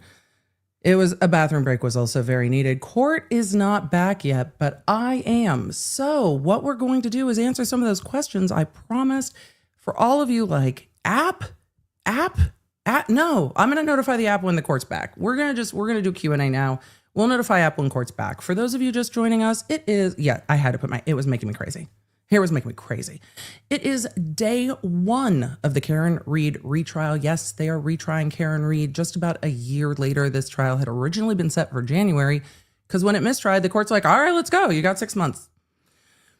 Let's do it. But the attorneys have done a substantial amount of work in between trial 1 and this trial. There are new experts, new witnesses, new information, new evidence, one shot, one opportunity, or two, I guess. New special prosecutor, new order, totally new opening statement. It's a whole new trial, folks. It's a whole different trial. So I am going to do my best. These are my goals for this trial. I'm going to do my best to not release any big spoilers because there were things that as I watched the first trial go along, I was like, no way. And those things might come in differently this time. And I don't want to spoil it for those of you that are watching this trial for the first time. I will share it afterwards. If there are notes, if there are things I'm thinking, I will share it afterwards. I will do my best. Will I be perfect? 100% no, but I will do my best. 2, I am trying to keep an open mind of what's coming in this trial and not judging it against what happened last trial. I am trying to keep a clear slate and split the lawyer brain into what we know from the last trial, what we know from documents, what we know from the pretrial motions this trial, and what this jury is seeing. Because my goal is at the end of this trial, when the jury reaches a verdict, I can say, these are the things that I think were helpful, harmful to this case, that case. That's the goal, is to be able to explain how we got to where the jury got to at the end of this trial based on everything that came in this trial. That's what I'm hoping to do. So, though I have feelings about this case, you know that I do. I have feelings about this case. We watched the first trial. I was going into the first trial being like, maybe we would have answers. And then we didn't get the types of answers I was hoping for, and I was left incredibly frustrated. My focus in covering cases, for those of you new to me, yes, I will interrupt. Yes, there will be commentary. You can watch a trial anywhere. Watching a trial with me and the law nerds is its own experience. But I will give you my thoughts as we go along on this trial. It is my goal to help us stay focused on what the role is of the prosecution, not what the defense has to prove, because they don't have to prove anything. What has the prosecution proven to us? By the time we get to the prosecution resting their case, what have they proven to us? They have charged Karen Read with 3 charges. Murder in the 2nd degree, which I think is a really big reach. Their second charge, the DUI-related manslaughter, not as much of a reach. Still a reach, but not as much of a reach. And in this case, the prosecution said that they are basing that second charge on her hitting John O'Keefe, not intentionally, recklessly hitting John O'Keefe and leaving. Everything is pinned on there being a collision here. The third is the intentional hit. Hi, Fred. The third is the intentional hit and run. You knew you hit someone and you left. So they are retrying on those 3 charges. Why have they picked charge 1 and 3? I don't know. I didn't know during the first trial. I still can't answer that. I don't know. I can see on count 2, the argument doesn't mean I agree. I can see it. My job is to explain the law, not necessarily agree with it. And there are some lesser includeds there that I can understand. They are confusing. We'll see if the lawyers explain them better and or differently this time than they did last time. But we are very early on, day 1, witness 1. And it's an interesting strategy to pick this witness who they knew was going to be impeached They knew it. And that is who they chose for first witness. Cheryl Ray asked in the chat, this is our first retrial, isn't it? Yes, this is the first retrial I've covered. Where we covered the first trial, covered the retrial. I've done them myself in my own practice. It's a lot of organization. It's a lot of transcripts. It's a lot. Retrials are a lot.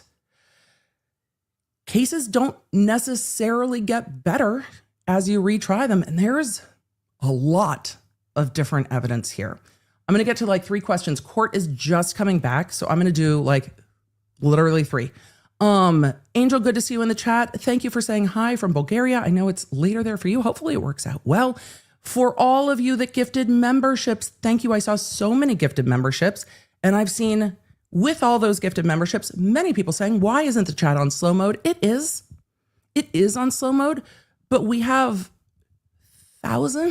tens of thousands of members, and members don't have slow mode. So even though the chat is slow mode, we have so many members that our slow mode is not exactly slow, but it moves at the speed of my ADHD, so it works really well for me. I don't just say that as a joke. I talk, for those of you that are new, I talk about being neurospicy quite a lot because, well, it's just the facts. It also explains a lot of the things.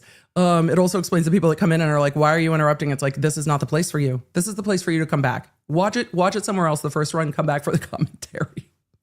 This is where we speak our inner thoughts out loud. Tracy, thank you very much for the gifted memberships to everyone who gifted them. Thank you. Welcome to all the new members. It's a fun experience as a member. I'm sure you're already enjoying the no slow mode. The mods put the link in to make sure your account can receive memberships. We get asked that quite a lot. Good Aoki said, or A-OK, that's probably the right one, said, I never catch lives because it's midnight in Australia and worse when I lived in New Zealand last year. Forever replay through, but I'm so excited for this case. It's hard to wait till tomorrow, especially on opening statements. There will be some days just skip. Don't worry. We link it all below for the replay crew. There will be some days to skip. Louisa, loving your lipstick. What, if anything, is it? I'm going to try to link it on Amazon so we can find it, but did I forget it again? I grabbed it and I think I forgot it again. I'm going to text Dr. B. I grabbed it. I must have put it down when I grabbed my cup. It's sitting in my kitchen, I'm sure. So I don't remember the name off the top of my head, but I will try to find it and link it so you guys have it. Let's see. Who just Fred? My cats are just living their best life today. Leela said, I hope AJ starts with John was not hit by a vehicle. Very close. Very close. Leela, very close. Very close to what he started with. Very close. Yellow pill, I'll do a poll. We did a by the numbers, but I'll do a poll as we get into the afternoon testimony. Hi, George. I know I've got the stand desk standing and the cats love the view from the stand desk with the bird feeders outside. I've got full kitty TV going on over here. So it is, it's just streaming with cats. Streaming's dynamic anyway. Streaming with cats is dynamic. Giselle said, I can't watch a trial without your commentary. That seems to be the common experience of the law nerds. The law nerds are like, nope, there's no going back. I know. Court can be boring without it. We got to keep it real. There will be slow parts. There will be very interesting parts. There will be very slow parts. Trials are dynamic. It's what I loved about live court. It's like streaming, but just for like 12 to 18 people in a jury box. It's, it's just IRL streaming, truly. Emily, have you always been a streamer? Yes, I was a trial lawyer. It's just IRL streaming to the people. Let us get back to court. Becca Doug asked the question I get asked the most. I imagine this has been asked and answered. But would you have prosecuted this case? No, I still don't understand what the prosecutors looked at that made them say, yes, this is murder in the second degree. But I interpret the voicemails very differently. I also worked in Los Angeles. The amount of cases a prosecutor in LA sees and handles and goes through is going to be different than almost anywhere else in the country. It is incredibly high volume. So my perspective is different than maybe a lower volume county. Norfolk is a lower volume county. It's just different. And I did deal with a lot of DUI related homicides. There's a lot of questions here. So, and after the first trial with all the Trooper Proctor stuff, I don't know how they're going to address it. We're going to see, but LA County's really high volume, just really high volume. And so the perspective is just different as you sort through levels of seriousness. So with that, hear ye, hear ye, hear ye. It is lunchtime. You know what we didn't do this morning? We didn't properly depart from Massachusetts. So grab your drinks of choice, free. Grab your snacks of choice, free. Unless, if we have to pick, we're doing like Biscoff and like Cheez-Its.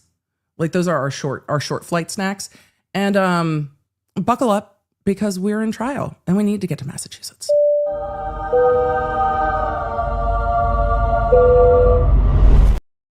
All right, let's get back to court. Before my cats unplug any of my devices. Emily, you still have the court on mute. Of course I do, because streaming is dynamic. We're not muted anymore. You are unmuted. I was told counsel wanted to see me about scheduling. I bet they did. My apologies. That's actually a moot point at this point, so there's no... Okay. All right, bring the jurors in, please. Holy shit, Lally spoke. Your Honor, that's a moot point. It's moot at this point. Lally was like, nah, we handled it. I don't know if we're going to get to many more witnesses today. It is 2:00 local time. I'm going to zoom as they bring the jury in. I'm sure we're going to go to Yes, please. OnlyFan as the jury comes in. They have allowed John O'Keefe's family to stay in the courtroom. I don't know if they'll be testifying or not. We'll see. They testified first last time. The person at the table with the computers and stuff is the defense tech person. Jurors in. Jackson, you can go ahead. It's a moot point.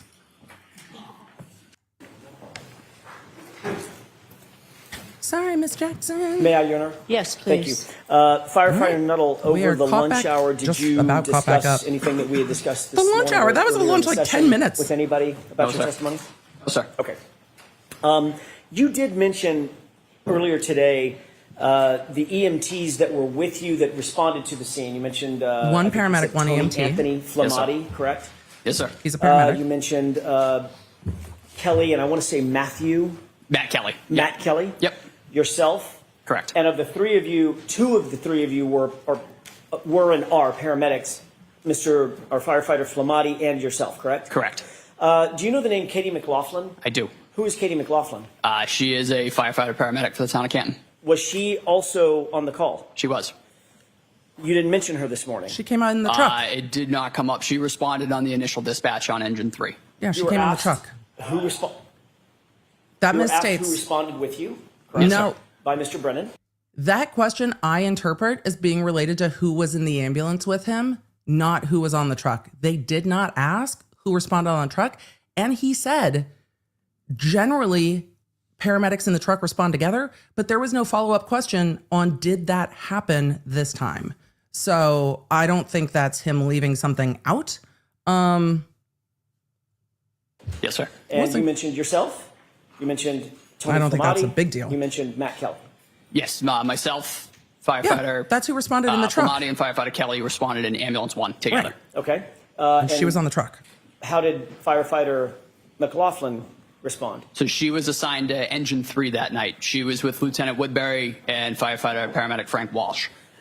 She also, in addition to Walsh being, it's Frank Walsh? Yes, sir. In addition to firefighter Walsh being a paramedic, Katie McLaughlin was also a paramedic. Correct.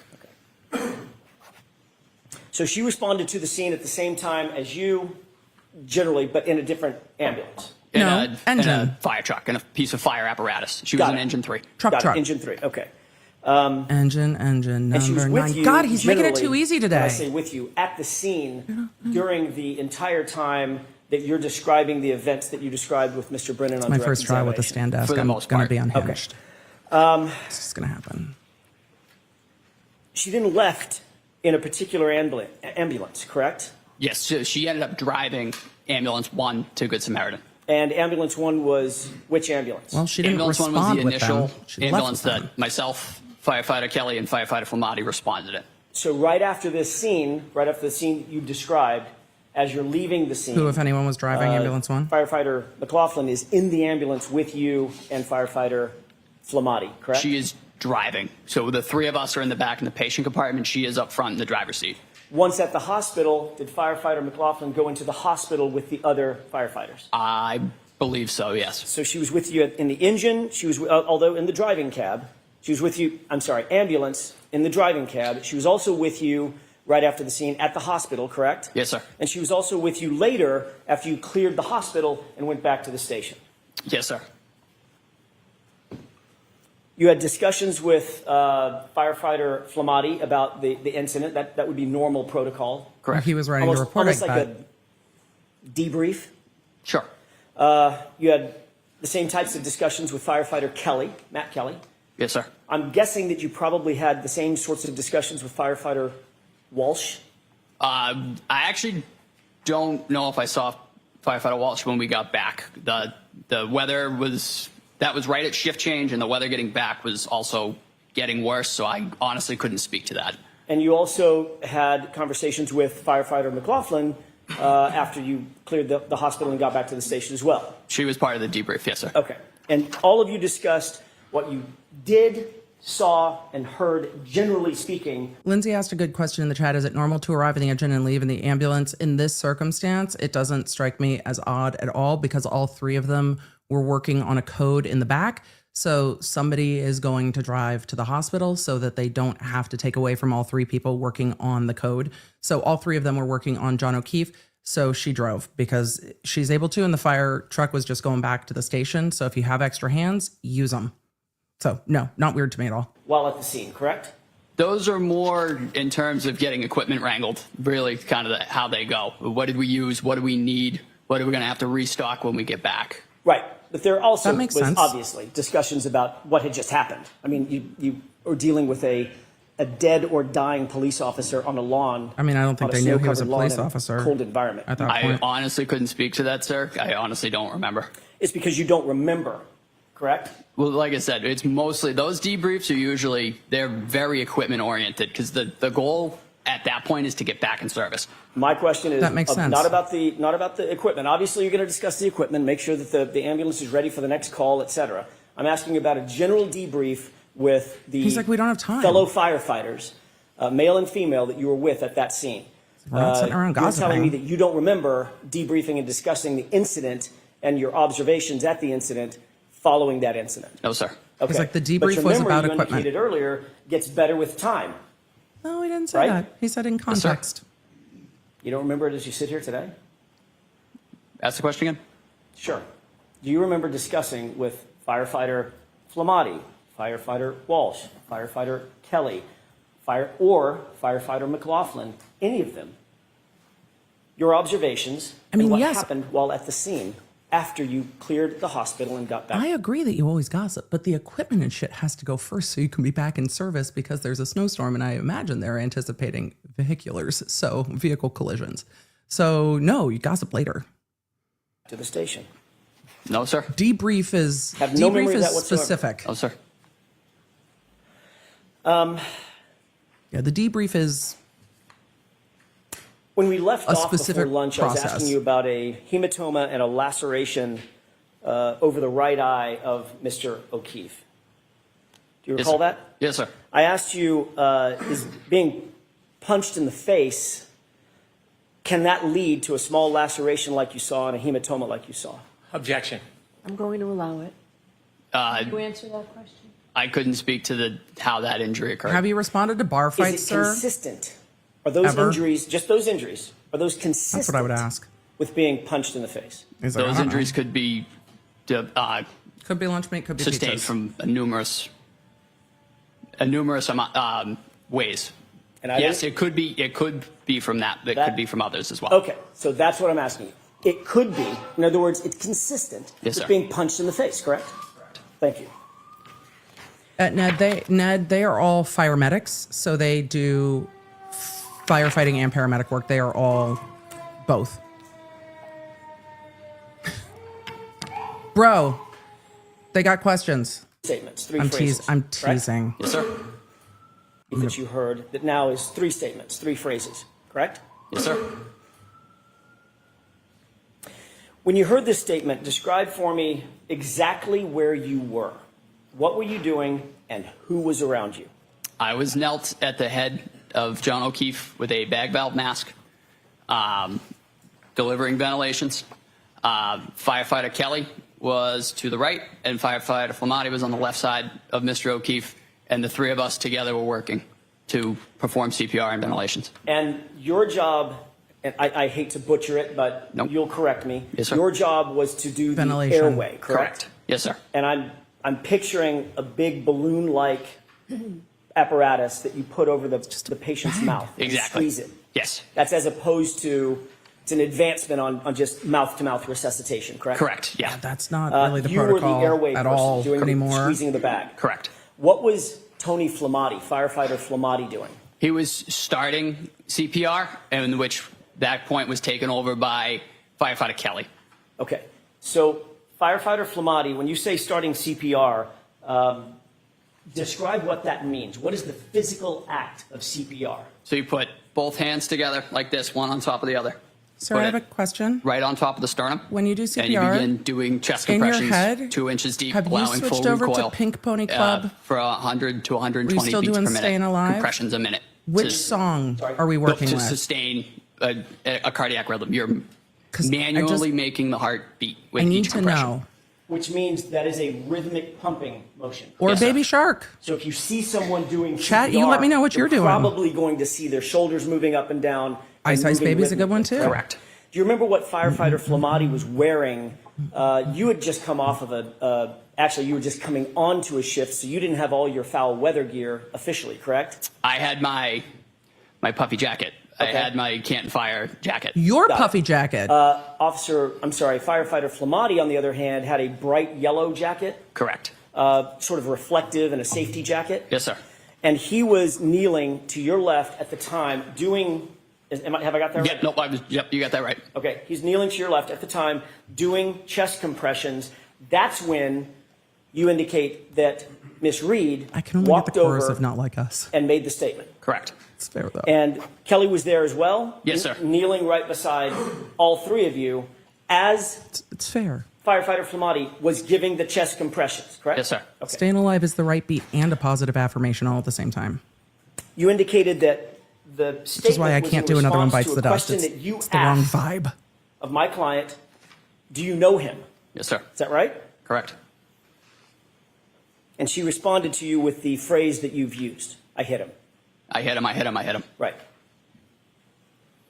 So it's absolutely clear in your mind when that statement was made. You were knelt down over Mr. O'Keefe. Firefighter Flamati was doing the CPR, and Kelly was with the both of you when you posed that question. Yes, sir. It's a very detailed memory. Yes, sir. You indicated, Mr. Brennan, that sticks out in your mind. Is that right? It does. So much so that you told no one about it. But that's not at all what you told Trooper Proctor on February 8th, just 10 days after this incident, is it? I don't recall what I told Trooper Proctor. I thought your memory got better with time. I don't recall that meeting.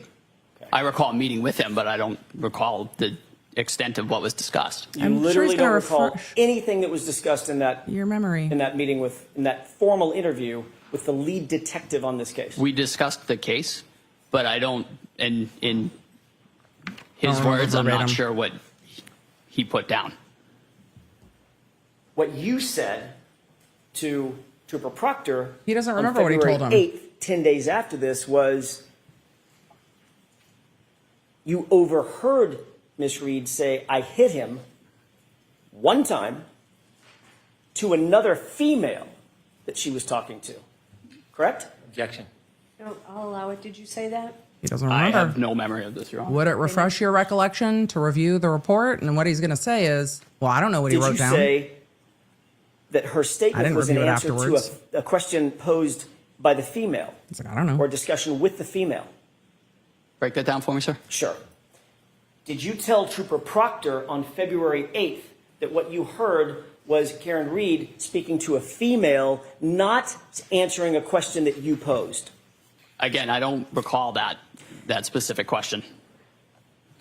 Did you tell Trooper Proctor on February 8th while you were rendering aid, and at the time you heard the statement, Miss Reed was actually praying over John? Your words, praying over John. He's like, I don't remember. I don't recall ever saying that. He's like, I don't recall hearing that before either. Did any of you remember hearing that? May I have just a moment, Your Honor? Yes. That wouldn't surprise me if she did, but did any of you remember hearing that? I don't remember hearing that. But he's going to say, well, if Trooper Proctor wrote that, I didn't check it afterwards. I don't know what he wrote. I said what I said.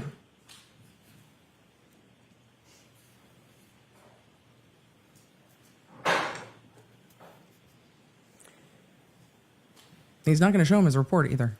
Did you say that you observed Karen Reed to have blood on her face from providing mouth-to-mouth breaths to Mr. O'Keefe said prior that to he your saw her arrival? with blood I on her remember mouth. Miss when Reed having testifying blood today. on her face, presumably from attempting CPR. Do you remember telling Trooper Proctor on February 8th that you saw her with blood on her face from CPR? I do. So you remember that portion of your conversation with Trooper Proctor? No, he remembers that Yes, sir. But from the night. Praying over John, Okay. praying over the victim, you don't remember. I don't remember ever saying that. And Ever. And the statement, I hit him to another female, you also don't remember that. No, sir. Would it refresh your recollection if you were to look at a report Yes, sir. authored by Trooper Proctor? Sure. May I? Say what I want. I also don't think well, it's his testimony, but if he's remembering things from the night but not what he said, he needs to be clear in his answer saying, from May I that direct the night, witness's attention I to the remember second page, Your this, I remember that. I don't remember what I told Trooper Proctor specifically. These are the things I remember. So, yes, Mr. Proctor. Some of you remember the praying from the first trial, some of you don't. I don't remember it. It doesn't mean it didn't happen. But I don't remember it either. May I approach, Your Honor? Yes. Then again, by the time this witness testified, we were so deep into who, if anyone, drove the ambulance that my mind had jumped the shark. Yes, sir. Does that refresh your recollection about your conversation with Trooper Proctor that he put in a report? It does not, sir. So as you sit here, you have no memory of what you just read in this report from Trooper Proctor, the lead investigator on the case? I have no recollection of ever saying that anybody prayed over anybody ever in this case. You did see it in his report, though. I see it there. You've admitted under oath that your memory of the events at that time, from that time frame, January, February 2022, is faulty, correct? No, sir. In your April 2024, it's April 30th, 2024 testimony from last year,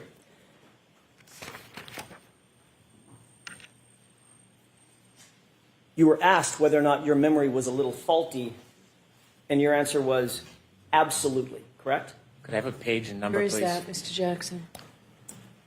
Volume 8, page 151. Because there might be lines context 14 to that. through 16. If he's talking about the puffy jacket, then there will be context to it on redirect. So page and line Lines 14 through leaves room for 16. objection. I'll just allow counsel to get that up. I'm going to zoom as counsel is finding page and line. Content to it, please. Okay. May I? Yeah, so do you intend to show the whole question? The whole question that I asked and his answer, yes. All right, and I'll give you the opportunity on redirect, Mr. Chairman, if it's not. Go ahead. Which is appropriate for the court to say, Is it true this that is for redirect. in I'm not answer going to to the stop question, Jackson's questioning quote, here. So it's fair to say your memory is a little bit faulty as it pertains to that time frame. Your answer was absolutely. What correct? time frame? From last year? What you testified to last year What time frame? about conversations that you had with Trooper Proctor around February 8th of 2022. Yes, sir. And you would agree, as you sit here, that your memory is still faulty about your conversation with him. With correct? Trooper Proctor? Yes, Yeah. sir. So you're not saying you didn't say that the statement was made to a woman, correct? Objection. Are you saying that? No, ma'am. Okay, next question. Thank you. And you're also not saying that you didn't say to Trooper. The court's like, I'm not going to rule on your objection. I'm just going to ask it myself. Did you say that? She does that a lot. Did you say that? Did you write it? Did you read it? Just get to the point. And there's times I appreciate the court just being like, I'm not dealing with you all. Is that what you said?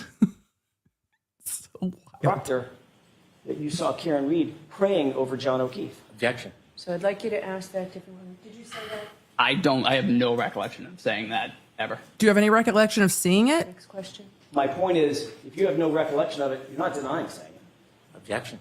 Are you denying saying it? Yes. So you do have a recollection that you never said it. No. Do you understand the difference? No, Nope. sir. I don't believe I've ever said praying. That's really not something that I would have said. I didn't see it that day. It didn't happen. I That's don't the remember question. ever saying prayed You didn't in see regards it to this case ever. You didn't see it that day, and it never happened. That was your words just now, correct? Yeah, didn't see it, didn't happen. That's what he Break said. that down for me. You didn't see it that day, and it never happened. That's what you're saying about the praying statement, correct? Yes, sir. And in that same exact statement, you also included the phrase, I hit him, correct? No, sir. In the statement that you made to Trooper Proctor? The report that Trooper Proctor wrote? Correct. Again, I don't remember ever saying the words praying over him. I do. Y'all starting to appreciate witness one, day one? Why all witness statements should be recorded? Just record it. Just push play. You can record on anything. It's not like it's hard technology. Just record it. Record it interview room. Turn on your body cam. If you have a work cell phone, turn on your work cell phone on the voice note app. Just record the witness statements. And then we don't have to fuck around with, did you say this to this trooper? Did you not say this? Did somebody misinterpret you? Did you not? Record the statements. It was 2022 when this happened.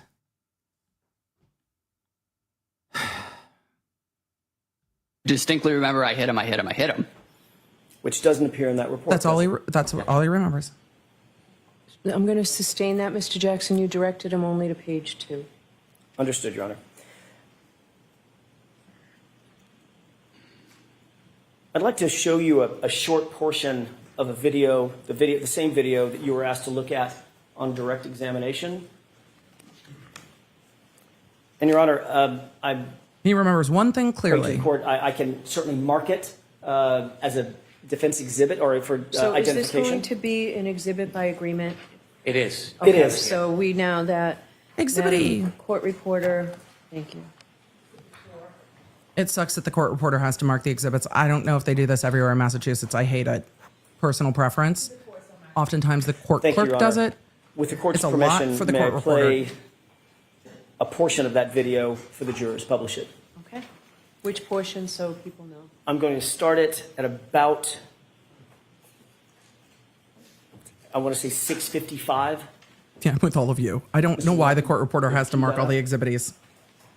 But, again, not recording witness Before you play statements it. is a mess. Can we have it on that screen as well, or is it only playing to this screen? There were times I would complain I don't know. when law enforcement wouldn't turn off their recording, Still when they would indicated like as well.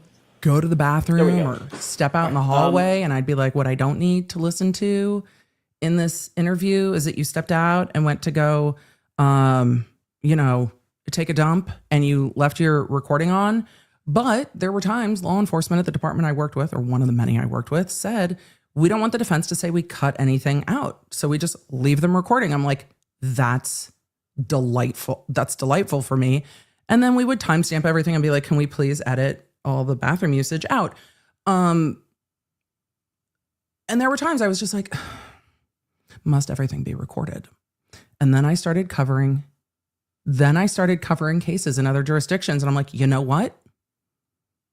I'm not mad. You know what? I'm not mad. I'm not mad. I'm not mad. I would rather have you record everything. I would rather have you record everything than record fucking nothing. Before we play it, can I ask you a quick question about this? Sure. It appears that this is paused. Do you recognize this as being the same video that you were shown this morning by Mr. Brennan? I do. All right. Describe the scene. So that is 34 Fairview Road. The lights in the background, I believe it is either right as we pulled up or right as we're pulling up. No lights on the house at 34 Okay. Fairview. Same dash Not a cam light. video. Sir. Can we scroll this to the 6:55 runtime spot, please?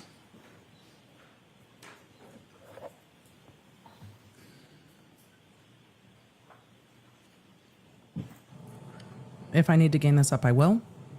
Pause it. Okay. Do you see the individual on the left?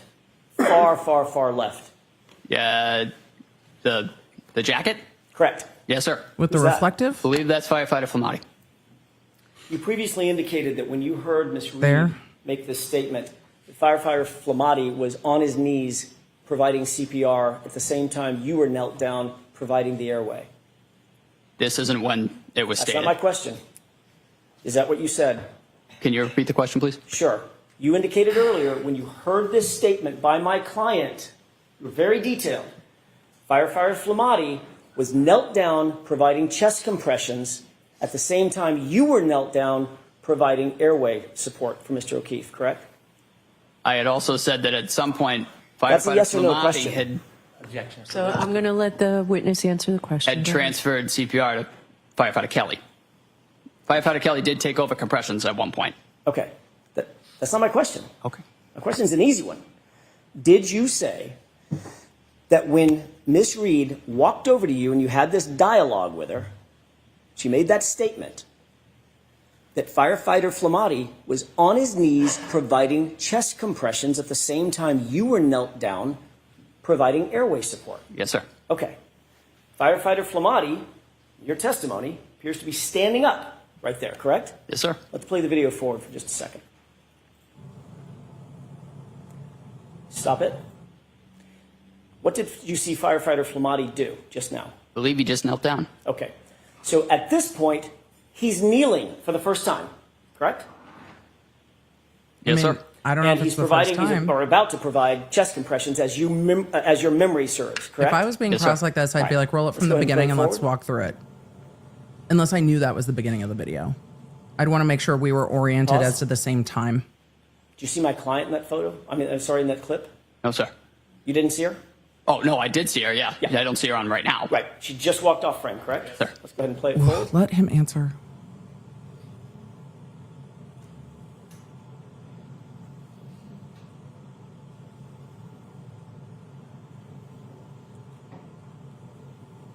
People are, it looks like somebody Stop it. with standing up. You see my client walk back into the frame? Yes, sir. At this point, you were watching firefighter Flamati. He appears to be now providing CPR, correct? Yes, yes, sir. Okay. And my client is nowhere near you, correct? At least for this clip. No, sir. Okay. Correct. And the clip that I just played before, the few seconds that I played before, nowhere near you, correct? Correct. Is that right? Yes, sir. Let's go ahead and play it forward.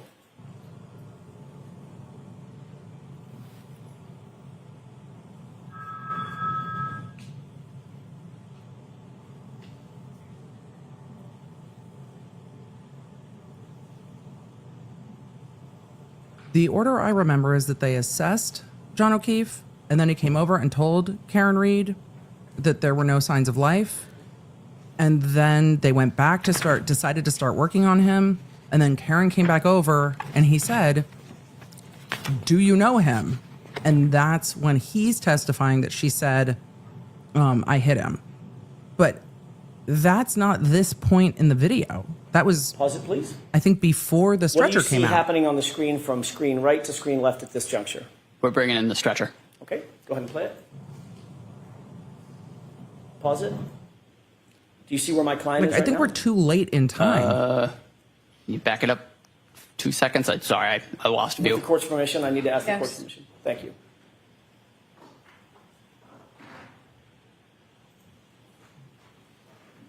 Okay, let's go ahead and play it. Pause. Did you see my client? Yes, sir. Where is she in the frame? Behind that other individual. Behind the SUV? I believe she's in front of the SUV and behind the other individual.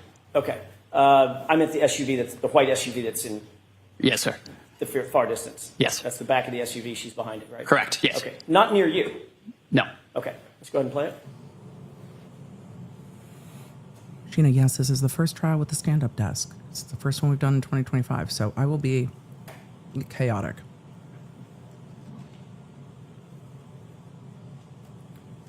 Go ahead and pause it. Do you see what firefighter Flamati is still doing throughout this entire clip? Chest compressions? Okay, let's go ahead and play it.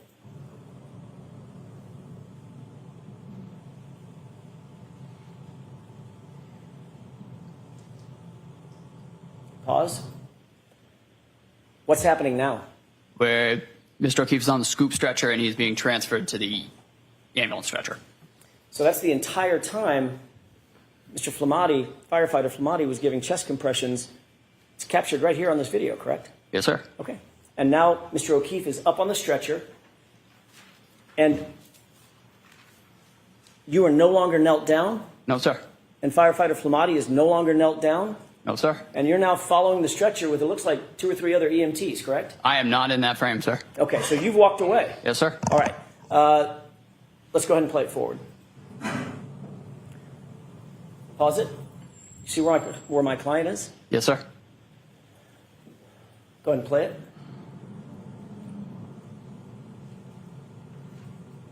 Do you see firefighter Flamati or firefighter Kelly continuing to give chest compressions? Yes, sir. Which one is that? Do you know? I believe it's firefighter Flamati. Flamati? Believe so. Okay, so he's still doing all the chest compressions from start to finish? Yes, sir. Okay.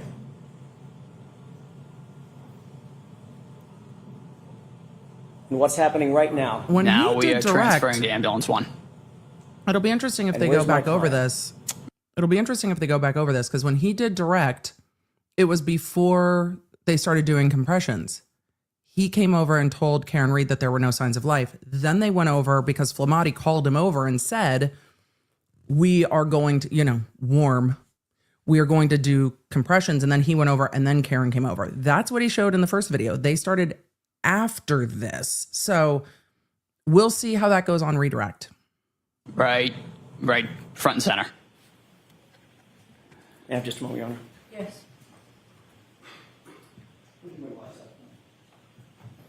Thank you guys for the compliments on the half up, half down here. I appreciate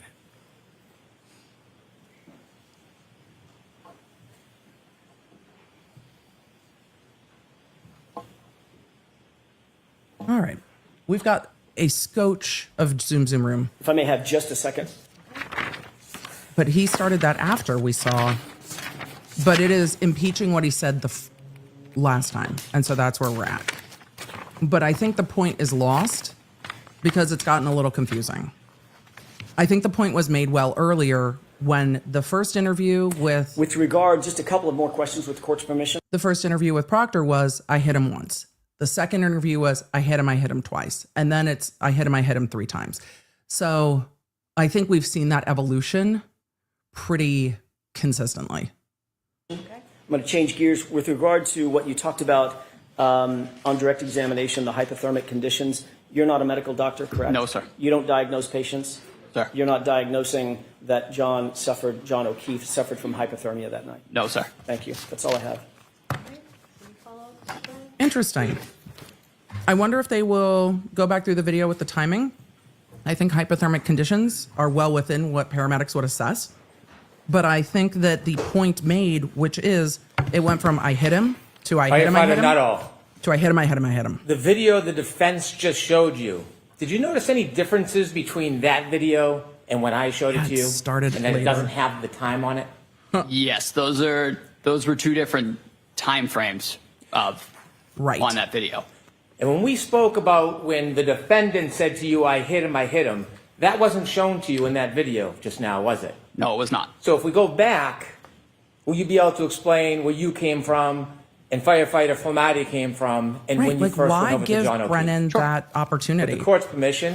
Why Ms. give Brennan the Gilman, if you opportunity could to start fix it? That video, I think it is 6:11, please. Because that's a fair point. Now stop it there. Do you see that this exhibit has time? The timing was much different in the way it was shown on direct. Also, I think that it gives the prosecution an opportunity to be like, see, the defense is misleading you. But the evolution of the I hit him, I don't know if that'll get overshadowed between where in time we are in this video. We'll see. Stamp on the top Yes, sir. Okay. Jackson's questions were Please misleading. continue.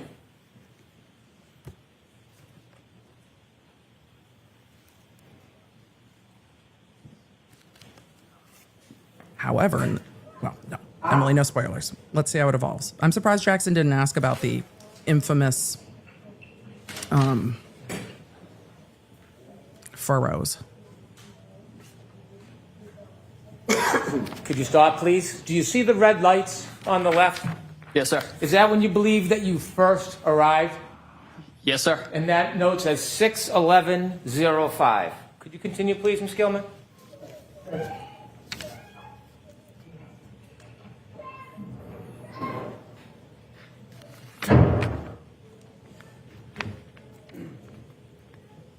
It's a Please good watch to redirect the so left. far. Stop, please. Is that when you first arrive and walk over to help John O'Keefe? Yes, sir. That's me. I'll note Brennan's that the yelling because he timestamp wants is the jury to feel mad 6:11:21. like they've been misled. That's why I think he's yelling. He might just be excited. Continue, please. We'll see. But also, he's at the microphone. I think this might have been his volume the whole time, and he just wasn't at the microphone. This is Stop, where please. he comes Did over you and see says, firefighter Flamati come after you? Yes, sir. Was any of this shown to you during those questions? No, sir. No. Continue, please. This is where he tells her no signs of life. Right, this is what we saw in direct. And she reacts to it.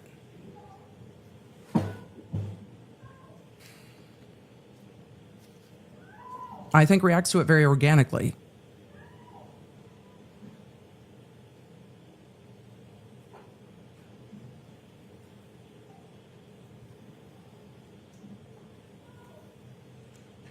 Stop, please. Do you see the defendant in that screen? Yes, sir. Do you see her moving from right to left towards you? Sustained is to the form. Okay. What direction do you see her running in that screen from right to left? Yeah, she's screaming no. She's running towards where the three of us are grouped. Okay. Please continue.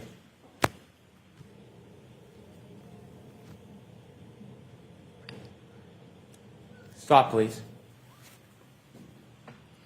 Now, where is everybody? Break down where Is it everybody at is. that time There's the a lot of defendant bodies. said to you that she hit him? Yes, sir. There's a lot of bodies standing up, though, Brennan. Who's kneeling down? And you remember that? I do.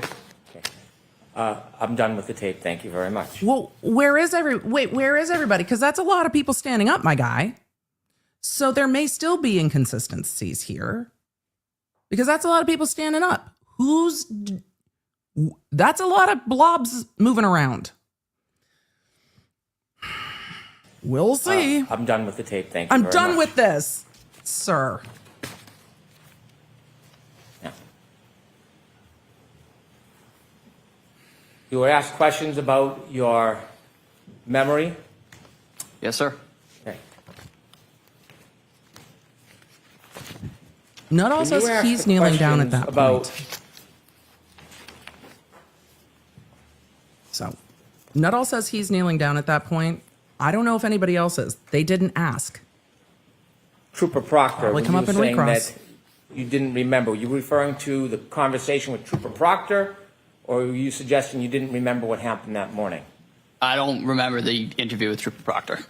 I remember it happened. I don't remember the substance of what was discussed entirely. I remember we discussed that morning, but Do you know if that conversation was recorded or just a conversation between you and the trooper? I do not know if it was recorded. You asked questions. I want to ask you about questions on Mr. O'Keefe, and you mentioned that there was some type of blood clotting on the back of his head. Yes, sir. Okay. You noticed there were abrasions on his right arm. Yes, sir. You noticed there was a hematoma on the right side of his head. Yes, sir. Did you see any bruising on his right knee? Don't recall, sir. Did it stand out to you that all of his injuries, all of them that you saw, other than the cut on the back of the head, that they were all on his right side? Yes, sir. Did you notice any hematomas on his left side? I did not. Did you notice any scratches or abrasions on his left side? I did not. Did you notice any marks that would be consistent with an altercation on the left side of his body? I did not. You were asked about the cause, and you said that you don't know the cause. You weren't there, were you? No. Chat, it is supposedly a nefarious hematoma. It just is. No, sir. You asked if it was consistent with being punched, and you said it could be. Yes, sir. Could it be consistent with being clipped by a car? He's saying hematoma, not hematoma. Sustained is to the form. It's the height of hypocrisy You for were asked me questions about clothing, to be upset about his Yes, sir. pronunciation. and you had at one point said you thought that Mr. O'Keefe was wearing a winter But alas. jacket. Do you have any memory that when you first got there, or when you first got there, do you have any memory whether there were any towels wrapped around Mr. O'Keefe's head? I remember there was a white cloth of some sort on the scene. Okay. What? And when you were asked about your memory regarding the clothing, was the clothing... Did Karen Reed put a jacket on him? I know she was like laying on him trying to warm him up. I don't know if they grabbed anything out of the cars. I don't remember. But she doesn't have a jacket on. Did she put a jacket over him when she was laying on him? Because it seems that when she got to see, well, we'll hear all this again from Jen McCabe and Kerry. Then when she got on scene, she was trying to warm him up. That's my question. Of what was utmost importance to you at that time? No, sir. And why is that? I was, again, focused on They were trying Mr. to do O'Keefe's something to airway warm and him up. ventilation. Okay. Yeah, they put something on him. And when you were asked about the clothing, do you remember if you added anything else about your certainty or uncertainty about clothing when you previously gave a statement or testimony? I believe when I testified last year, I did note I had no part in removing any articles of clothing or anything like that. That was not my job in the back of the truck. Do you remember any recognition of the fact whether you were certain or not about clothing? Repeat the question, sir. I'm sorry. Well, is there anything that refresh your memory about what you had said about clothing? Objection. Ask a different question first. You had mentioned that you had some difficulty about clothing. Do you remember what you had previously said? I remember there was some difficulty of getting the individual's fingers through clothing just because they were so cold. They were difficult to manipulate. Just they really was not conducive to getting clothing off easily. It's a bad answer because it was a bad question, Brendan. He doesn't know what the fuck you're asking because it was not a good question. You met with me 3 times? Yes, sir. I had not met you before any of your prior testimonies, had I? No, sir. Do you remember meeting with me and discussing this case with me? I do. Do you remember me asking you to tell me what you remember? I do. Do you remember what I told you about testimony when you come into court? Yes, sir. Clear, What tell did the I tell truth. you? I remember we discussed that just tell the truth. Did I tell you that it doesn't matter? There is no side. Be Doesn't clear, tell matter the if it truth. helps or hurts. That you just tell That's- the truth. Yep. Sustained. Yep. Did I ever suggest to you that you should stick to a story? No, sir. Did I ever suggest to you you should offer Brennan. your testimony in any certain way? No, sir. When I talked to you, did I ever ask you to say anything about your testimony to this jury? No, sir. Other than what? Speak to the jury. Did I need to tell you to tell the truth? No, sir. And in telling the truth, did the defendant say to you, I hit him, I hit him? I'll allow it. Yes, sir. 3 times. And in fact, do you remember, in addition to her saying, I hit him, I hit him, I hit him, when you asked her the question, kneeling down over John O'Keefe's body, do already you compound. remember if you ever talked about other times that she said it, not to you? I do not. Okay. The answer is I do not. Next question. Okay. Yeah, it was compound AF.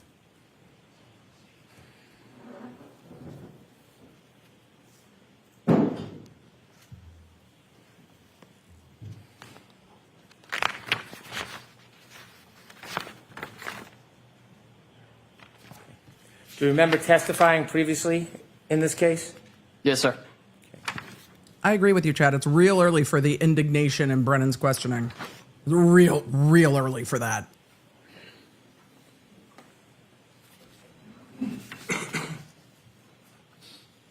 But we'll see. How it resonates to us and how it resonates in the room are not necessarily the same thing.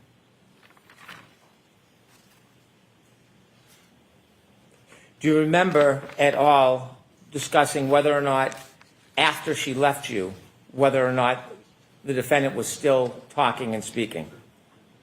I'm sorry, sir. Repeat the question. Do you remember after the defendant left you and made that statement to you, do you remember did What? you hear her speak to other people after you? I heard her having conversations in the background, but that was not my focus at that time. Okay. And during those conversations in the background, did you hear her talk about that same issue again? He said he wasn't paying attention. I believe she said it several times, but the 3 times she said it to me were what stuck out to me. Okay. And when she said it to other people, it wasn't directly That's not to what you? he said. No, sir. Yep. So watch the form of the question. Yep. That's when she leading said it and it to misstates what he When said. she said it to other people, do you know who she said it to? I do not. It still I'll allow it. it still The misstates. answer is I do not. Emily, shut up. You're saying the same thing Do as you Jackson. remember when she said it other times who she said it to? I'm going to see counsel at sidebar for this. What do you need a sidebar for? It misstates what he said. Why do we need a sidebar? Misstates the testimony.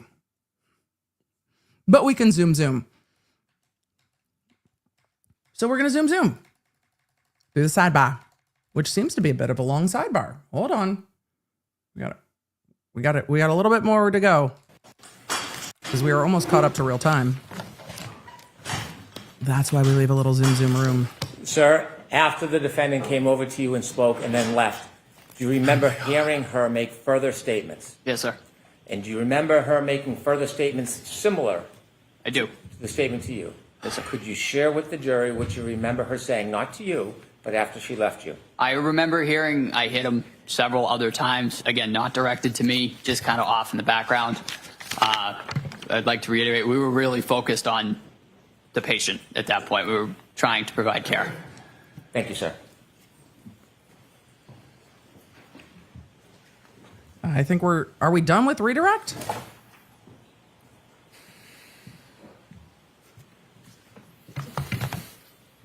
So now, Recross. after Mr. Brennan asked,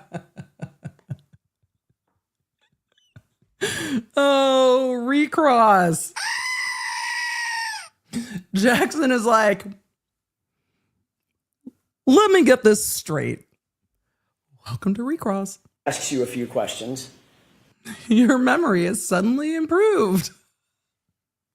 He's just watching Jackson walk up to the podium going, oh boy. I backed it up a little because it was just, so now, it needed a moment. after Mr. Brennan asks you a few questions, now you remember her saying, I hit him a bunch more times. Correct? I remember hearing it in the background Say several Drake. other times. Really? Sir, Never mentioned that on direct examination, did you? I don't remember being asked about it, sir. I remember saying what was asked to me. You were asked, did you ever hear the defendant, Ms. Reed, say anything about I hit him? And your answer was, she said to me, in answer to my question, I hit him, I hit him, I hit him 3 times, and that's it. He walked away To from me. the mic. You didn't clarify that, oh my gosh, she's running around like a chicken with her head cut off, screaming I hit him to everybody else in the That misstates testimony. It was, again, it was behind me in the background Right. as I was providing patient care. Again, that was not my Chicken on the focus. soundboard. Okay, so you didn't really hear her say anything in the background, because you weren't focused on that, right? I remember hearing a generalized commotion in the background, but again, that was not our focus. So generalized commotion Generalized commotion is not the same as hearing distinct statements. It's just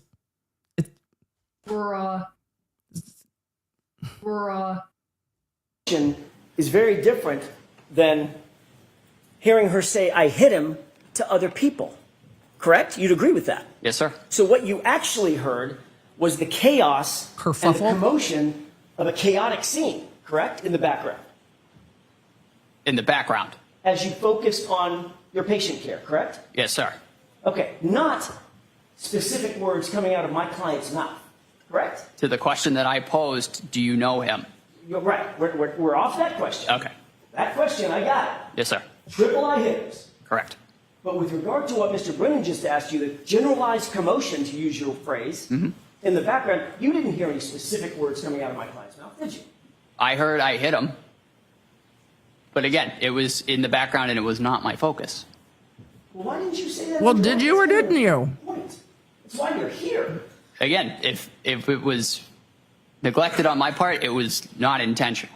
Not intentional to neglect that part for the jurors on direct examination. No, sir. Certainly not intentional to neglect that part of your testimony on cross-examination. No, sir. But you decided to bring it up on on recross examination when Mr. Brennan is asking you questions. No, redirect. And That it was redirect. asked of me. Yes, And sir. it was after, of course, that your new statement that you've never I'm surprised testified that's not before, objected to. ever, is this generalized commotion included a bunch of I hit hims in the background, correct? Sir. And that comes Sure. after you saw the video that clearly shows that when you describe having heard this statement, my client was nowhere around you, correct?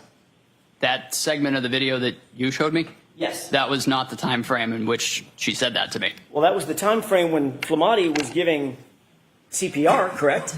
He was doing CPR down prior to that as well. Really? Yes, sir. Well, you just testified that you saw him standing up in a big yellow jacket. No, that's a and then different kneel down point in the and video. start giving CPR. We just watched that video.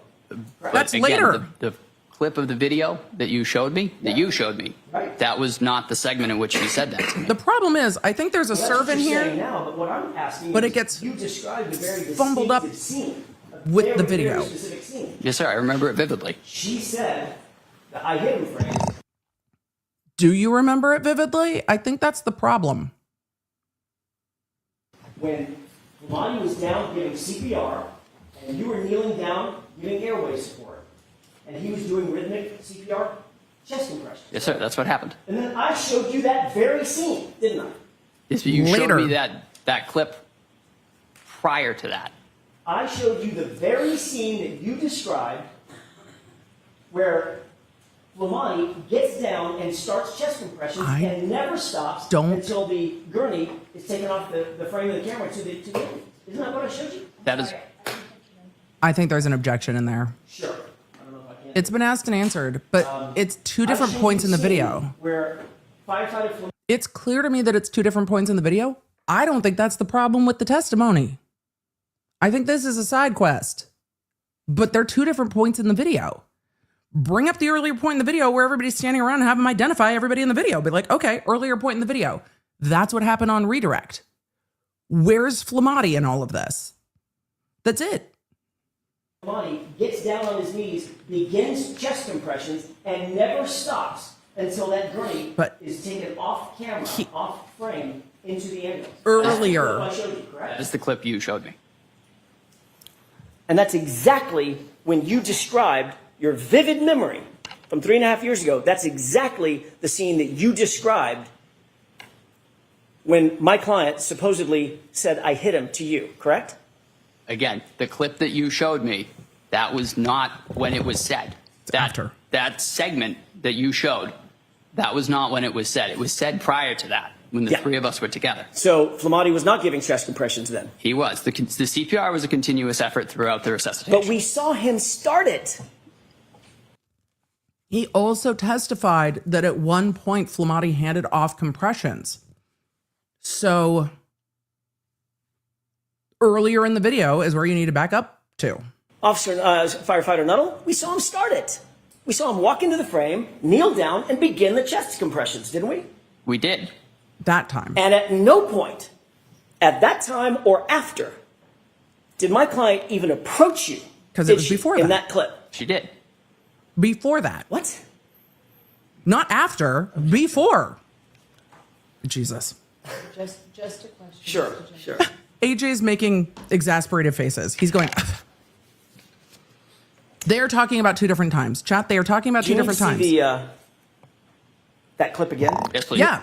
And in them talking about two different times, Jackson's point is getting lost because it's clear that they are talking about two different points in time in this video. And it is losing Jackson's point because it looks like Jackson is being intentionally misleading when I think there are other problems in this testimony, this is not the problem. So Jackson has not backed up and made clear that this point in time when you're saying it's happened is what you're saying now. But in previous testimony, what you said was this. So that's where this is getting lost, because Jackson is trying to make the point, but you described this scene and he's like, I showed you in the video earlier and you're not showing me the earlier part. And so it's getting who's on first. We're not going to show the video again. We've seen two I think you videos. should. Which one is mocked? I think you should show the video again. Don't stop it. Don't stop me now, Your Honor. Right. It's the exact same video. One has timestamp, one doesn't. Don't stop it now. You let them clear this up. It's a mess. It's a fucking Just to be mess. clear, you Nothing's described clear. a very detailed scene I'm in moving this which chair.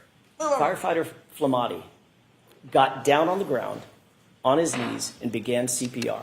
Yes, sir. We saw a clip that it played fully through. Mm-hmm.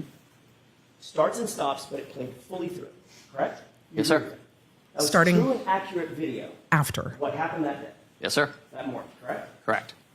And from the time firefighter Flamati began his CPR, he never stopped. But all the way through until the burning was taken off the camera, correct? Correct.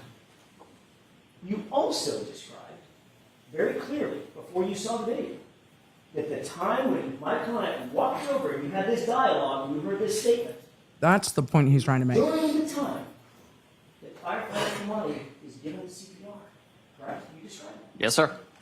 But when we actually see firefighter Flamati giving the CPR, as per your description, at no time did my client walk over and have a conversation with you, did she? She did in the video. Right. In the portion that Mr. Brennan played you, Yep. was firefighter Flamati giving CPR at that point? As I said previously Was as well. he or was he not? Yes or no? That's the point. Objection. I'm going to let the witness answer the question. Yeah. Objection. Firefighters Kelly and Flamati were trading off CPR. Tony started doing CPR, and it was passed off at one point to Firefighter Kelly. Firefighter Kelly at that time was a BLS EMT. That's the point. Firefighter Flamati was a paramedic. They're going to move towards Firefighter Kelly performing CPR because at that time his skill set was not as advanced as Firefighter Flamati's, as Tony's. But they did switch off. That is a routine cardiac arrest. We switch off compressions. But the video that Mr. Brennan showed you was earlier in time, a few seconds This or a minute is or the two point. earlier. Yes, sir. You'd agree with that, correct? I would. There And we are. firefighter Flamati had not begun CPR, had he? I don't believe so. That's right. That's He the hadn't. point. But that's the time that my client walked over your general area, correct? Correct. Before CPR was started, correct? CPR was started immediately, sir. Can we wrap this up? Nope. No, if we can, Judge. Nope. Give you a couple more minutes. No. You can't make him wrap this You up. understand the You can't make him wrap this up. Because Jackson is getting to the point where he is spelling this out more clearly because now he's referencing the difference between what's in the video and what's in the testimony. confusion? Objection. Sustained. All right, a couple more questions on this.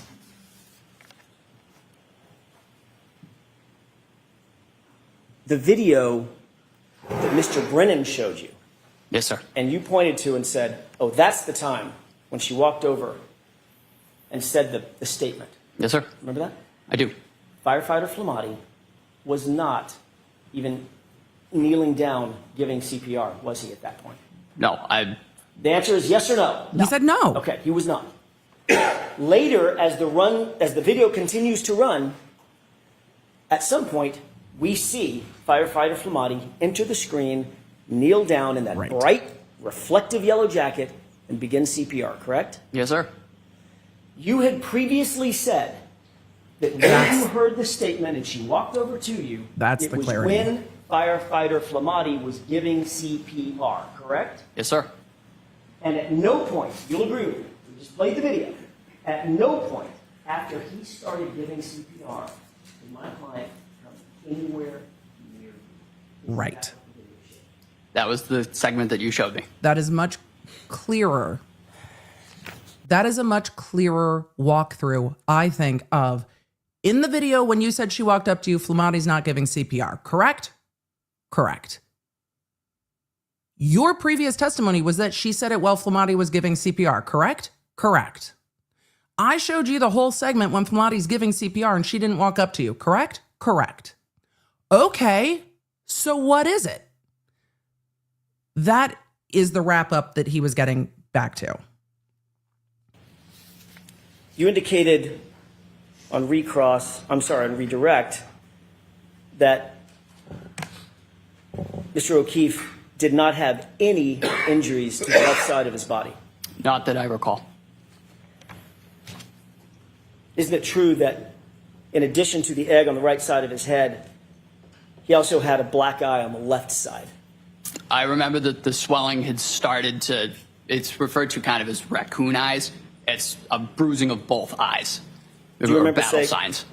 Do you remember saying, in answer to the question, did it look like in addition to the egg on the right side of his head in the front, did he also have a black eye on the left side?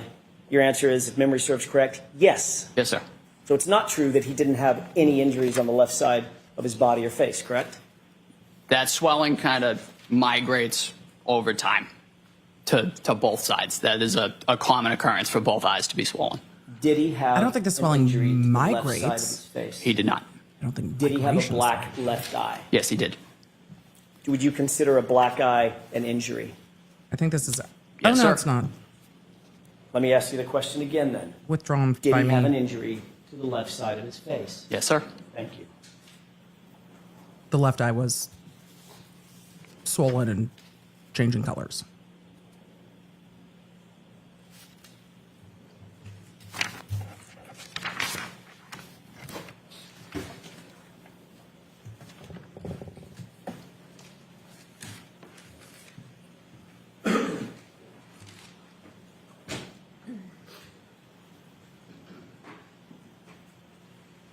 All right, I'm going to zoom, I think, as he walks back. Yard. Oh, Yes, nope. sir. Indicated I jumped the shark that it too was early. a chaotic scene outside on that front yard. Yes, sir.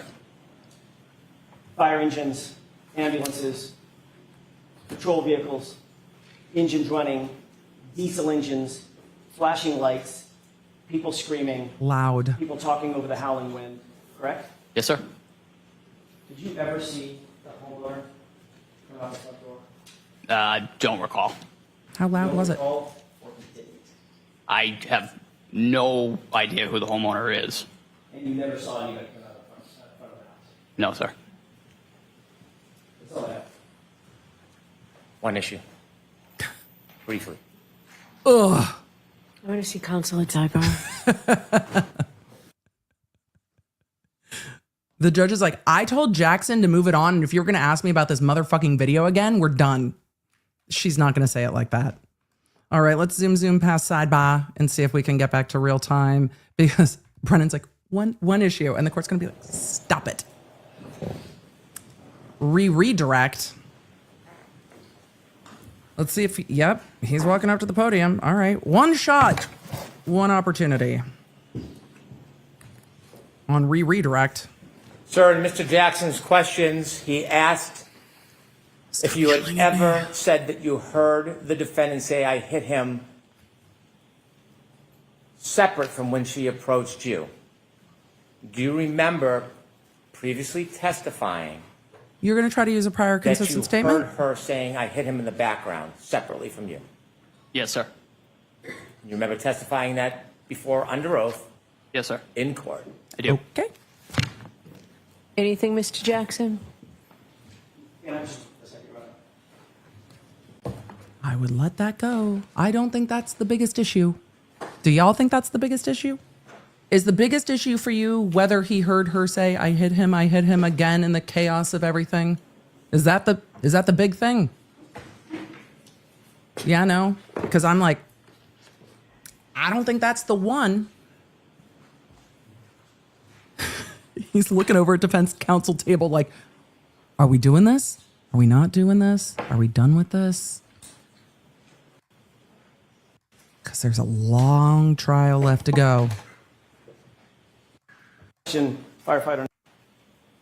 I went too far. Yes. Just a quick question, Firefighter Nuttall. When you were asked to recite your memory of that day on February 8th, 2022, just 10 days after this incident, did you ever say that you heard in the background, Answer's going to be I don't hit him remember. over and over again? I don't recall. Right. All right. When you testified at the grand jury, last question. When you testified at the grand jury, did you ever say that? I don't recall. But again, your memory is better now than it was then. That's objectionable. Yes, sir. All right. Done. Well, witness one. All right, your next witness, Mr. Brennan. Thank you. The Commonwealth calls Kerry Roberts. Really? That'll be interesting. Miguelina. Alert the Lawnards. Alert the Lawnards. Kerry Roberts is next? They didn't cross-examine Kerry Roberts last time. I found Kerry Roberts' testimony to be some of the best testimony In the stand, I did have an exhibit in this trial. Play for the jury. I'm very interested that this we're is going to clip Kerry 2. Roberts next. No objection. Wow. On the defense. No, you haven't. I found. I think This they're is an going to. exhibit. They're going to get Yes, through the Your rest of the day Honor. with Kerry. They're not going to finish Kerry Roberts, I don't think. Do you have something for the court reporter to mock? And we're going to play a clip, it seems, from Karen Reed's interview with Discovery ID before Kerry Roberts comes on. This is a very, very different pattern. And I wonder if they're going to use this clip of what Karen Reed said to contrast with what Kerry Roberts said. But I thought Kerry Roberts was a very good witness. We'll see. We'll see. For those of you asking, who is she? She'll tell you. Don't worry. She'll tell you. She was there that morning.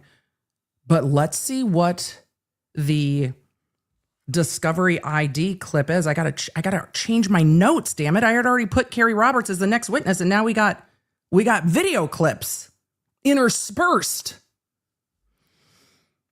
Oh boy.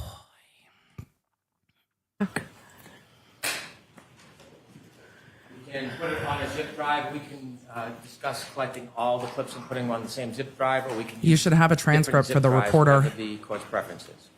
So we need something. So You we should need have something physical. You can play. You should have a transcript for the reporter, and you should have a thumb drive or a CD. You're not new, dude.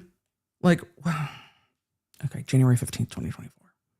Putting them on the same zip drive. You know how or this we can works. use different zip drives, whatever the court's preferences.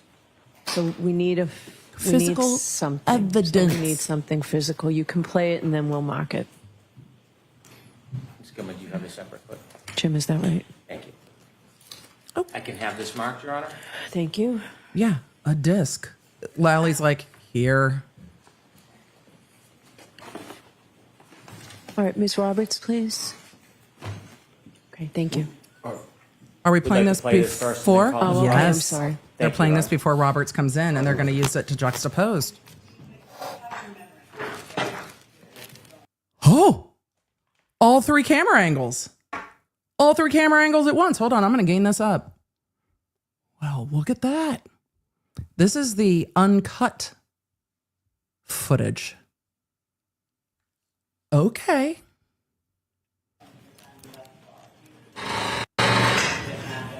I'm gaining this up the best I can. I remember it, but I question, do I remember it because it's been relived so much? I mean, when I see the video of me driving from the waterfall, like what I just described, tapping the brakes when I crossed the intersection, Washington over Sherman Street, do I actually remember that I kind of slowly proceeded through that green light? No, I don't actually remember that. But I've seen the video so many times that you then question, did I remember on my own? Or was my memory jogged? But I also wondered, did I say, could I have hit him? Or was it told to me that I said I hit him? And I knew I never could. Hold on, I'm going to back that up. I gained it up too much, and then it got really loud, and I'm backing it up because I want to hear it again. Sorry, y'all. I ungained it.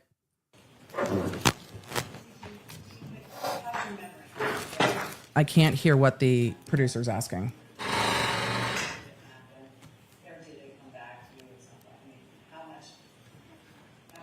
We're going to need to timestamp I this. remember it, but I questioned, do I remember it because it's been relived so much?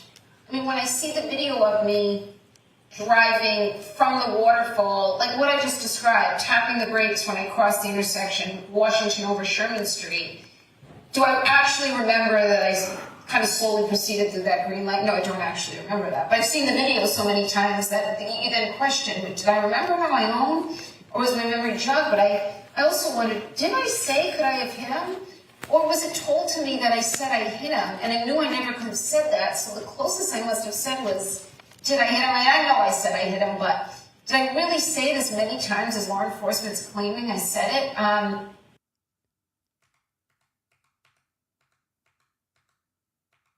I heard her say, I know I said I hit him, but did I say it as much as law enforcement says? But she's also saying, did I say, could I have hit him? So I'm going to back that up because I think she said, I know I said I hit him, but did I say it as much as law enforcement says that I do?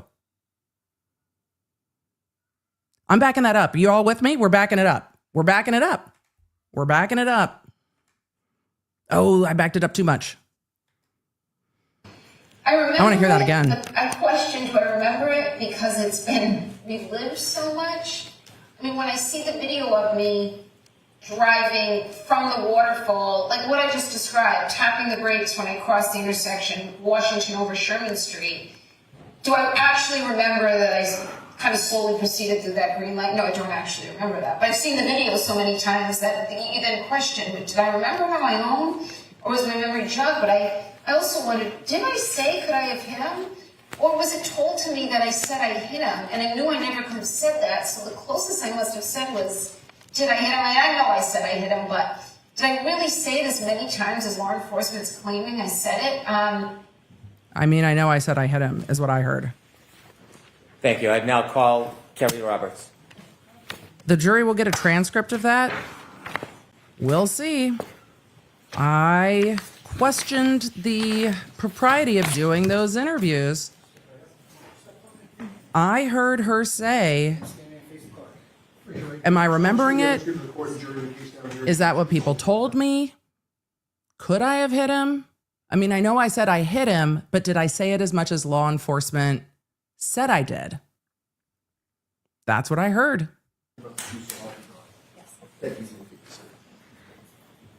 The jury will have a transcript of that. I'm sure the internet will have a transcript of that in about 10 minutes. But now we're getting to Kerry Roberts. All right, Mr. Brennan, whenever you're ready. Thank you, Your Honor. Ms. Roberts. Good afternoon, ma'am. Dude, stop yelling. Good afternoon. Could you please introduce yourself to this jury? Hi, my name is Kerry Roberts. Ms. Roberts, where do you live? I Interesting. live in Canton, Massachusetts. How long have you lived in the area for? I was raised in the Boston area, North Shore, South Shore. I went to high school in Braintree, and I moved to Canton about 12 years ago. Do you live alone? No, I live with my husband and 2 children. How old are your children presently, this day? My son is 13, my daughter's 15. Do you work? Yes, I do. Without identifying specifically where, can you share with us a little bit about what you do? I'm an executive assistant, and I've been with my company for 18 years. Ma'am, if you could just move the microphone just a tiny bit closer. I can hear her Thank you very much. well, but in court, I wonder if they can't. You have 2 children? She said that, Yes. 13 and 15? Yes, And you live in the area? yes. I want you to tell us whether you know a person by the name of John O'Keefe. Yes, I do. Her willing to testimony share about with us John when is you just first met Mr. heartbreaking. Well, I went to high school with John in Braintree. He played soccer, I played soccer, so we probably hung out in middle school, but we went to 2 different middle schools. And then I hung out with him more in high school. He was a year older than me. His sister was 2 years older than him in school, and his brother was younger, so at some point I was in high school with each of his siblings. Did you at some point become friendly with John O'Keefe? Yes. Could you tell us about that? When his sister Kristen passed away, and then her husband Steve passed away, they lived in my neighborhood. John took over for the children and moved into my neighborhood as well. When John took in the children, did you offer any assistance or any help to him? Yes, before John was even going to take over, he was going to potentially move in with his brother-in-law and the children to help out.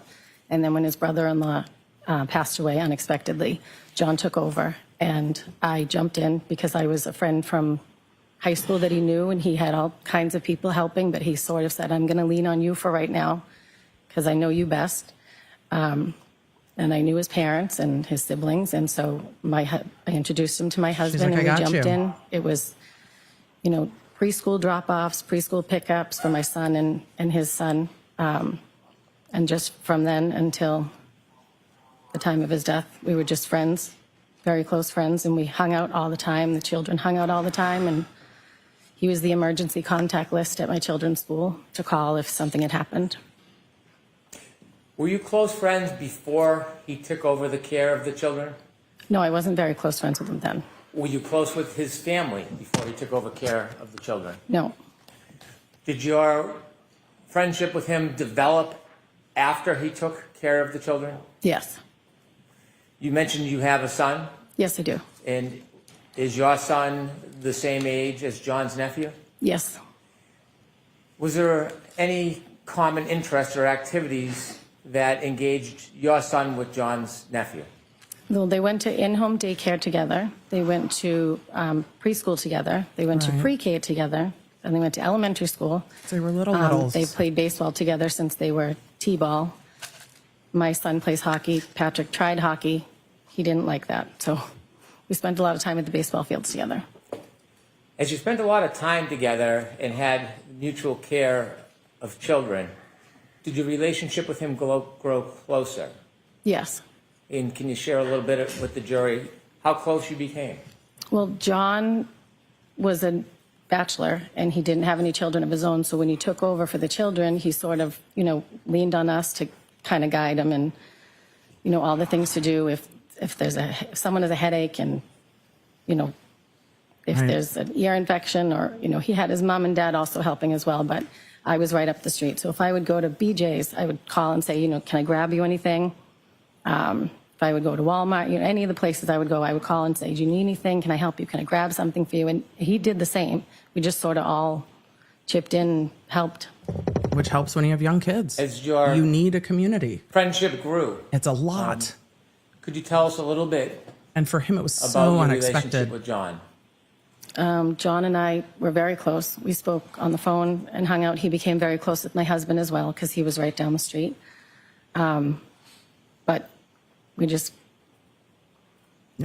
had a friendship, a very close friendship. This witness Tell us humanizes about John the day-to-day best of all of the activities and how you witnesses try to assist John with the children. that we saw last time. Well, John moved across town. I don't remember when. I forget how many. Patrick, I think, was in 5th grade or 4th grade. And I would take him home with me on Wednesdays because John would be working. So it was more of a, if he was at my house and my daughter needed a ride the other side of town, he would take her with him. We were just very close friends. We did a lot together. We would do baseball tournaments together. We would have drinks together. We would, all the things friends do. This witness was a percipient witness that morning. So we'll get there. But no, not just to bring sympathy. She is also a percipient witness, but she does explain what was going on in John's life leading up to this, which is part of the prosecution's case. Again, she was very good friends with John, and that information all came in an opening this morning. It's interesting to me that she's the second witness. I think at the last trial, I said, I'm surprised they didn't bring Kerry Roberts in sooner. And I think bringing her in as the second witness is solid. Grew closer to John and helped with the children. Did you become closer with his family? Yes. And who specifically did you become closer with? Mrs. O'Keefe and Mr. O'Keefe, his John's parents. parents. And Paul, I would see from time to time, but not a lot. He doesn't live in Canton. But Mr. and Mrs. O'Keefe would be there all the time to help as well. And Mr. O'Keefe would take my son and Patrick, the nephew, out to Dunkin' Donuts all the time. Can you tell us a little more about the collective effort of it took less than a day before Duncan got brought into this case. There was a lot of us that jumped in to help. It was not just me. There was a lot of Kaylee's friends' parents that jumped in and helped for Kaylee, his niece, and Patrick. There was a lot of us that helped out with Patrick. All of the community all came together to help him because there was this guy that just lost his sister and brother-in-law, and he stepped in to take care of these two kids, and he didn't really know what he was doing at first, but he got the hang of it pretty quickly. You have a son that shared a lot of interests with his nephew. Yes. He also had a niece. Yes. Did you spend more time helping with his nephew or with his niece? With his nephew. Were there other people in the community what these kids went through who spent just more kills time me. helping with his niece? Yes. And who was that? Jen McCabe. Did you know Jen McCabe? Breaks my heart. I had met her once. John got a discount at Reebok, so he would take the kids, well, he would take anyone with kids up with him to get shoes, like sneakers for back to school or whatever. So one day he did take Jen and I up to Reebok, but other than that, I never talked to her on the phone. I never saw her out. Her children are older than mine, so we never really crossed paths. They had sons the As it same relates age. to They spent time together. the night of January 29, 2022, how much earlier was it that John took you out with the children and Miss McCabe out with her children to get sneakers? How many years before that? Years, like 6 or 7 maybe.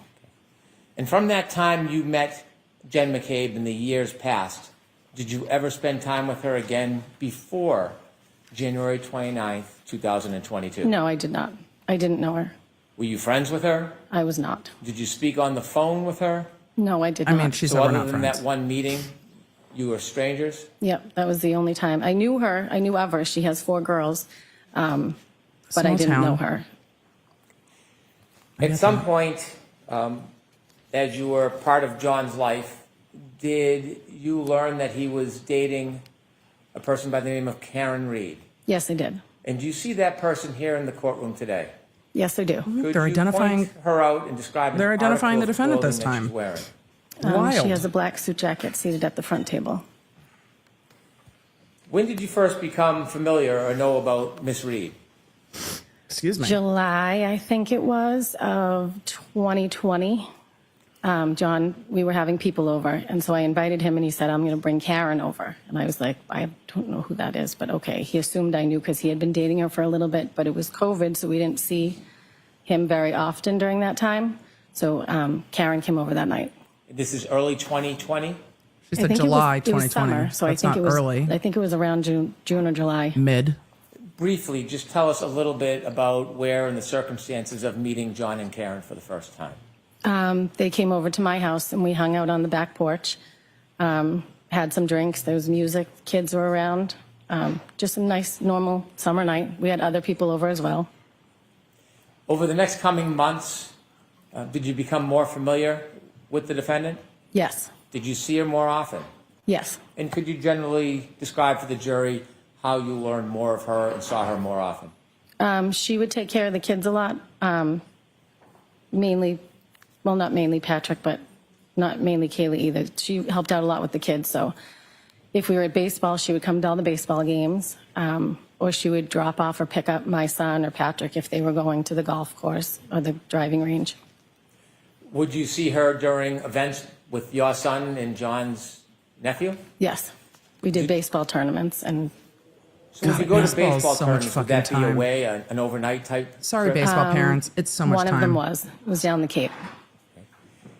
How often would you spend time with John and the defendant? Not that often together, but John would stop by himself. My husband would go out more with John, but I didn't spend much time with the two, not a lot of time outside of the baseball field. Did you become friends with the defendant? We were friendly. Did you ever spend time alone to go out or socialize? I did not. Would you see her? No, when they're you would baseball pick parents. up or They're always drop at off baseball. kids, or she would pick up or drop off kids? Yes. Did you ever speak to her on the phone? Yes. In relation to what? Corresponding with the kids, pick up, drop off, mainly Ryan and Patrick, not about Kaylee. Did you ever spend any important dates or times or holidays with John and Miss Reed? No.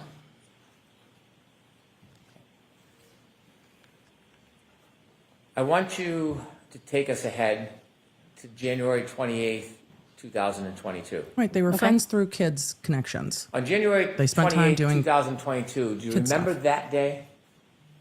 Yes. Generally, what do you remember about the day of January 28th, 2022? There was a blizzard coming, and it was my daughter's friend's birthday. So we were going to be going out celebrating that night, but we did it on the early side because there was a blizzard coming. What was your plan for that evening? We went bowling. Did you go to the We got basketball dinner, game? then we went bowling, and then I came home because I wanted to be in before the snow started.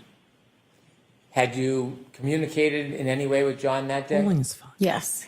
He texted me. My son had had an issue at school. Patrick had been dismissed, I think, for a doctor's appointment. So he did text me to see how my son was doing. Did you simply text or did you get a chance to speak to him that day? I believe we just texted. Did you go out that night after bowling? No, I did not.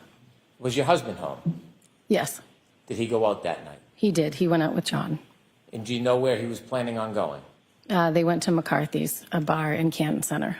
Had you been to McCarthy's before? Yes. Can you just briefly describe what McCarthy's is? It's a restaurant bar. There's a large bar in the middle, the seating on the left and the right. It's right in the center of You town. guys will get there. Do you remember about what time your husband went out?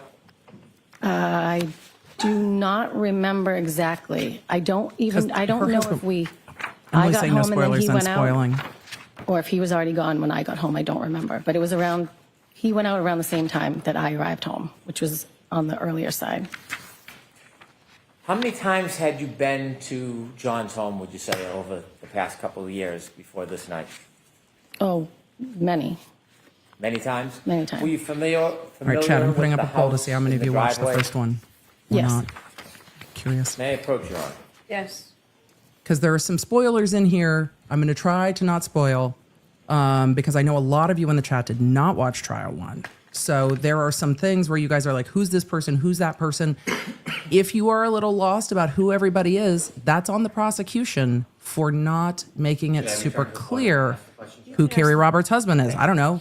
Mr. Roberts at this Ma'am, I've point. asked you to take a look Who's at that Jen photo in McCabe? front Well, of we you. heard a bit about her in opening, but that was it. Recognize what is in that photo. That is John's house. Is that a fair and accurate depiction of how his house looks? Yes, it is. I'd like Oh, to- DW, I'm sorry for your loss. Any objection? No objection.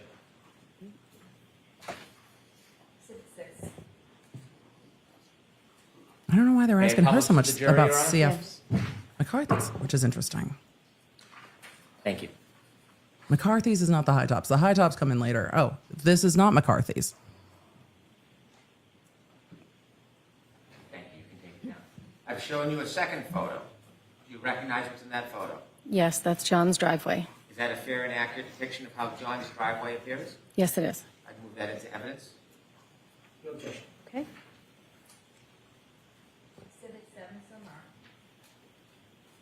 And for those of you new to this case, John O'Keefe moved into One Meadows. Yes. That had been where his sister and brother-in-law lived. His sister passed away from cancer, to the best of my memory. Chat, please remind me if I'm getting that wrong. And then, like, just barely a month later, his brother-in-law passed away from a heart attack completely unexpectedly. And so the kids were very young, lost their mother and then their father. And then he came in and moved in to take care of the kids at One Meadows. And that's when they became friendly. So the kids who they're talking about who will testify, we will not see it. But I imagine they will testify in this trial again, like they did last time, and that will not be aired. Lost their mom, their dad, and then their uncle, who was their primary caregiver. It's just absolutely heartbreaking. And a lot of that comes in here and then through John's surviving brother and his wife, which will come up later. So when they talk about him moving to their neighborhood, it's to keep the kids in the same house and move into that house. So just devastating stuff. So every time we talk about the kids, I'm just like, oh my God. Like the last thing they need is all of this. So we will get into more about the kids, I'm sure, at some point. So thank you, chat. Good. They're going to show some more photos, I think. This is a very different direct examination than last time, which I appreciate. Thank you. I'm showing you a third photo. Do you I know. recognize what's in that All of you are photo? just like, oh. Yes. And could you share with the jury what's in that photo? It's the side of John's house looking up from the driveway. Is there anything you notice on the side of the house? The lights or the Ring camera. He pointed to Guessing, it. or do you know that? No, I know there's one there And how do you know that? because I got a Ring camera and I could look and see who was at my door. And then he said, why didn't you tell me about these things? So he bought one. I move to introduce this photo. Okay. No objection. We know there's a Ring camera. We're going to see footage of it, which is why the defense didn't object. May I publish, Your Honor? Yes. Ms. Roberts, with the laser pointer, could you just point at the picture and show where the Ring camera is? On this screen? Yes, please. Whichever one you can do. Okay. Why isn't it working? Because trial is dynamic, ma'am. It's green and it's not showing up on that screen for shit. Okay, So well, you know what? Rather than use the pointer, why don't we describe? Can you describe where you see the Ring camera? I think on it's that? working. It just It's in where the two lights are under the top window. getting eaten by the screen. We can take that down, please.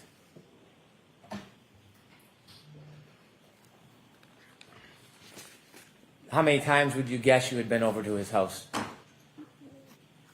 I don't know. More than 50,000. I don't even know. A lot.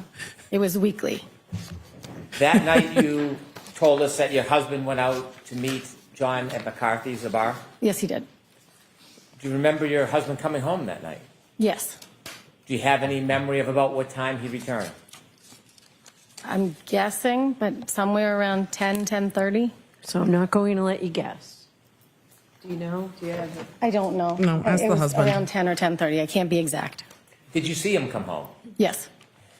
What was the forecast for that night and the next morning? There was a blizzard coming. Was that part of the decision making of going out or staying home? She already said that. Yes.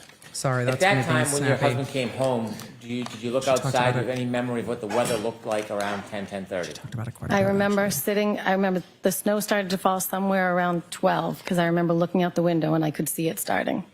And that was the beginning of the snowfall? Did you go outside and say it believe smells like so. snow? Because What was the weather out that night? I do that because I'm a dork. The weather that night, I think, was fine. It was cold, but it wasn't snowing yet. Maybe it's not as exciting in Massachusetts. I want to 'cause it move snows a forward lot. ahead. I don't get a ton of snow At some here. point that night, did you go to sleep? Yes, they did. Did you sleep through the night, Ms. Roberts? Ish. Yes, I did. At some point, did you wake up? Yes, I did. I want you to tell us what was the reason that you woke up. I got a phone call at 5 o'clock in the morning from Karen Reed. Were you expecting a call? No, I was not. Nobody's expecting a call Had at you 5 ever a.m. received a call at That 5 in stops the your morning heart. from Ms. Reed before? No. Share with us what happened that morning. What did you hear? Karen called and the first thing she said was, Kerry, John's dead. And then she hung up. And then When she said that, did you have a chance to have a conversation with her? no, I did not. Describe her demeanor when she said that. She was yelling loud enough, my name, I think it was 3 times, it might have been 2. She was yelling loud enough that she woke my husband. Your husband was sleeping next to you? Yes, he was. Was she loud, yelling, screaming? Yes, she was very loud. She was screaming. After she said, Kerry, John's dead, did you know what she meant? No, And did you say this was around 5:15? this was at 5. She called me at 5 on the dot. After she hung up, what did you do? I was half asleep still. I didn't know what was going on. So I Did you started audibly to say, "What get the up and fuck?" I think I tried to call her back. I know I tried to call her back, but I don't know exactly when, because I was like, what? So my husband said, what was that? I said, I don't know. Something's going on. I don't know what's going on. That was Karen. And then I tried to call her back. I know I tried to call her back but I don't know if she answered or if she called me back the next time I spoke to her. After you or she called you again, did you have another discussion, or did you hear her say something else the second time you spoke to her? Yes, the second time she said, I think something happened to John. I think he got hit by a plow. He didn't come home last night. Kaylee was home. He would never leave her by herself, and I was not supposed to stay at the house last night. So I think something happened to him. Did she say anything about drinking? Yes, she said, we drank so much, I don't remember anything from last night. And I said, okay, where are you now? She said, I'm driving. And I said, you need to go home. Where's Kaylee? And she said, at home. I said, you need to go home and be with Kaylee. She cannot handle this, thinking, her uncle's missing. I said, you're going to get a DUI. You need to go home. Was there anything else in the conversation that she said to you at that time? She said, I'm going to drive to your house. Would you drive my car? And I said, yes. So at that point, I started to get dressed. I turned on the automatic car starter so it would warm up. Told my husband, I don't know what's going on. John didn't come home. And so I think my husband tried to call him, and I tried to call him. And my husband said, you're not going anywhere. It's a blizzard. He's probably on somebody's couch. And I was like, I know, but she's really upset. I'm just going to go. She wants to come here. I'm going to drive her car. And then I went out to my car and sat and waited for her. When you called John, did you get any response? No, I did not. As you were waiting for the defendant, did you make any other phone calls? I did. When I was in the car, I thought to myself, well, she thinks he got hit by a plow. I'm going to call the police and see if there was any accidents or maybe something happened. They brought him in. And I spoke to the officer who said, no, nothing of that sort. I've been here all night. And then I called the Good Samaritan Hospital and Milton Hospital to see if they had anybody that was taken in an accident. When you called the police to look for Mr. O'Keefe, did you call 911? No, I called the non-emergency line. Do you know if that call was recorded? I believe so. I'd like to introduce an exhibit. Okay. Any objection?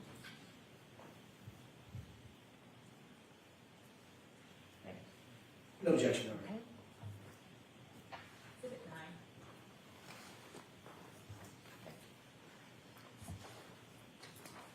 Some of this is not hearsay because it is not offered for the When truth you of the matter called, asserted.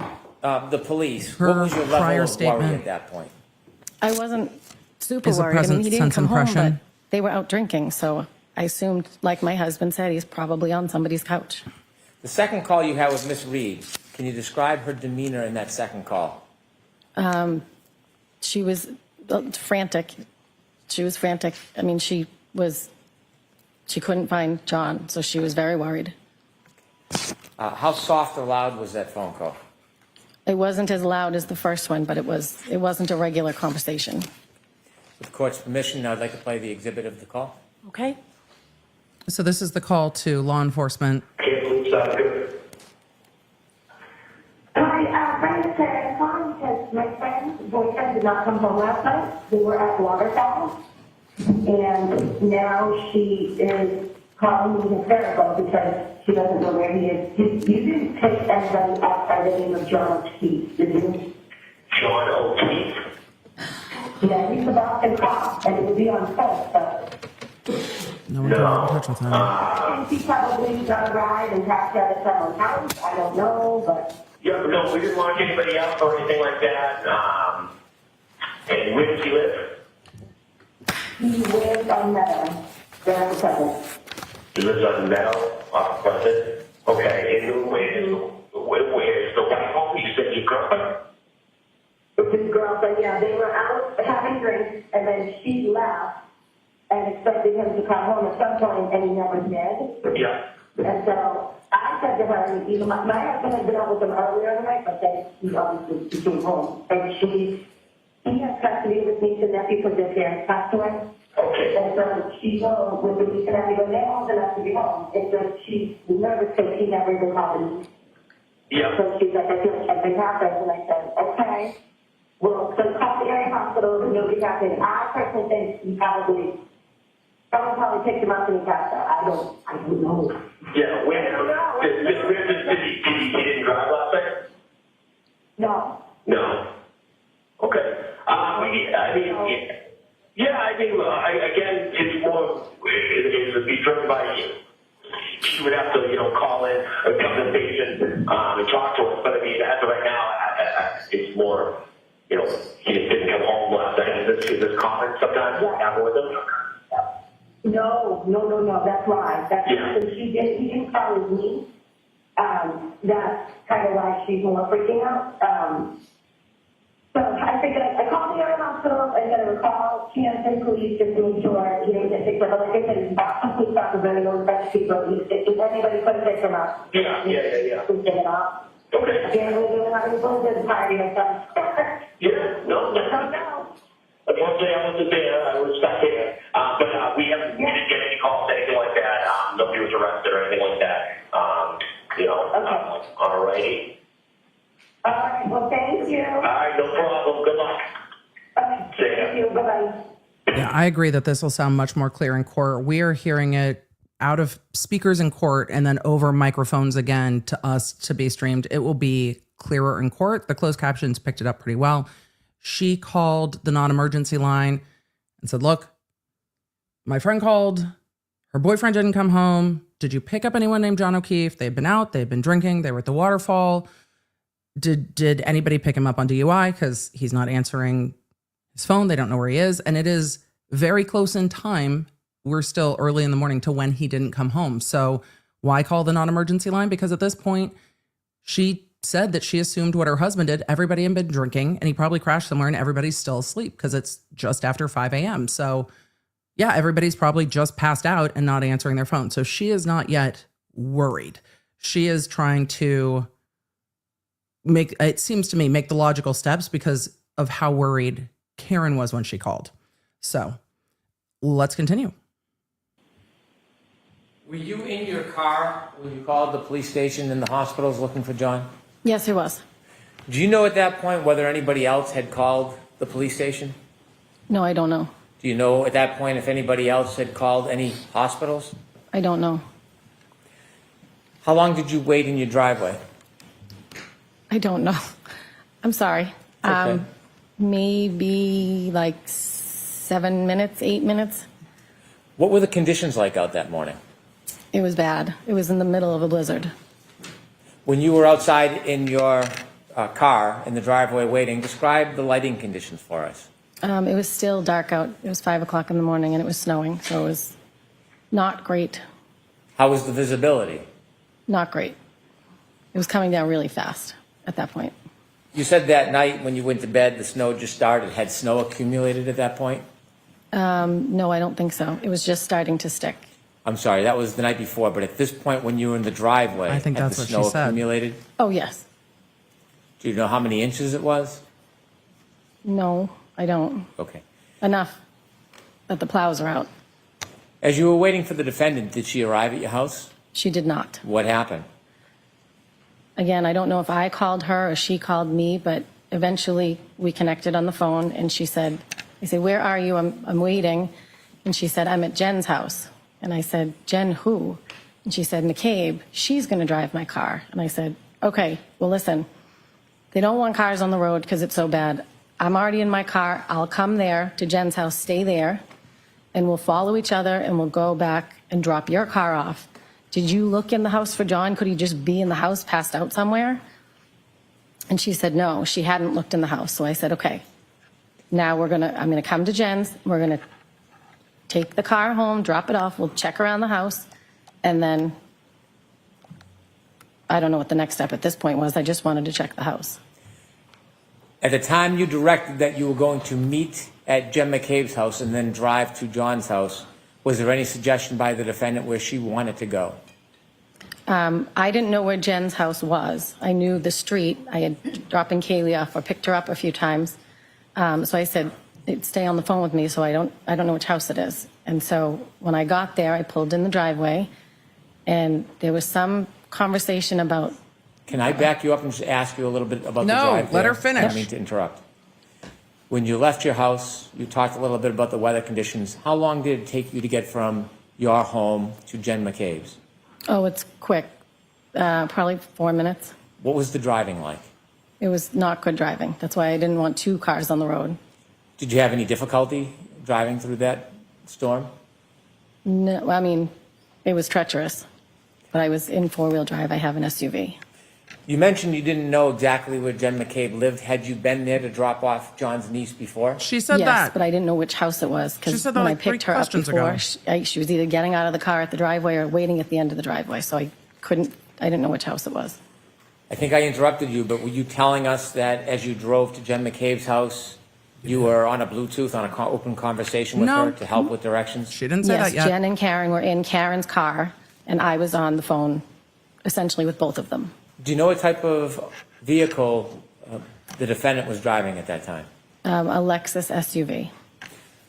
As you drove over to Jen McCabe's home and you had some guidance finding it, did you hear any conversations in that open line with, or even any statements by the defendant? I remember when I pulled in behind her car in Jen's driveway, and at some point Karen said, my taillight, and I looked, and Jen she must have had the brake done because you could see that there was missing taillight. When you say missing taillight, was it merely cracked? No, there was a piece missing. Could you see that as you were parked right behind the defendant's SUV or Lexus? She must have been applying the brakes because you could see it, but there was a lot of snow. A piece missing and a lot of snow. When you saw that the taillight had a missing piece, did you say anything? No. Did you think anything of it? No. How long were you parked behind the defendant's Lexus while it was parked in Ms. McCabe's driveway? Not long. We were just, I pulled in and then we stopped, and then the next plan, at some point in that conversation as well, or maybe on the ride, because now we're heading to John's house to drop a car off. I pulled out of the driveway, Jen pulled out, and I followed behind all the way to John's house. And at some point, Karen said, I left him at Waterfall. And I heard Jen say, no, I saw you pull up in front of my sister's. Was anything else said about the broken taillight? Interesting. No. No, you pulled up at my sister's. You followed Ms. McCabe? Yes. Where did you go? To John's house. Did you arrive? Yes. I want to ask you some questions about when you arrived and what you did next. Okay. When you arrived at Mr. O'Keefe's home, you were in two separate cars. Who pulled into Mr. O'Keefe's driveway first? Jen pulled Karen's car in first. So Ms. McCabe was driving the Lexus? Correct. And the defendant was in the passenger seat? Yes. After you both pulled in, tell us what happens next. We went, I wasn't sure if it was, at some point Karen showed us the taillight up close, but I didn't know if it was when we arrived or when we left. But we went into the house to look for John. When the Lexus was parked by Ms. McCabe in Mr. O'Keefe's driveway, was it facing the street or facing away? Facing where the basketball hoop is, not facing the street. Would like to approach? Okay. I don't think we're there yet on her taking a closer look at the taillight. I don't think we're there in time yet. But I remember last trial, by the time we got to Karen Reed saying to her, I left him at the waterfall, and Jen going, no, you didn't. You came to my sister's. I was like, I'm sorry, what? Do you recognize what's in that photograph? I think it goes Yes, much that's John's more orderly driveway. this That's way. Karen's car on the left and John's car on the right. Do you recognize both those cars? Yes, I do.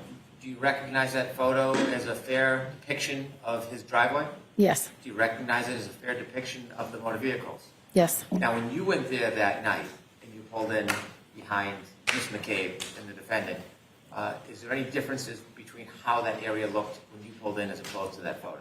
Well, it was the early hours of the morning, so it was dark out, and there was much more snow. And there was snow coming down. I'm so sorry. Let her finish. Nope. Other than the snow and the lighting, is there any other differences? Nope. I'd like to introduce this as an exhibit, please. All right. There's no objections, Jackson? No objection.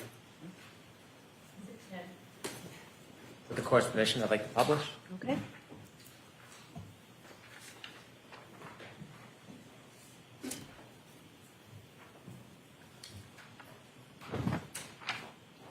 to help us understand, you see on the left is the house.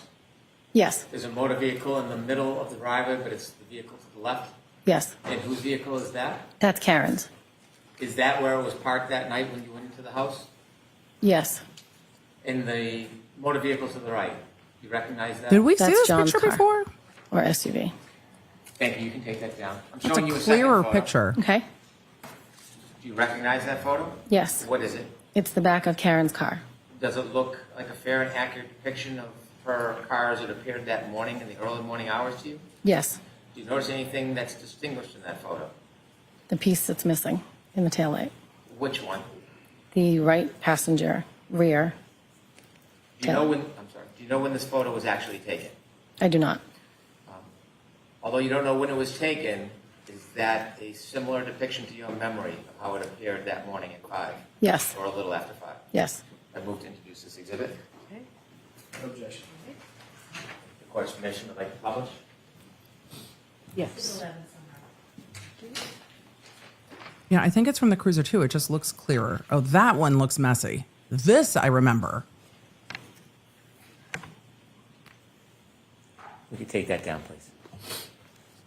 Not as much red on the one side. After you arrived at Mr. O'Keefe's Oh, house, what was the plan to go inside? What She were you- can't lay the foundation for when it was taken. That'll come in with a different witness. She can't say when it was taken. She can only say, does that look like what you saw? And she said yes. The foundation for when that photo was taken will come in later. The defense didn't object. That foundation will be laid. So that's not going to be an issue because that will come up in a different witness. She is saying, yes, that looks like what I remember. That's all. looking to do? To go inside and look and see if he was passed out somewhere. So we Building went puzzle in pieces. through the garage, and I started looking. I think Jen ran upstairs to Kaylee's bedroom, and I just started looking through the living room. Basement door was locked from the inside, so I knew he wasn't in the basement. And then I checked the other living room. He has a big house. Then I went to the top of the stairs to check his bedroom. As you looked around, what was your mood? What was my mood? Yes. Were you calm? I mean, I was worried, so we were, at this point, Jen had already established that they went to her sister's. Sustained. Okay. Jen had already Hold on, Miss I'll Roberts. ask the question better. My That's apologies. Jen's statement. How That many is rooms did you hearsay. look through in John's That's why the objection. 1, 2, 5 or 6. So that's Did why you the see Ms. objection. McCabe looking in rooms as well, searching? She went upstairs when I was looking downstairs. At some point, as you were looking, did you see the defendant? Yes, Was she looking with you? she was in John's room. What was she doing? She was just standing there when I came up to the top of the stairs. Did she say anything? No, Did she do anything? no, Was she searching? I don't know. She was in the room. What happened next? At some point, Jen earlier had I appreciate said, that Well, she let's didn't not speculate. talk about what was said. Okay. Let's Well, just talk about the plan best at this you can, point your- is to your go to memory of what was 34 done. Fairview. Ms. Roberts, I know that I'm just going to ask you to wait for a question Okay. because we can only get one person at a time. So next question, Oh, Mr. I think Brennan. she's probably annoyed with Brennan Again, cutting my her off. I get it. She's And like, so as you're looking through the house, you don't find John. What happens next? The plan was to go back to Jen's sister's house. I Who made that appreciate plan? that she didn't speculate as to Karen's state of Karen mind. wanted to go back there. Well, tell us a little bit about that. How did that conversation come up? Well, And share now with you're the asking jury for maybe was what said? Jen said. And the car ride to Meadows, Karen said, I left him at Waterfall. And Jen said, no, I saw you pull up in front of my sister's. So then Karen said, we need to go back to your sister's. And I said, no, we're going to go to Meadows and we're going to drop the car and we're going to look there. Then we'll go there if we don't find him. That When was you were not at the objected house, to. Meadows, John O'Keefe's house. It's also not being offered for the truth. And I think the reason the defense didn't object is because A, it's going to come in with another witness, and B, it gives context to what Karen is saying. So that is why I think they didn't at that point object to that statement of Jen. It's already come in.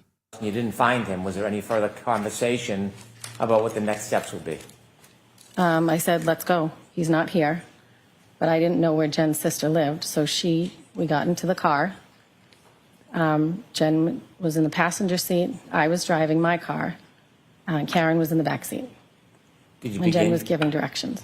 Did you begin your way towards Meadows? Yes. And it was Miss McCabe who No. was giving directions? Yes. They were at Meadows. They were going to Fairview. They were not going to Meadows.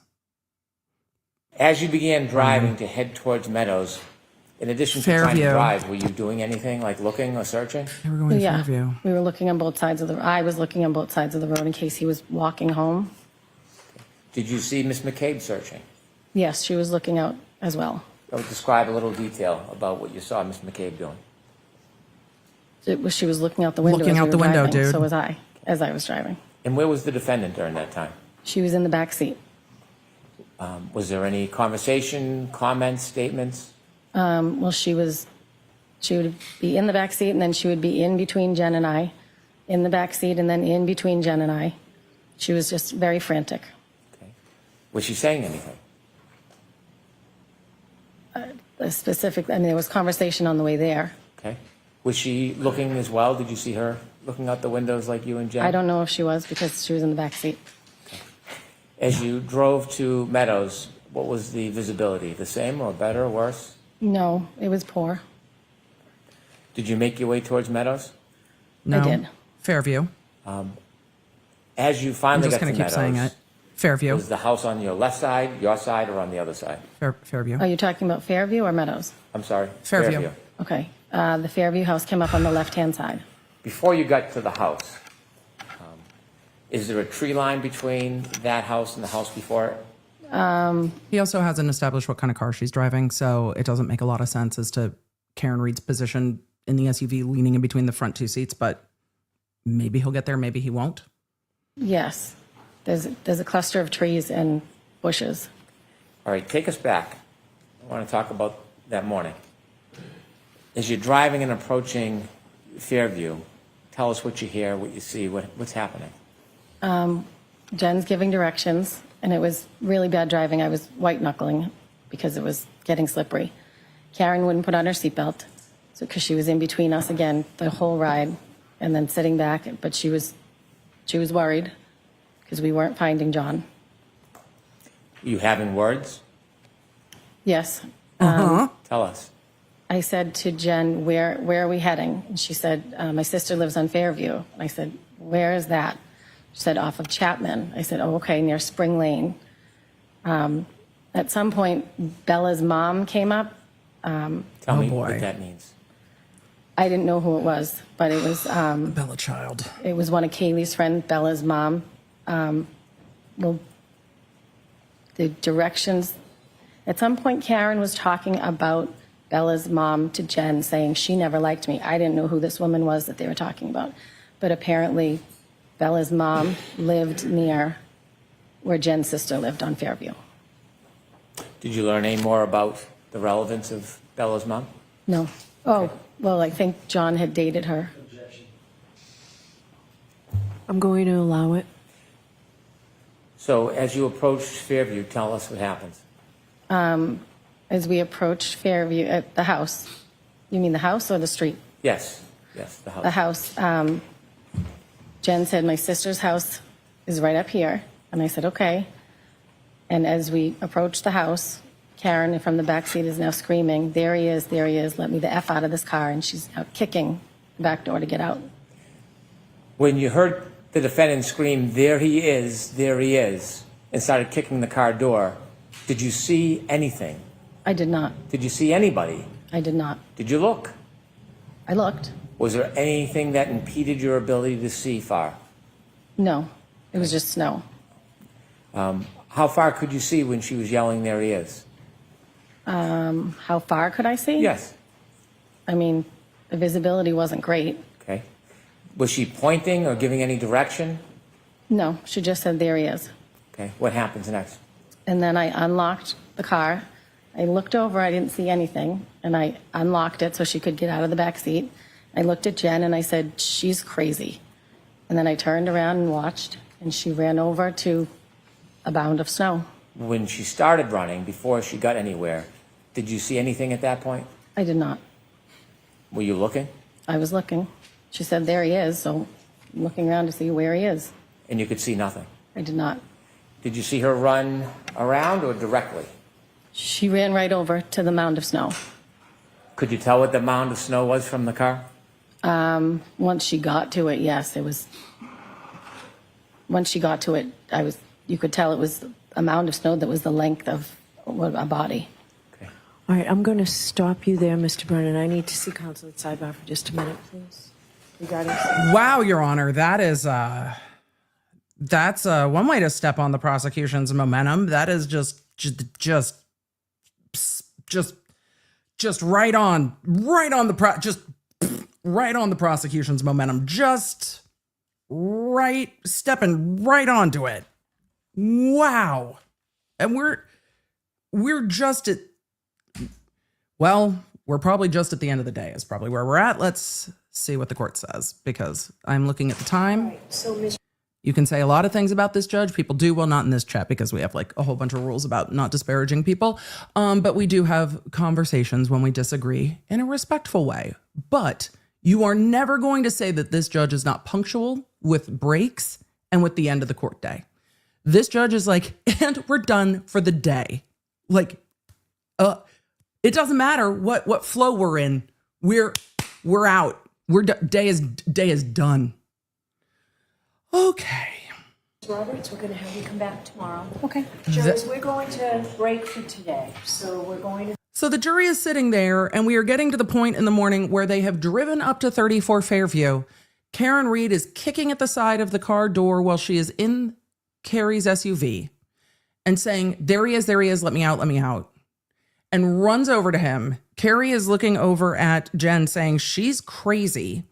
And then Karen Reed gets out of the backseat of the car and runs over to a mound of snow. And then Kerry sees that mound of snow, she believes, is about the appropriate size of, well, she said a body. And that's where the jury is left at the end of day one. Send you home the same 3 cautions that I'll tell you every single day. Wow. Please do not discuss this case with anyone. Don't do any independent research or investigation in this case. If you happen to see, hear, or read anything about this case, please disregard it and let us know. Please be extra careful with your social media. Okay? We'll see you tomorrow morning. Thank you. Court, all rise, please. Jurors, load your books, put them on your seats. Jury out. All me. Well,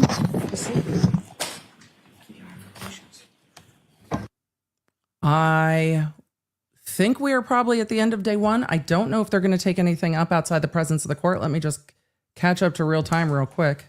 They are going to take something up outside the presence of the court. Hang on. Not done. We're going to zoom past this break because I see, hold on, Brennan come back up to the podium. So I think the judge is going to retake the bench. Hang on. I don't think the court's done yet. Nope. All right.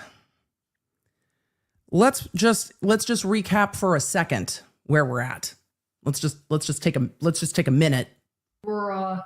Here's where we're at. The end of witnesses for day one of the Karen Reed retrial. Witness number 2 is Kerry Roberts, a close friend of victim John O'Keefe, who was with Karen Reed the morning that John O'Keefe was discovered. She's the one who took John O'Keefe's phone and put it in her pocket. And we ended with Kerry Roberts, Jen McCabe, and Karen Reed showing up. We didn't even get to the time yet, but showing up at 6 o'clock in the morning outside of 34 Fairview. And that is where the court broke for the day. That is where testimony will resume tomorrow. But the judge is retaking the bench, presumably, I said that on purpose, to address the things that didn't get addressed this morning. So maybe we've got about a half hour left of court. We'll see. Because the court is retaking the bench now and we are pretty much in real time. So let's ride, law nerds. Let's ride. Because again, there's a lot of questions I'm sure y'all have. We'll get there. But the jury is left with what? For those of you on the West Coast, yeah, I know. It's 4 o'clock on the East Coast. This judge is punctual. And the jury took a half hour lunch break only. So she's like, all right, you guys, 4 o'clock, you done. Let's see what's going to happen in court. So I thank you all for not disparaging the court, the witnesses. We can have discourse in an elevated way without name calling and snarking at people's looks. All right. So We'll have a quick I appreciate hearing it. on what? paper now 682 and 680. All right. First, Commonwealth's motion to enforce compliance with the court's April 16th, ARCAA. 2025 ARCA discovery order. Mr. Brennan, you said you could be brief on both of He these. said so that. I'll hear you. For those of you new to this case, and I know a number of you are, ARCAA is the name of a biomechanical and biomedical engineering firm that was, I'm going to summarize this the best I can, that was originally hired during the federal investigation in this case, was subsequently recently hired by the defense in this case. The court ordered some discovery turned over. The prosecution is saying they didn't get the discovery. The prosecution has said, I'm not trying to keep ARCAA out. But also, if we don't have the discovery, then you can only testify to what you can testify to. So, ARCAA discovery is what we're going to be talking about. They have been fighting back and forth on this. Look. There's been a lot of discovery issues in this case, and they are not all on the part of the defense. So, do I think the court will keep ARCAA out from testifying? No. Could the court limit whether or not ARCAA can proffer new opinions?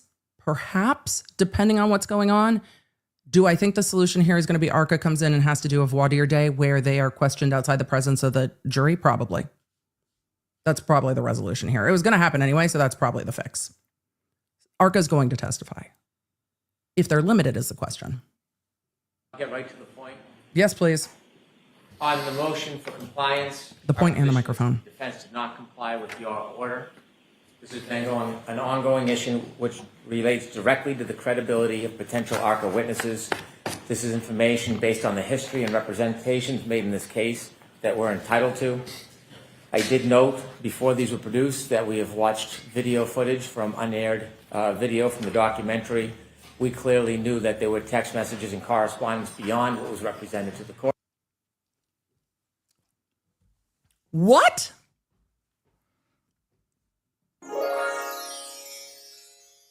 What now? What now? What now? What? Brennan, this is new information. We've watched the unaired footage, and we know that there are text messages and there is information that we do not have.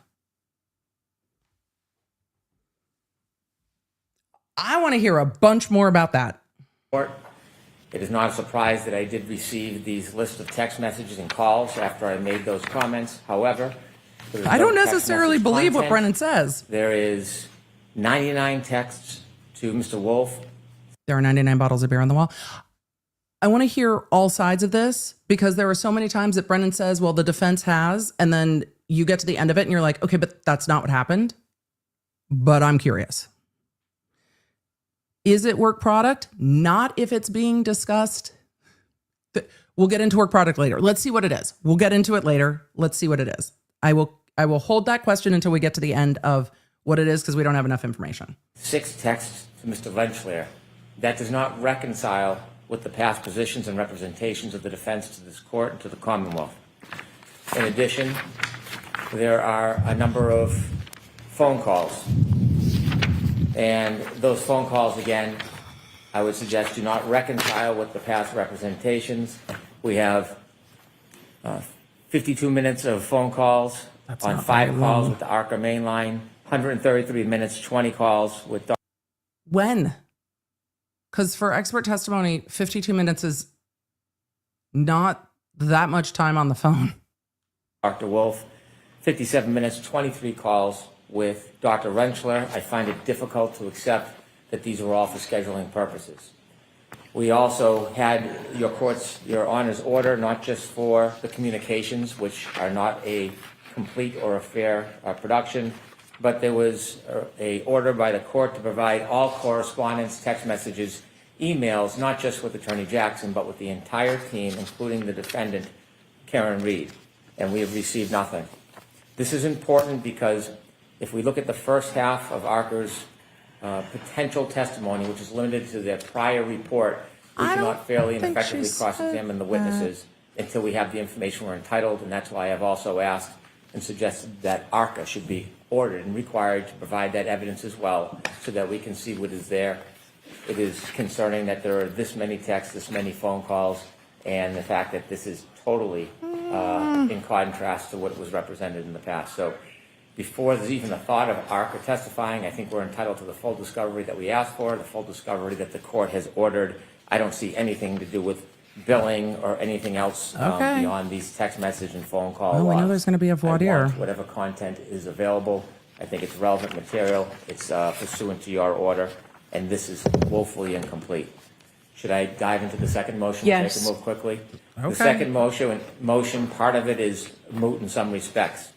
I won't go through the tortured history of discovery. We've gone through it too many times. We don't have time for it. But inevitably, it is clear that we have played by the rules, met our discovery obligations, and as we stand here now. I'm sorry. I know I had popcorn for lunch, so maybe I'm hallucinating, but let me just back that up. Motion, part of it is moot in some respects. I won't go through the tortured history of discovery. We've gone through it too many times. We don't have time for it. But inevitably, it is clear that we have played by the rules, met our discovery obligations, and as we stand. Survey says.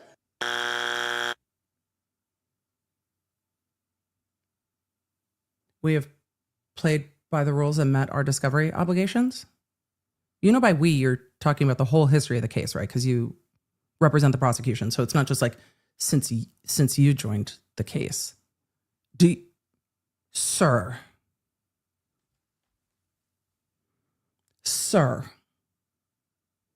look, I was born under a new moon. I am not new. What are you even representing to the court right now?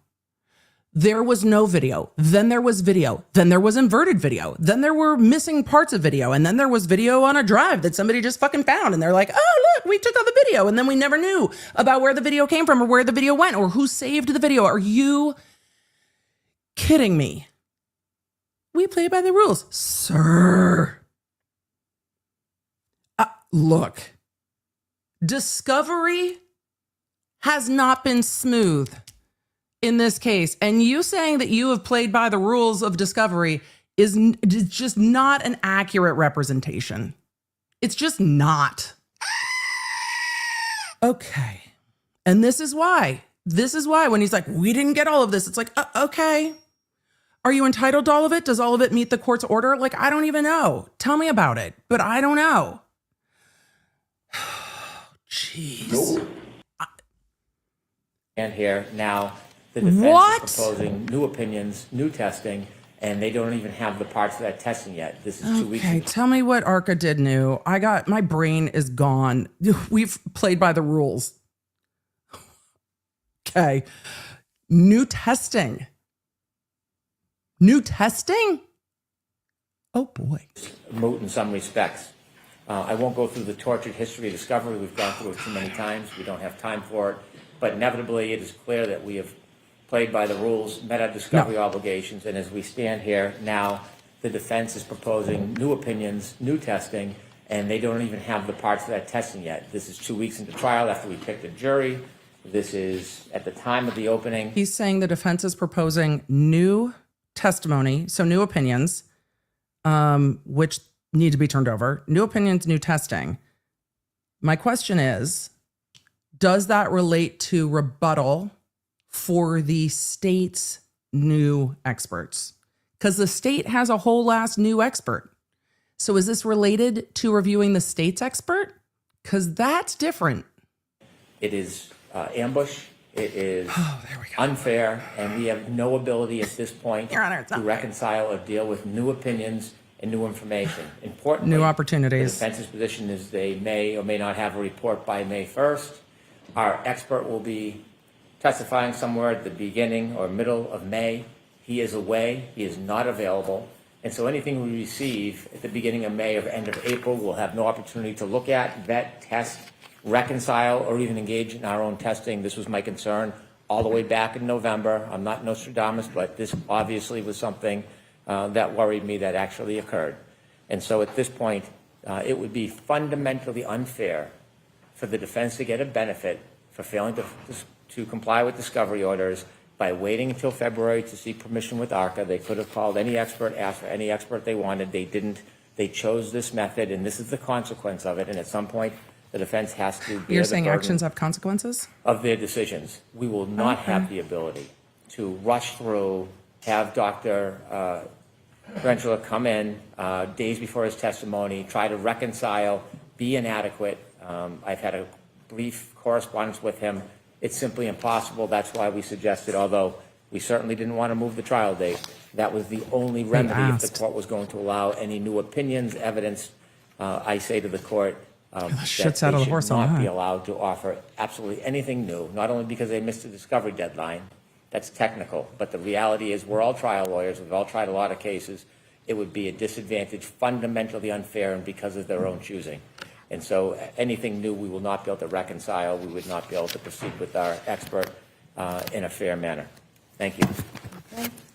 Mr. Alessi's issue, I'm going to ask you to be as brief as you can be, please. Mr. Alessi's like, I'm sorry, ma'am. What the fuck did he just say? Your Honor, Your Honor, what? Your Honor, I will try to be brief, but ma'am, what? But also, new testing, if there is new testing, could get limited. We will see. All right, Alessi, what's going on? I understand your request to be as brief as possible, but this is the first opportunity the defense. But this is outrageous, Your Honor. Sorry, Alessi. I'm gonna let you go. I'm gonna let you go. Your Honor, I'm trying to be brief, but what the fuck did he just say? I have to pick my jaw, Your Honor. I have to pick my jaw up off the floor and reattach it before I can respond to.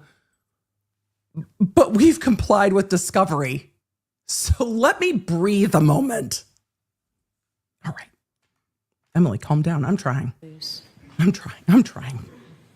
But damn. Your Honor, I understand your request to be as brief as possible, but this is the first opportunity the defense has had to respond to almost every allegation that's been made. We haven't had an opportunity, so I certainly respect the court and what the court's request is, but it is going to take a bit of time to put facts out. And I want to separate two categories that the Commonwealth has conflated.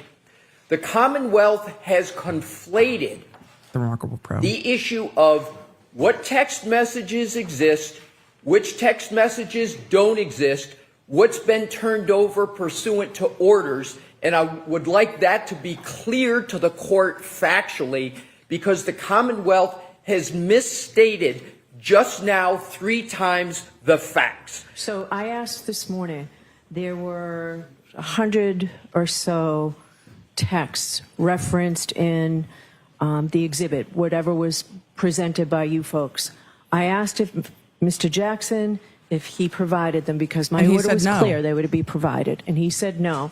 And I asked you at sidebar whether they were deleted, and you said yes. What? In due course. I have no idea what that means, Mr. Alessi. Why don't you explain that? Well, thank you for the opportunity to explain it. Here's what it... Oh.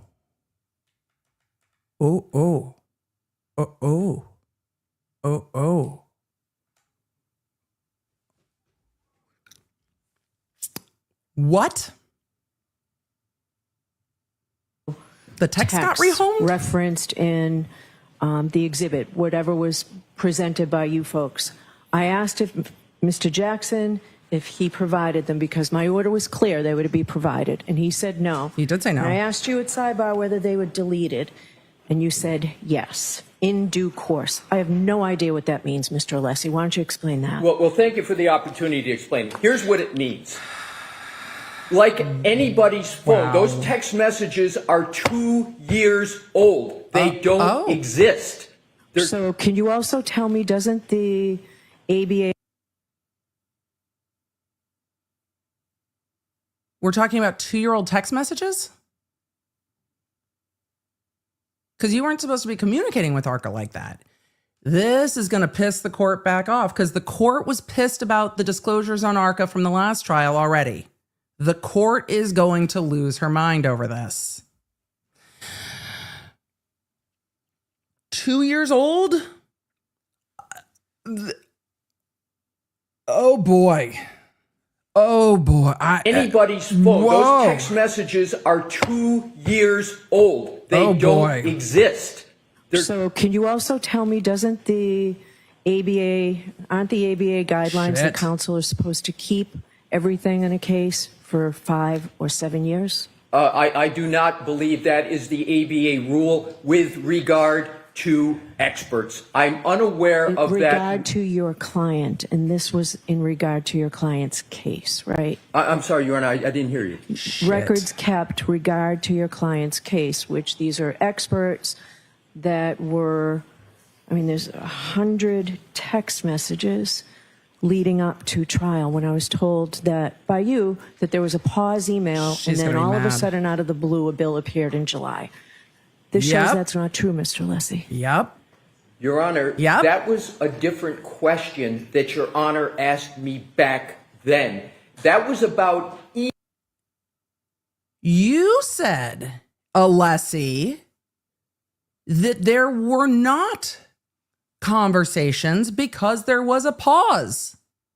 If you say, but you were asking about emails, I said nothing about texts, it's gonna get real fucking bad in this courtroom real quick. She asked about communications. Parsing, oh boy. There was a pause email and then all of a sudden out of the blue a bill appeared in July. Oh boy. This shows that's not true, Mr. Alessi. Your Honor, Oh, boy. that was a different question that Oh, Your boy. Honor asked me back then. That was about emails. That was not about text messages. Have emails been provided? Yes, Your Honor. All emails have been provided. And that is why we are in compliance with all orders. And I will say also with regard to text messages, we have provided, pursuant to every order, every single text message that exists. Mr. Brennan just said, I believe there has to be more there. There's not more there, and I don't believe there can be an order of preclusion based upon the speculation of opposing counsel that there must be more. We affirmatively created a document, Your Honor, to be more transparent than the records, where we summarize all of the communications. Yes, we don't have the text of the text messages, but we were completely forthright and set forth every text that was made. Plus, how can you know that we if you don't turned have over them? How can you know specifically what 100 texts in a conversation were from 2 years ago if they were deleted? How can you recreate that?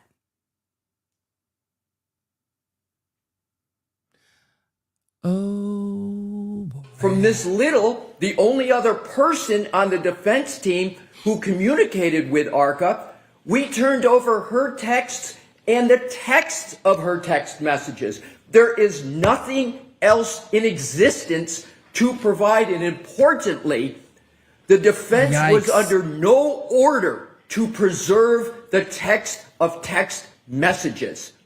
And we have never received, as part of discovery in this case from the Commonwealth, any communications between the Commonwealth and its several experts. That has not been what has occurred in this case. But of course, once Your Honor on Friday issued that order to provide everything, we provided everything we can that we had. The bottom line is, Your Honor, we've turned over. It sounds like the conversations were summarized in their case file and they provided a summary of it, and the text, the literal text of the text, don't exist anymore. He's pissed, the court's pissed. But when the Commonwealth said, Your Honor, we weren't ordered to preserve digital evidence, we had to turn over all physical evidence, but we're not required to keep the metadata. The court said, okay. Boy. But it sounds like Little had a summary in the file of the communications. Over absolutely everything we have. And We've in turned over what addition we to had. that, we created a document so that it would be easier. We're the one who showed all of these text messages from Mr. Jackson historically. We created that document. There's no basis for a discovery violation. There's no basis for an order violation. We are in full compliance. So that's the prong one, Your Honor. Prong one is what Mr. Brennan has alleged is incorrect because we turned over, and we did it recently and consistently, we've turned over all emails and Ms. Little's text we provided. There are no text messages in 2024, and there's no order that required those to be preserved, and there is no discovery violation because we can't be in violation of not turning over something that doesn't exist. All right, go to the second. Thank you, Your Honor. Motion. The second part of the motion, Your Honor, is the most maddening for the defense. And this is the timeline that I can go through very quickly. Scrolling frantically. And essentially, what the Commonwealth just argued is we will be so prejudiced that if we get the work that ARCAA is underway, working on, that we will be prejudiced because we won't have enough time to address it. That's what they said. Your Honor, the summary. facts show that the timeline for this has been caused by the Commonwealth, not the defense. And I can do it quickly. July 2024, the first trial concludes. November 2024, 4 months later, the Commonwealth decides to retain ARCCA. Their decision to wait 4 months to retain an expert, we're the defense. We defend what the Commonwealth alleges. Your Honor. January 30th, Defend. 2025. 2 months after that, and 6 months after the first trial, we get an ARCCA letter report that's barely discernible about what they've done. It's a 1 page and 1/4 of conclusions and opinions in outline form. Next, January 31, 2025, we get the initial ARCCA 140 slide presentation. Oh, the fucking slides. January 31st. February 5th, we get the case file. In February 19th, we finally get the raw images from ARCCA and the scans. That's the first time we get raw images and scans. You can't have an expert work on anything until you even get those raw images and scans. We move, and we have a hearing on March 20, 2025, to preclude Dr. Welcher because the slides are so incoherent and the report is so insubstantial. We can't tell. It's a PowerPoint, Your tell Honor. what it is their theory is. So then on March 24th, and at that hearing, the Commonwealth agrees to redact and revise that. So we're already into March 20th. The Commonwealth agrees to redact and revise. Your Honor put the defense on a short leash. We accepted it. And by March 24, we receive the PowerPoint that was of the ARCCA that was supposed to have two things happen. Down. It was supposed to be redacted, and there were certain things that were supposed to be changed. What did we get on March 24th? It wasn't redacted, and there were 3 substantive changes to it. The Commonwealth has said twice, including today, there were no substantive changes. There's 3 of them, and to the extent Your Honor wants to hear, I can detail exactly what those changes were. Why don't you highlight them very quickly, because it needs I to will, be Your Honor. known. I can do it quickly. Thank you for the opportunity.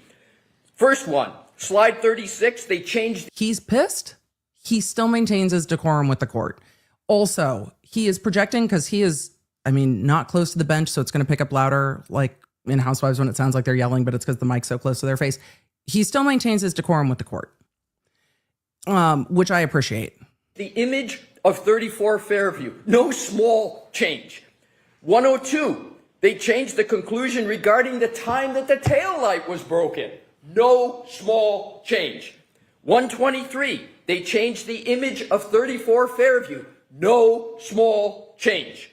So we ended up getting those changes, And I want to be clear on the date. That's March 24th. We have a hearing on March 25th. We agreed to provide our response to these revised. We watched that hearing together. ARCCA documents. Here is the key data point. On March 26th, the defense engages ARCAA. Just 2 days after we get the revised PowerPoint with 3 substantive changes. And then we started to respond and provide more information. On March 27th, we responded to the Commonwealth's revised PowerPoint and the Welch report, and then the last 2 items, we renewed our request to preclude Dr. Welcher on Delbert Lanigan grounds.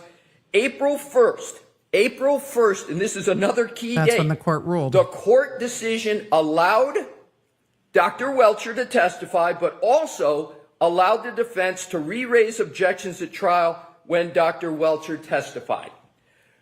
What does that timeline show? That timeline shows that the Commonwealth took 6 months from the last trial. 6 months. And the defense took merely 2 days after they got the final report of ARCCA to retain ARCAA. Last point I want to make, Your Honor, is the argument of the Commonwealth that we strategically waited to retain ARCAA. Nothing could be further from the truth. As the court knows, and has been the case with this unorthodox situation, yeah, it's the weirdest shit ever. ARCAA was retained by the U.S. government.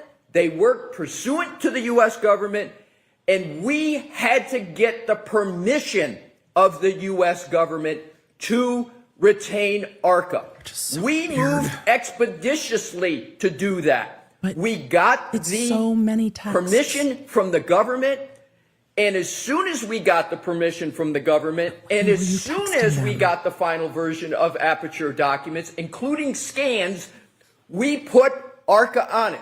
It has only been since March 24th, not even a month, have we had finally the information from ARCCA, which is still inadequate. Our experts still say, with regard to what ARCCA did, in some instances, they can't even figure it out because the information is so inadequate. Nonetheless, because of all the considerations we're aware of, we had ARCCA proceed forthwith with post-haste. And they are working post-haste to respond to the Commonwealth's expert. We are the defense. That's different. That's where I started. We had to understand as best we could what ARCCA did. In conclusion, 2 points. That's no violation responding whatsoever on text to the Commonwealth expert is different than just doing new testing. Court orders. For all complete, robust compliance. And with regard to the allegation that there was something said, that there's some surprise that there were so many text messages, on June 10th, 2024, and I've got the transcript on albeit on an electronic device, right in front of me. I just got to get the passcode. Mr. Jackson read a text message right live that he had with ARCAA. How? If they're all gone. What it said. The court, okay. Mr. Lally. So her issue is that she is available this week, but not next week. So I really need to get her in on Friday. Mr. Jackson. Hold on. The court reporter can't hear you. She asked you to stop. Oh, I'm sorry. My apologies. Am I going too fast? Yes. Thank you. You're doing all the things. The court reporter's like, it's been a long day. Thank you. And you're just off to the fucking races. Mr. Lally, so her issue is that she is available this week, but not next week, so I really need to get her in on Friday. Mr. Jackson, Dr. Wolf just texted me and said, I presumed you were in court. Give me a call when you're available. The court reporter, I'm getting an interference. Mr. Jackson. If these are texts, these aren't from 2 years ago. These are texts from 2024. I'm so sorry. the court reporter, that's okay. Those are from. We have been completely transparent. But those that aren't there texts from were 2 years text ago, though. Messages, as opposed to emails, text messages about scheduling, about other administrative matters. Mr. Brennan is completely free on cross-examination of ARCA to address every one of his speculations, every one of his suspicions. They're gonna do every it. one of the ghosts that have been created on this topic. They're gonna do He can it address them. in a If voir he dire. thinks that we're wrong, we're misstating, he's got the opportunity to speak to ARCA and ask those questions. Voir dire. Your Honor, it is improvident to, based upon speculation, preclude the defense from putting in a defense. I'm not making a conclusion today regarding precluding. Improvident. Okay. All right. All right, What's so, next? so I need you to wrap it up because there's something I want to say. Certainly, Your Honor. I'm going to wrap it up in 10 seconds. There are no violations of any discovery order, no violations of this Yeah, court Alessi unlocks order. vocabulary every time And he with testifies, regard or to the retaining argues. of ARCA, because we're the defense, we acted expeditiously in response to the information we're getting, and this can be tested with ARCA, the statement I'm going to make. To this date, ARCA still has trouble understanding what it is that Aperture did and didn't do, which was the reason for my Dalbert Lanigan motion, but we proceeded nonetheless. Happy to entertain responses to any questions. All right. No, thank you. All right. So Wow. as you all know, I previously wanted you to have a seat, Mr. Alessi. Thank you, Your Honor. Oh boy. I should have sat back down. I previously found and believe Mr. Alessi, when Grave- he was talking about the Grave concerns. rules of professional conduct, did say, I agree, a violation of Rule 14, but not regarding the rules of conduct. At a prior hearing, I found a violation of the defense's reciprocal discovery obligations. It was clear to me, and I found that it was deliberate. This appears to me, contrary to what you've argued, Mr. Alessi, that this is another violation of my order and of the reciprocal discovery violations. We need to figure all of this out before you're allowed to call these witnesses. So I'm going to have a voir dire hearing this Friday. I know we planned on having the view. I need the ARCA witnesses here Friday morning. Not Friday! So we need a voir dire, if you intend to call them, a voir dire on all of this. And I will be sending an order for production of records. I just need to amend it for ARCA to bring all these items with them. So Friday will be for ARCA for a voir dire hearing in the morning. So we'll see you tomorrow for trial, Friday morning for this. May I inquire briefly for scheduling purposes? Yes. In light of the hearing on ARCA's gonna Friday, take all will day. it still be half a day, or are we expected No, to call that's gonna take witnesses all day. on Friday? No, it will be, if we could do, Mr. Alessi, how long do you think this voir dire might take? I don't have an answer for you, Your Honor, right now, because I got It's gonna take all- ARCA, and I've got to it's gonna take all understand what day. they have and what they don't have. So I think, in fairness, I think it could take some time. Yeah, it's All going right. to take all day. So no witnesses for Friday, and Yeah, I no think we'll jury give for the jury Friday. the day. Yeah. And will it be a full day on Thursday? Yes, Thank you very much. yes. All right, so we'll see you then. I will issue an order hopefully before the close of business today. Jimmy, buddy. can you stay and get this out today? Sure. Okay. All right, thank you.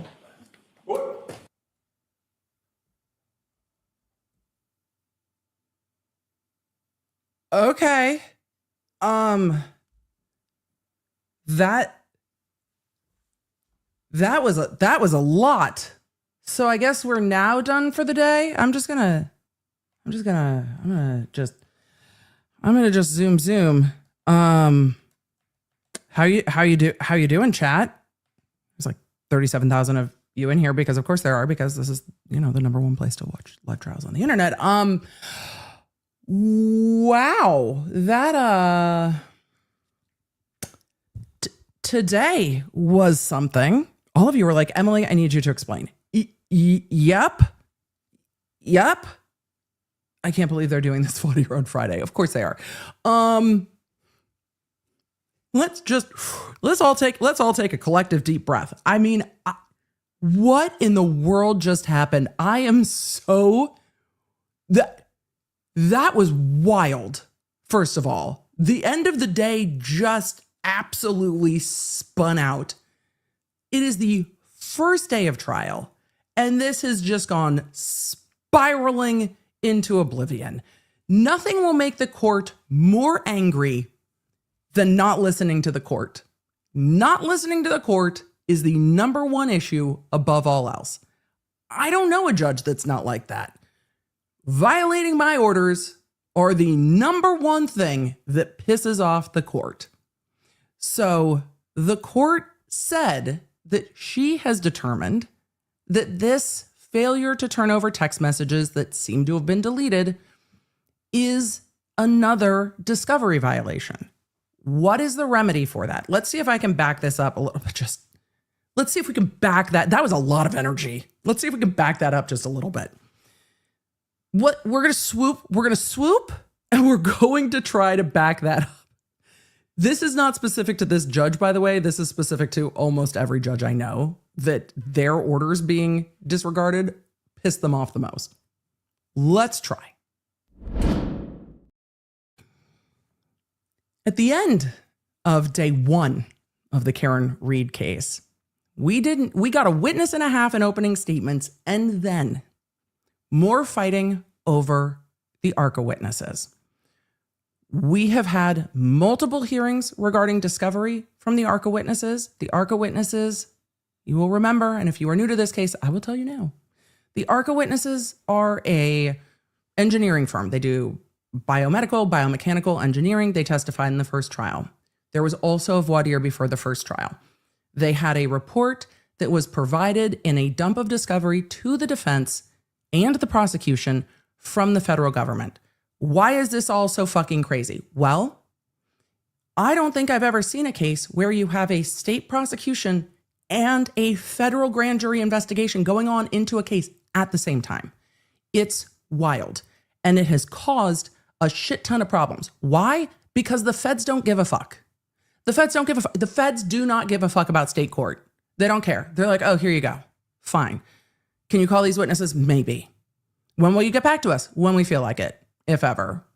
Just whatever. So the defense was allowed to call ARCAA in the first trial after a voir dire. What does that mean? It means there was a day when the witnesses came in and testified under oath outside the presence of the jury to fix the discovery issue. Hey, prosecution, ask whatever you want. Here's your discovery. Discover it now. Discover. And there was one report by ARCAA, and the court's complaint about that report is that that report wasn't clear on who did what, and 3 people had signed it. So they came in, they did discovery in the voir dire. They got to figure out who did what with who, but there were limits on what could be asked because at that time there was an ongoing federal investigation. So they couldn't ask what information you got because it was from the feds, and that's sealed. They couldn't say, what were you asked to determine? Well, it's from the feds. It's sealed. So there was a lot of information that you couldn't get into for either side. The defense represented to the court numerous times, we didn't hire ARCAA. We didn't retain ARCAA. We have not communicated or prepped ARCAA. We just talked to them about scheduling. And the court's like, for real though? You're going to call witnesses that you've never had testify before. And the defense was like, yep, we sure are. And I was like, well, I mean, from my experience working at the DA's office in Los Angeles, there are times you do put witnesses up on the stand that you have not had much talk to and all you have is a report. And you're like, well, we're in trial now. So does this shock me? It's unusual, but the whole fucking thing's unusual. And that's what the defense represented to the court. We have only talked to them about scheduling. Between that trial and this trial, more discovery has come forward that, in fact, the defense paid ARCAA over $24,000 for their time, for their testimony, for their travel. Is that a huge issue?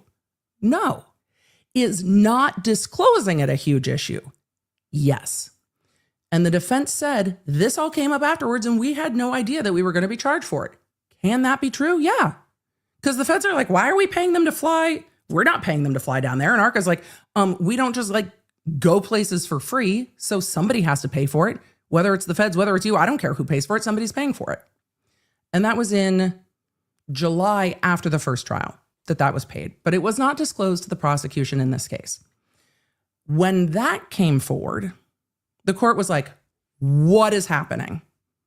What do you mean you paid for it? It was represented by the defense multiple times that you did not retain ARCAA, but you paid for them.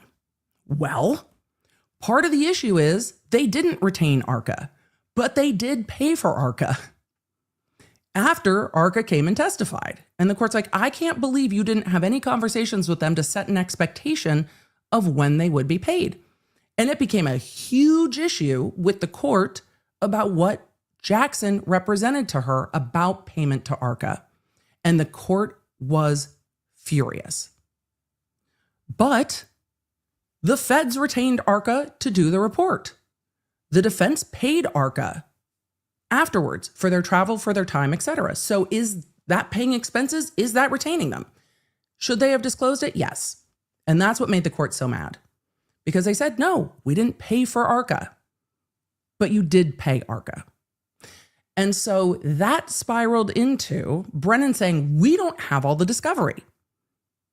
And the defense saying, you have what we have. You have the same report we have.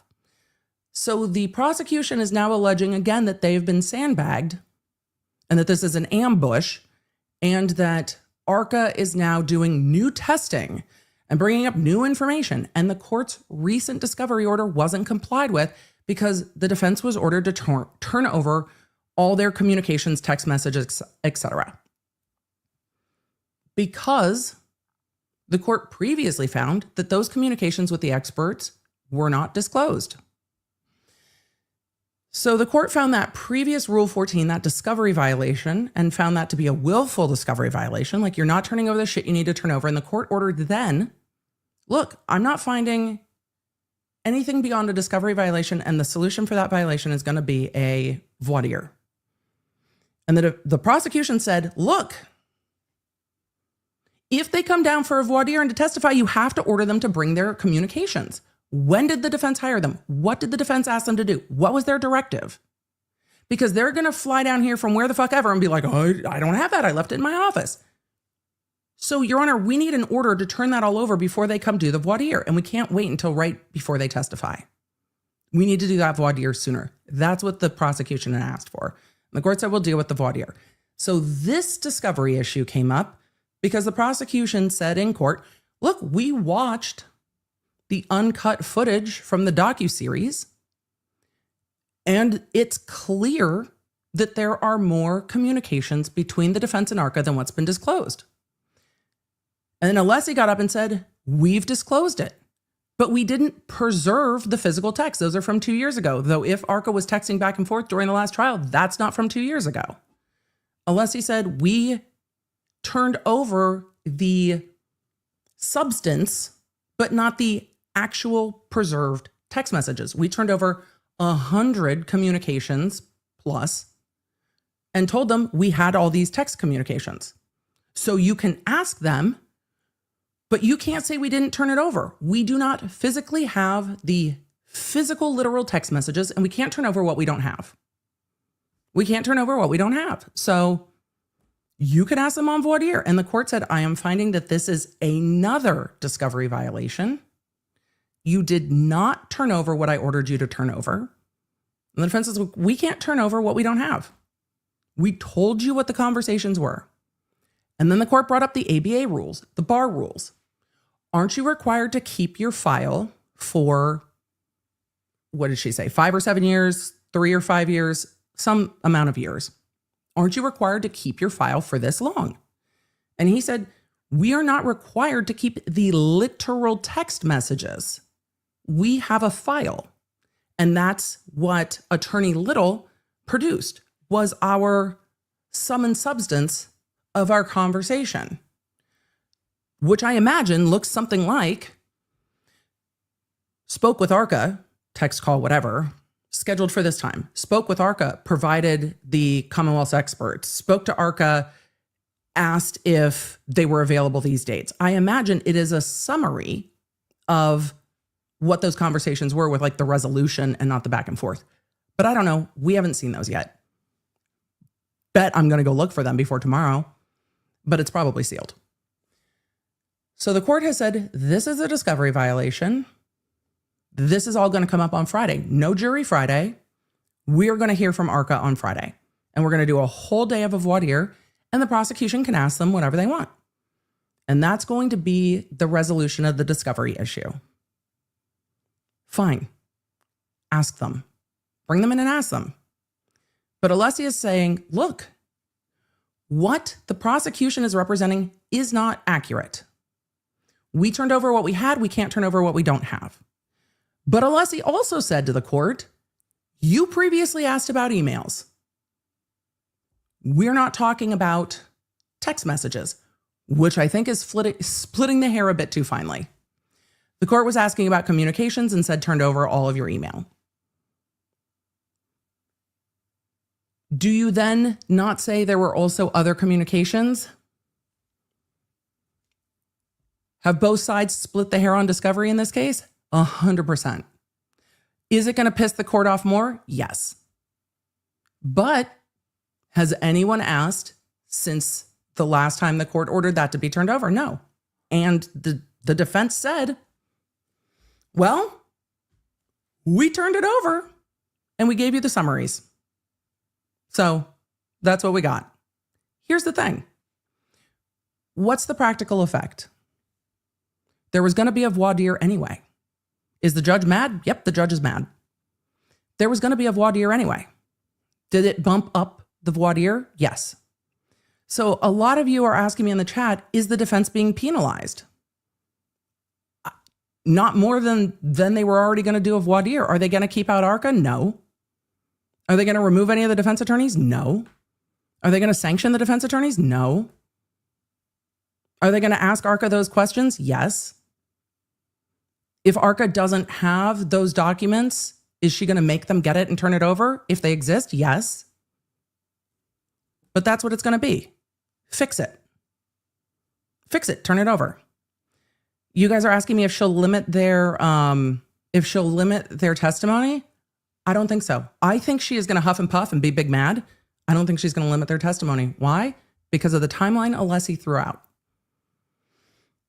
Because if what ARCAA is reviewing, this is an asterisk, if what ARCAA is reviewing is the Commonwealth expert report, and the Commonwealth is allowed to bring in that report, you can't limit ARCAA from then being able to talk about that report. That's what experts do. That is a back and forth battle of the experts.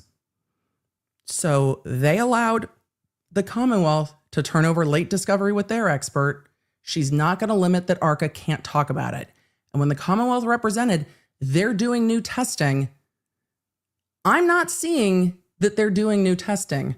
Based on what the defense has said, and we'll see if this is accurate or not, based on what the defense has said, ARCAA is responding and evaluating the Commonwealth's expert. If they were proactively doing additional testing, could that be different? Maybe. Will we find out when there's a voir dire? Yes. So do I think ARCAA is going to get limited? I don't think so. But it might be that they are limited in their new information, that it is responsive to what the Commonwealth brings in. So if the Commonwealth doesn't bring it in, then they don't bring it in. But I don't see her limiting the defense's response to the Commonwealth's new expert. I don't see that happening. And if it does, I'll be surprised. And we'll evaluate it then. Could I see her limiting it as to new things that are not responsive to the Commonwealth? Maybe. So we'll see. But splitting the hairs of, Your Honor, you asked me about emails and these are text messages, is not going to make this judge endeared in any way. It's just going to piss her off. So it's going to be interesting to see what the full day of voir dire looks like.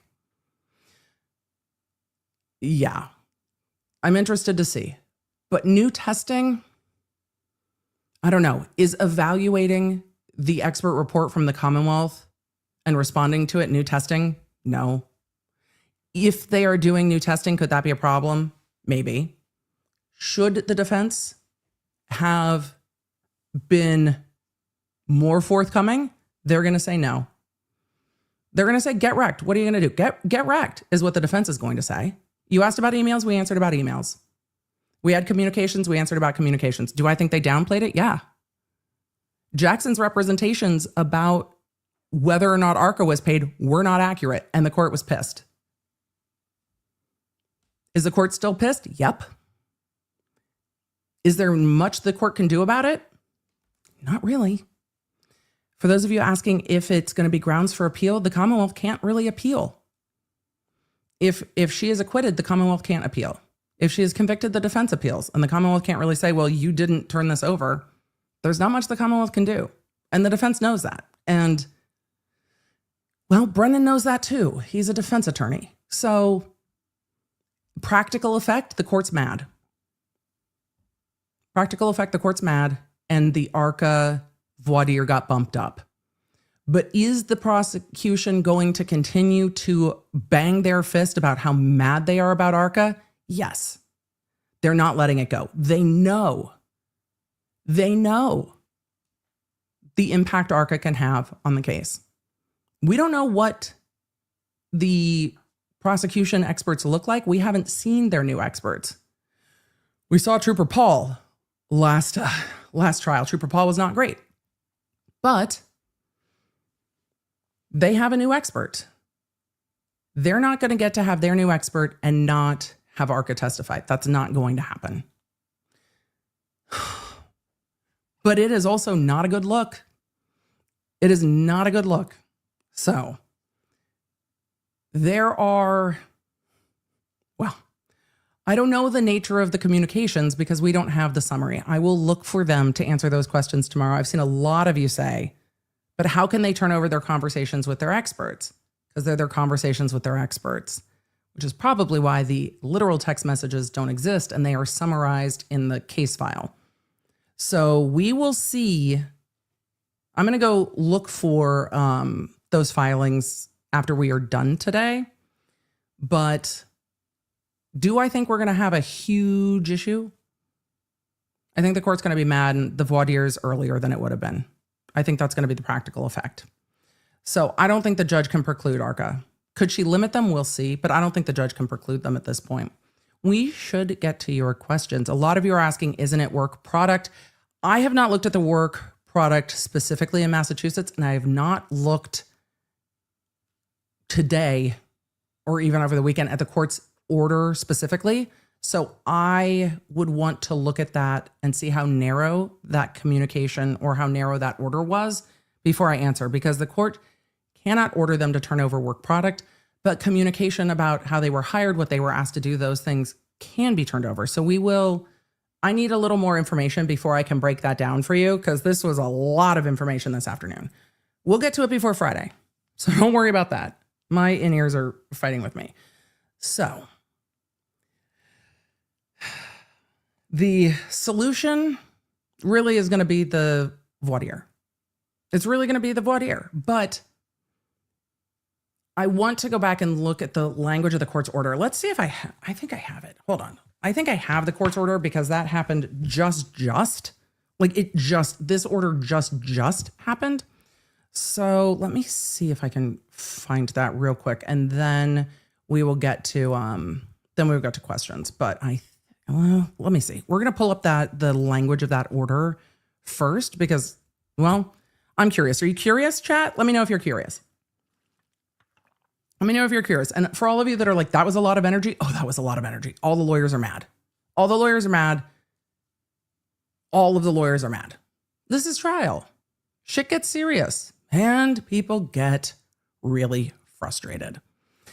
And that's very clear. And, you know, the Commonwealth thinks that the defense is splitting hairs. The defense thinks that the Commonwealth is splitting hairs. Everybody really is splitting hairs. And the Commonwealth has definitely not been, when they say we've done everything by the book, I don't think that's true. I don't think that's true, Brennan. Let's calm down a little bit. But Brennan also knows as a prosecutor, when the defense does stuff and doesn't turn stuff over, there's not much you can do about it. You can try to make them do it beforehand, but there's not much you can do. What are you going to do? Have a mistrial? That's not going to help you. Like, what at this point, the prosecution doesn't have a lot that they can go on. They just don't. So that's going to be frustrating to them. Yeah. Does that happen? Yeah. Were there things that the prosecution didn't turn over till after the first trial? Yeah. So, is it a lot for Brennan to be like, we've done everything? Yeah. Yeah, it is a lot. Let's take a look at this court's order. This was ordered April 16th. We haven't had a chance to go over this yet. So let's take a look at this court's order real quick, and then we will summarize today and answer some questions. Yes, Mingling, go ahead and end the poll. Let's see. We had 13% of you that did not watch the first trial with over 20,000 votes. That's a lot of you new to this case. Welcome. This case is there's a lot of times that you will hear myself and probably everyone else who talks about this case go, I don't think I've ever seen that before. I don't think I've ever seen that before. I don't think I've ever seen that before. I don't think I've ever seen that before. It's like every single strange circumstance all in one case. It's a lot of unusual. All right. Let's take a look at what the ruling on the Commonwealth's motion to compel reciprocal discovery of ARCAA is. The Commonwealth moves, and I have not read this yet. We're doing this together in real time. The Commonwealth moves for an order compelling the defendant to produce discovery pertaining to the ARCAA witnesses in compliance with the defendant's obligations under Rule 14. The Commonwealth requests the court order the defendant to certify its discovery obligations are complete. I mean, the prosecution did certify their discovery multiple times in this case and then continue to turn over discovery. So did that happen? Yep. After review of the written submissions and oral argument on the motion, which we covered, it is ordered that by April 18th, 2025 at 5 p.m., the defendant shall produce to the Commonwealth any outstanding discovery listed under 1, 2, and 3 of the Commonwealth's motion, footnote 1. In addition, by April 18th at 5 p.m., the defendant must disclose to the Commonwealth any oral representation agreements or understanding regarding anticipated reimbursements or payments on behalf of ARCAA. I mean, that's fair. What is your retainer agreement? Any reimbursements or payments made to or on behalf of ARCAA between any member of ARCAA and the defense team, including the defendant. It's further ordered that by April 21st, so Monday at noon, the defendant must disclose to the Commonwealth any testing underway, requested, or contemplated. It sounds like they did do that. As to any testing underway, requested, or contemplated that is not completed, the date the testing will be completed, and the results of any testing. And it sounds like they said May 1st. So that was, it sounds like the defense said, yes, we have things in the works that will be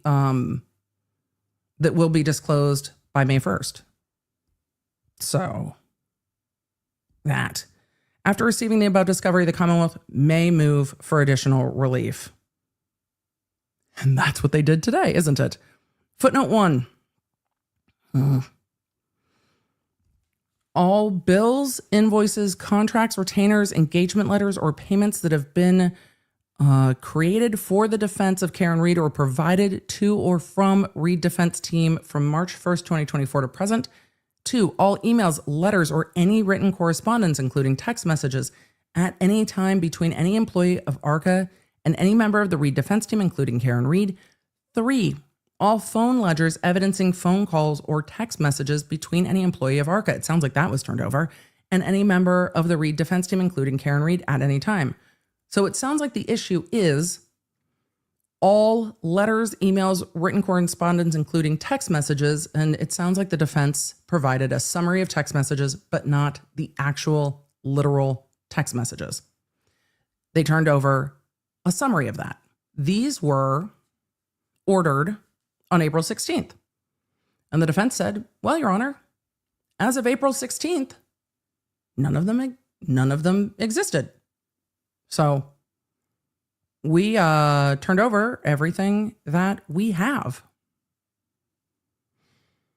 So for those of you asking about the March 1st to present, that modifies the billing, not the communications. So billing, all communications at any time. All phone ledgers. Well, they're going to ask about it. If there are physical text messages, well, the prosecution's not going to be happy, but I don't know what they think they have saying, well, Your Honor, we watched the on-air Docu series and we think there's more text messages. I don't know what they watched. Will we see it on Friday? Probably, because they're going to ask about it. So let's see, where are we at the end of day one? At the end of day one, we have seen opening statements. Net, I think the prosecution's opening statement was far better than it was last trial. And I think the defense simplified their defense.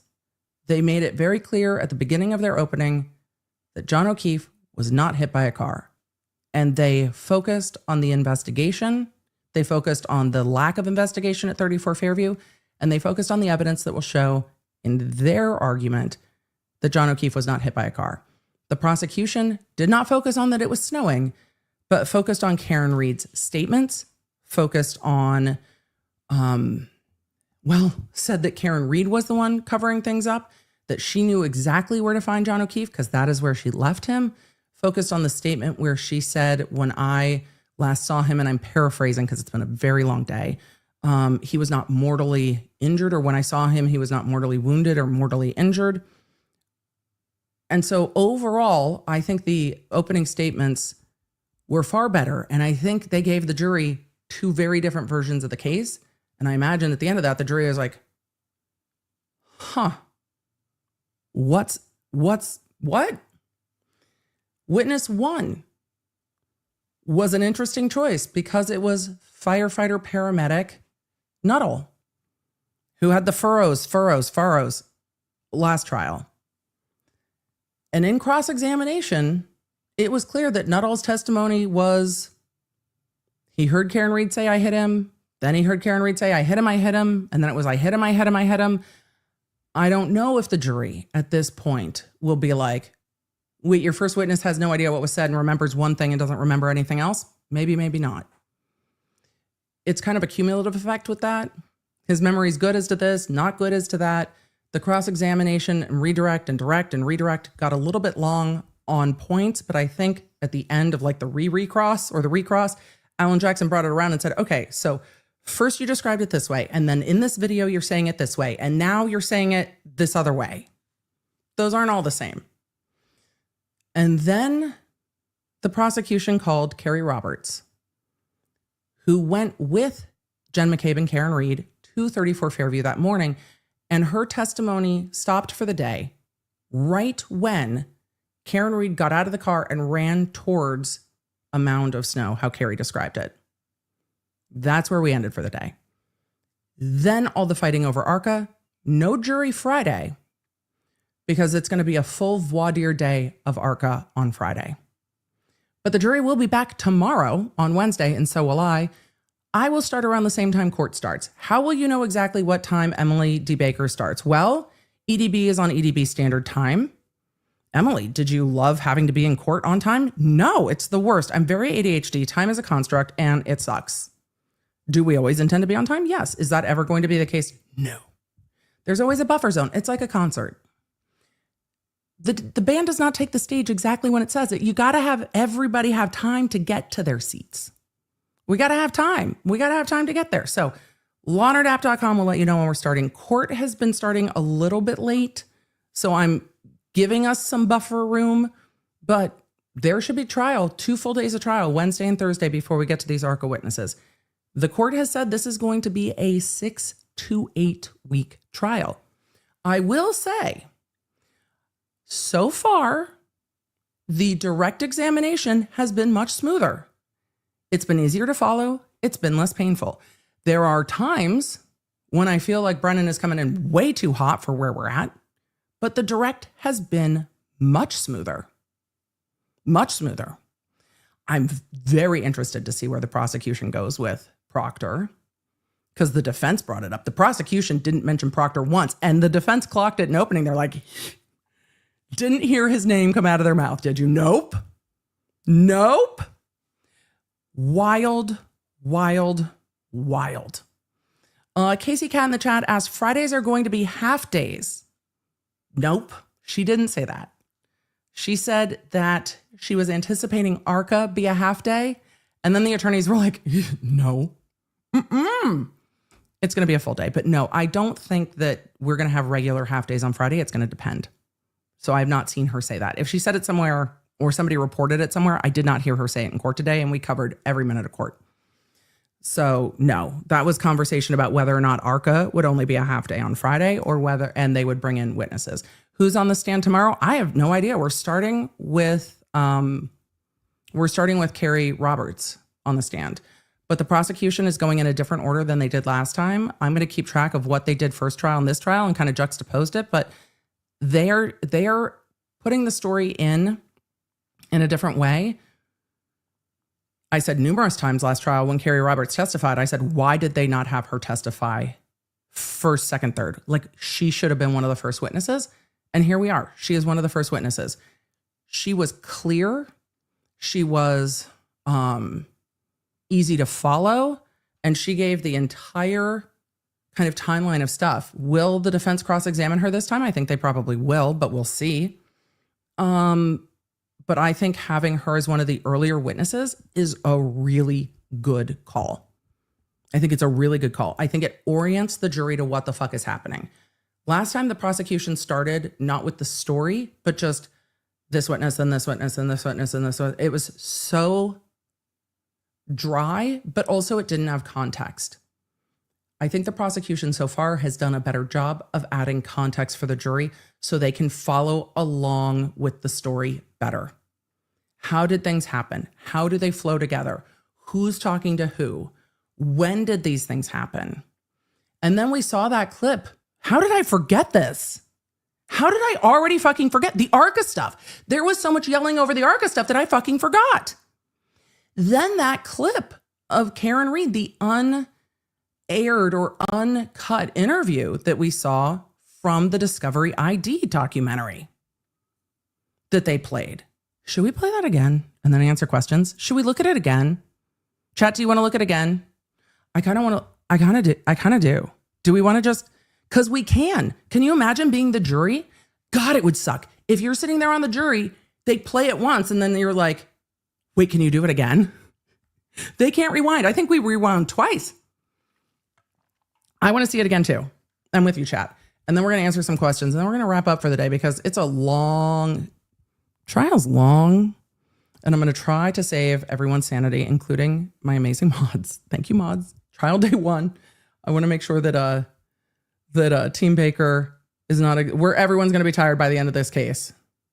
But I'm zooming to try to find this, but I want to try to preserve what we can on the days that we can. I will say though, this judge is punctual. I mean, she is a clock watching judge. She is just like TikTok on the dot. However, if you're the jury, you can kind of count on that. If you're the jury, she's not going to be like, everybody got another hour. It's going to be like, I had plans, but God, today was a just feisty first day. Feisty first day. Oh boy. All right. Let's make sure I have volume, make sure we're queued up to this interview. Maybe we might watch it twice. We'll watch it twice. Let's pull this up. Let's swoop. This is a lot. I'm going to gain it up. So we will, oh no, it got washed out when I did that last time. So let's not do that. I'm very interested to hear this. I was interested to hear it the first time. I'm interested to hear it this time. I'm interested to hear the full context of it. I'm interested to see what else they bring in. When I talked about this, and we'll link it down below at some point, but when I talked about this interview, I said, I don't know if this one's going to be a good idea.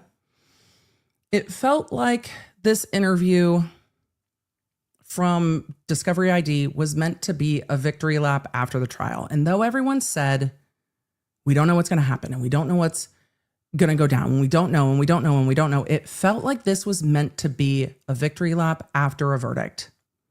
And then when there's no verdict, this still came out. And that's wild to me. It's wild to me. So I'm going to go back to the day this particular interview was recorded because they put it up. So this was recorded June 15th, 2024, during the last trial. This was a sit down during the last trial. The last trial did not end until July. During it. I do have my earrings linked on Amazon. They are Kendra Scott, so you can find them on Kendra Scott. This was recorded during the last trial.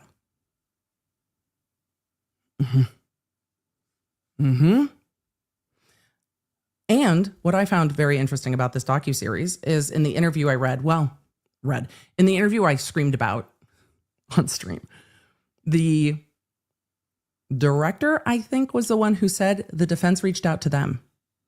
So the defense reached out to them and said, we want you to film this trial with us. We want you to do this.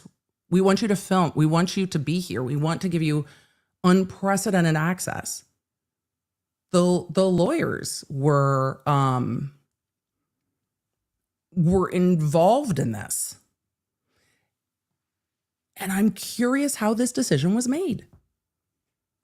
But Karen Reed was asked outside of court, I think last week, so the prosecution's going to use your statements that you've made. And she said, bring it on or come at me. I think it was come at me. I don't think it was bring it on because I didn't say it's already been brought in. So it must have been come at me because my response was come at me, bro. So come at me. Yes, chat, you said, here's the response. Do it. They're going to use your words. Do it.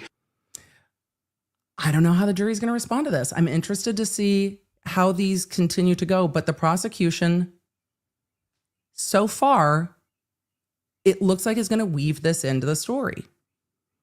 And will the defense be able to unweave that and show different context?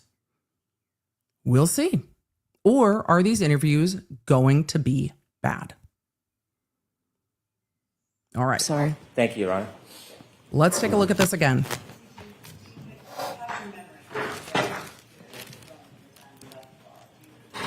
I can't hear the producer talking. I'm sure at some point this will get gained up.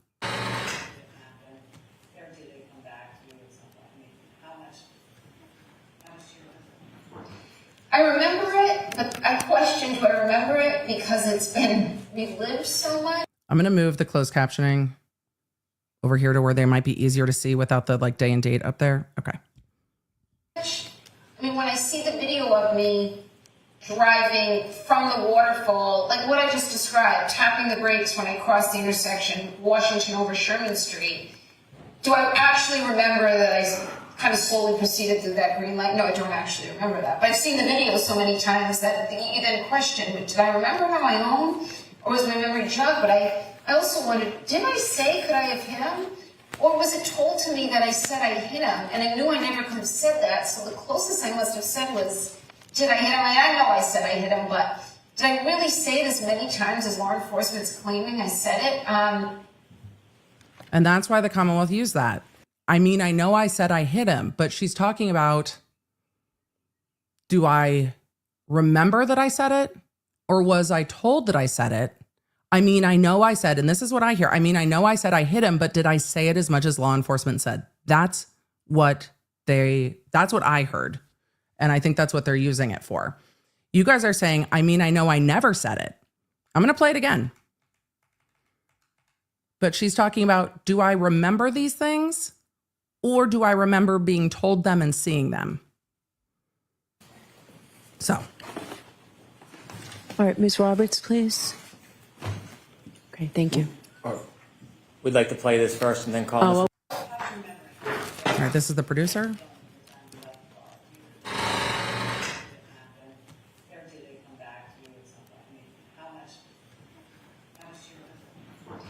I remember it, but I question, do I remember it because it's been relived so much?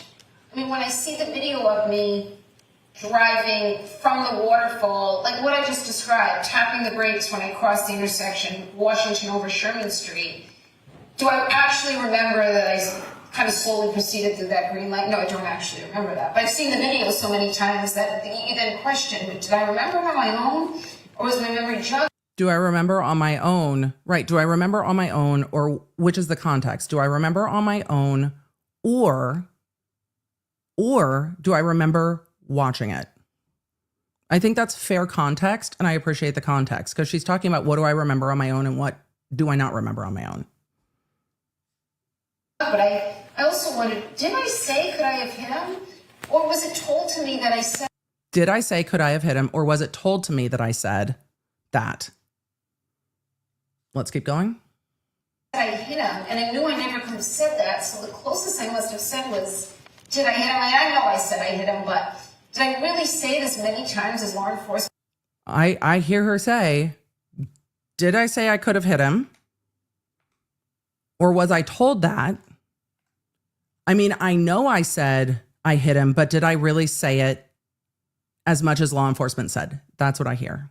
To me that I said I hit him, and I knew I never could have said that, so the closest...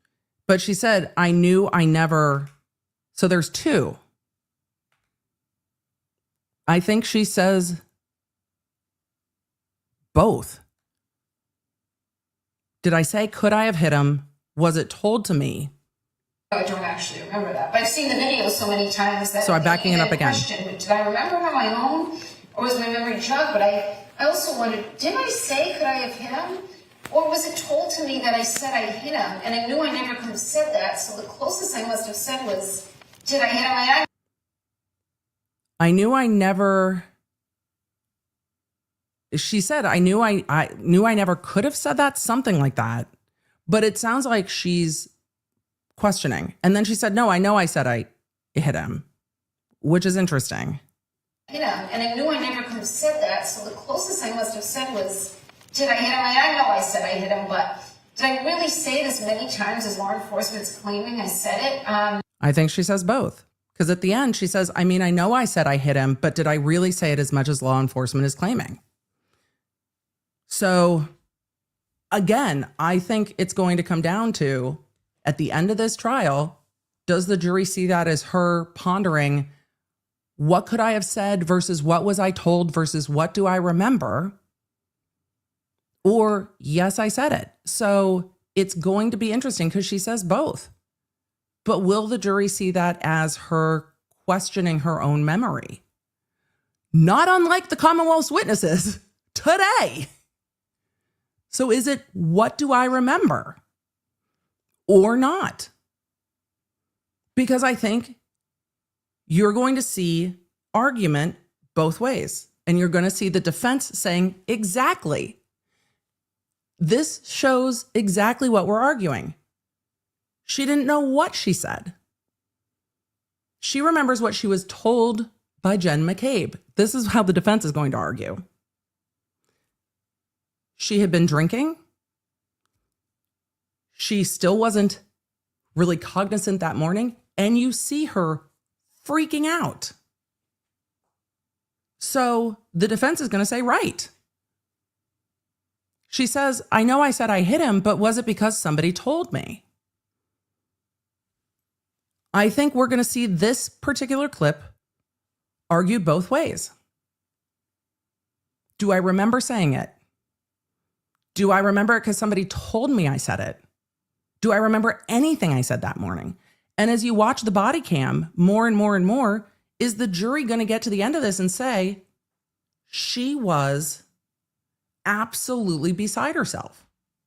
Because I think that that's uncontroverted, that morning she was beside herself and still intoxicated. And I wonder how much the defense will concede her level of intoxication based on her own statements and say, yes, she was intoxicated. But John O'Keefe's injuries do not comport with him being hit by a car. Yes, intoxicated. She says it in the interviews, she's intoxicated. Yes, intoxicated, but doesn't have independent memory. And we saw that starting with Kerry Roberts saying, she said she didn't remember and she thought she left him at the waterfall. And it wasn't until Jen McCabe said, no, you were at my sister's house, that she was like, wait, what? Because it seems like her memory of the evening kind of stops at the waterfall. Is that out of line with what we saw in the last trial, that her memory of the evening might stop when they were leaving the waterfall? Well, that might well be what it is. Everyone was drinking. And the next morning, the people who seem to be more sober are Kerry, who wasn't at the after party, and Jen McCabe. So it's going to really play, I think, both ways. Her trying to say, I don't remember and I'm trying to piece it together, goes to the defense argument. I don't remember and I'm trying to piece it together. So I'm looking at everybody going, I hit him, I hit him, I hit him. Could I have hit him? What happened? Or the prosecution. Do you know him? I hit him. Does it clear anything up? I think it's going to be argued exactly both ways. With the prosecution saying this is a confession and the defense saying this is trying to figure out what the fuck happened because she did not hit him and she doesn't know what happened. I wonder if they'll lean in more to her drinking. And I wonder if they were asking her in the car, what do you mean you left him at the waterfall? You didn't leave him at the waterfall. What else was said in the car? No, it's literally my cousin Benny. No, it's literally my cousin Benny. It's literally my cousin Benny. So when people say when you talk, the way your statements come in court and the way they might have been said are not always the same. And there's no body cam. But if the defense focus is on Karen Reed is freaking the fuck out, drunk still, because I think her BIC clearly shows that, drunk still, freaking out, pissed off, and trying to figure out what the fuck happened. And she's asking everyone, essentially, could this happen? Could that happen? Could this happen?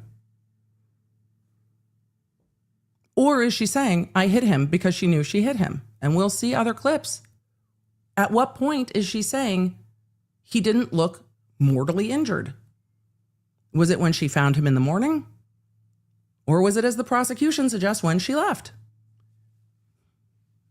Isn't that going to be the whole case? And then if that is the whole case, doesn't that bring you back around to what the coroner says? Doesn't that just bring you all the way back around to what does the coroner say? What does the coroner say? Forget what Karen Reed said. Forget what Jen McCabe said. Forget what Kerry Roberts said. Forget all the rest of what was said. What do the medical experts say? What do the injuries say? That's it. Focus down on that. And what the coroner says is, well, undetermined cause of death with a head injury and hypothermia. That's what the coroner says. And the coroner also said that the injuries are not consistent with a vehicle collision. And this time, the prosecution did not say vehicle collision. That's my house, not yours. The prosecution did not say vehicle collision. They said he was clipped. So it's going to get argued every which way. I'm going to try to answer questions the best we can, and then we're going to go before the mowers get really loud, because it's that time of year where if there were any trials during the winter, you would not hear it. But it is now spring and everything is growing, including the grass. So it's great.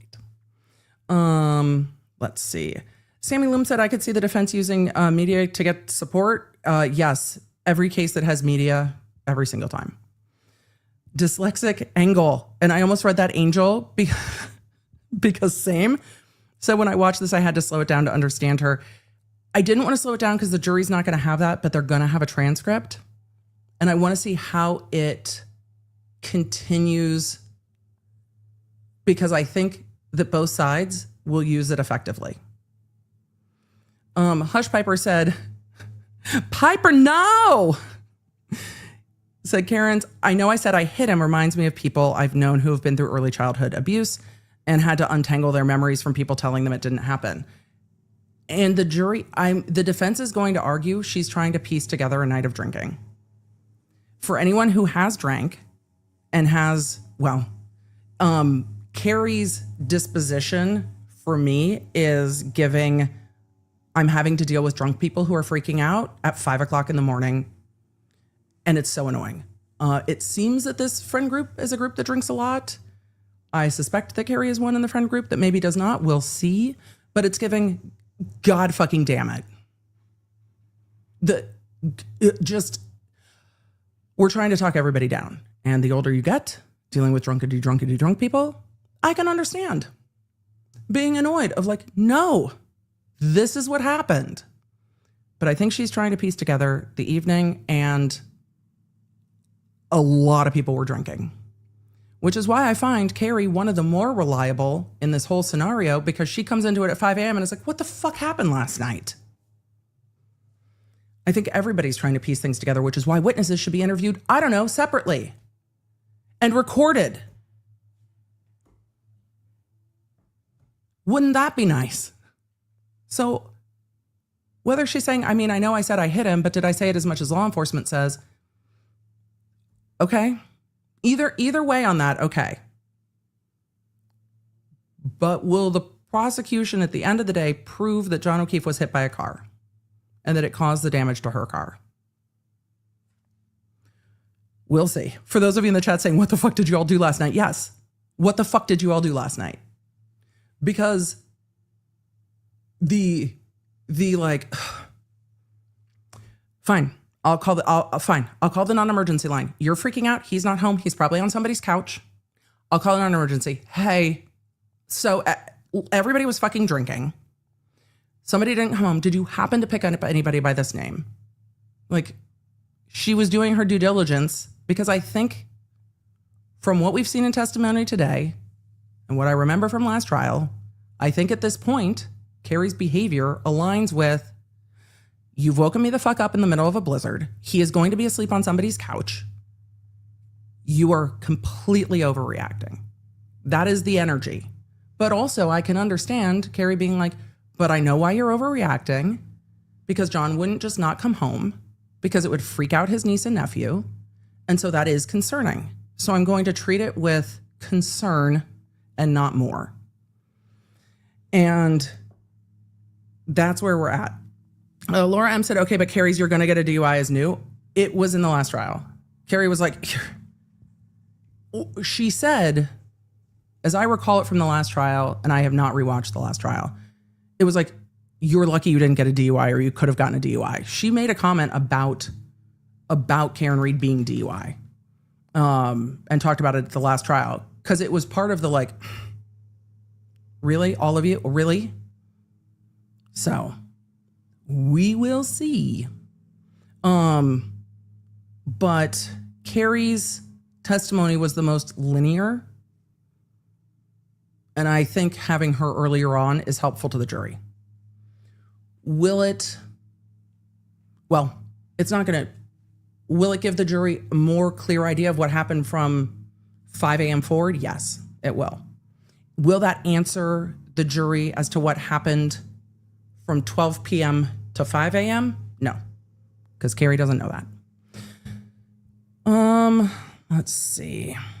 Julia says, I think Brennan's convinced that there's shadiness by the feds like he encountered in the Bolger trial, because he was the defense attorney there, and he's positive there's collusion by the defense with the feds. Well, good luck with that, Brennan. I mean, he might have a vibe, but whatever the feds did or didn't do, at the end of the day, shouldn't change what the prosecution can prove. If the prosecution's evidence is the prosecution's evidence, then what the feds did or didn't do should not change that, right? But I do think, to the prosecution's credit at this moment, that they opened much more focused on their case and not on disproving the defense case. It didn't feel like the prosecution in their opening was chasing down every rabbit hole that the defense might go down. And I do think they tried to preempt and co-opt the cover-up to kind of take the sting out of it so that everybody's saying everything's a cover-up. So it's interesting to see. Sorry for the loudness. Hush Piper said the text messages have been rehomed. I mean, it's consistent. Everybody gets to rehome everything. It's fine. So let's see. GYPV said, Joe missed the ARCAA motions part. It wasn't on Court TV. Can you let him know about it so he's not behind the 8 ball on it? I was using the Boston 10 feed. So if Court TV's feed cut early, I was using the Boston 10 feed and that had it. So hope that helps. It was on the Boston 10 feed. That's where I saw it. Alexis said the architects must be on the detective hard drive. Yes, they're with the video. I mean, the prosecution losing their mind over where the texts are when there's a summary of them, when the prosecution's like, I don't know where all the video is just.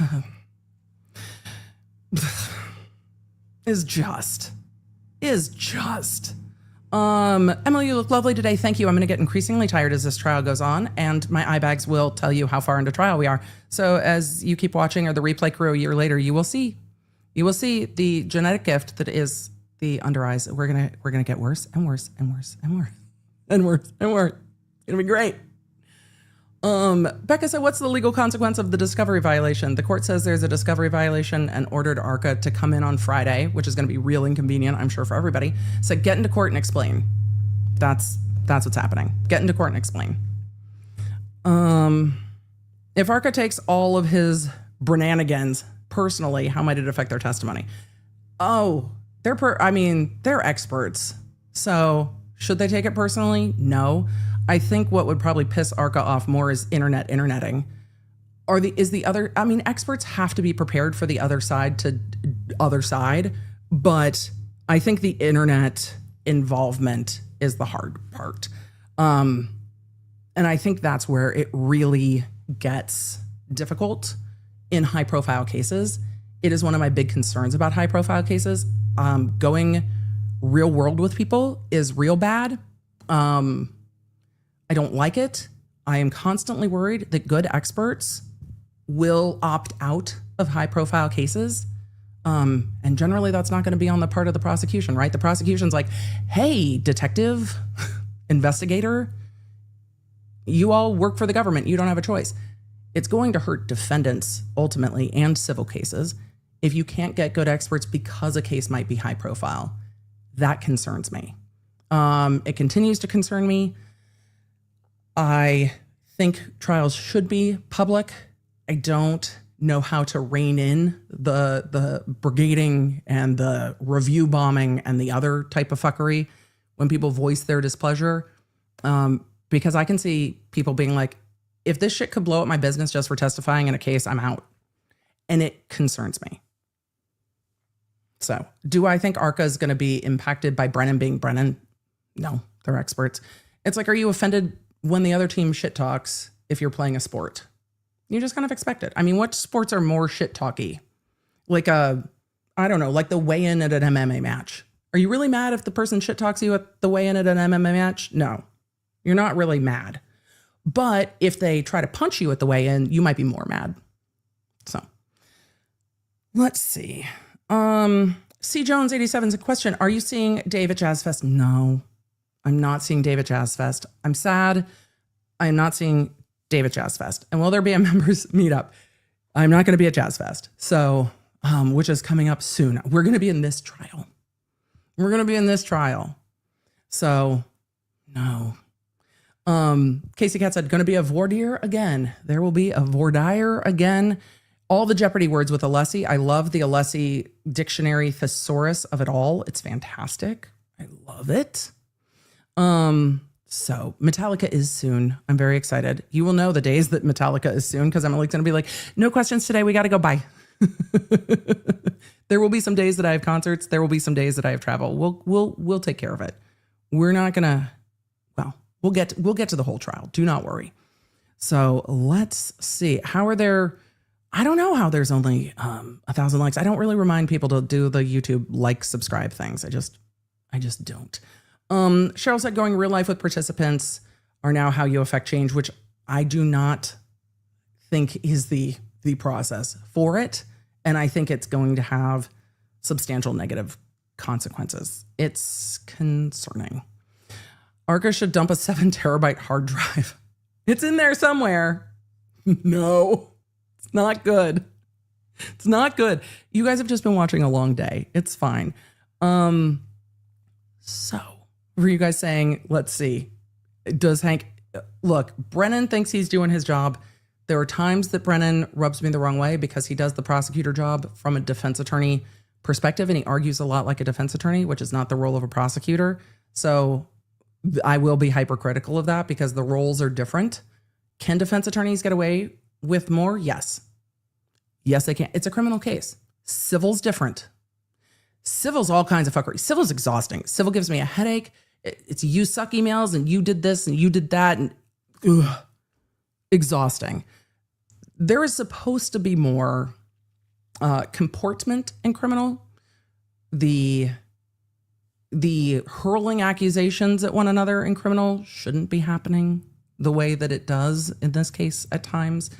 The bickering here is lower than civil cases, though. Civil cases are just 10 out of 10, come out of the gates with, you suck, do this, you suck, you didn't do this, you're the worst, you're doing... It's very overwrought. And it gets very hyperbolic very fast. It shouldn't be that way in criminal, and it often isn't. And we've seen a lot of criminal cases that have been comported well, and then we've seen like sly snark. I think the Corey Richins case is a good example of that. Like there are moments, and the judge is like, immediately no. And everybody's like, sorry, Your Honor. But we saw it at the very, very beginning in Idaho, and then the new judge was like, 100% no. And it toned down completely, and court moved along pretty orderly most of the time in Idaho. So we see it different in criminal than civil. Civil is not civil. Civil is just mudslinging with slingshots. Everyone, and I say with slingshots on purpose because everyone ends up with mud on them. It's not like a strategic paintballing. It is mudslinging with slingshots. The slinger gets mud on them. The other party gets mud on them. There's mud on the... It's just fucking everywhere.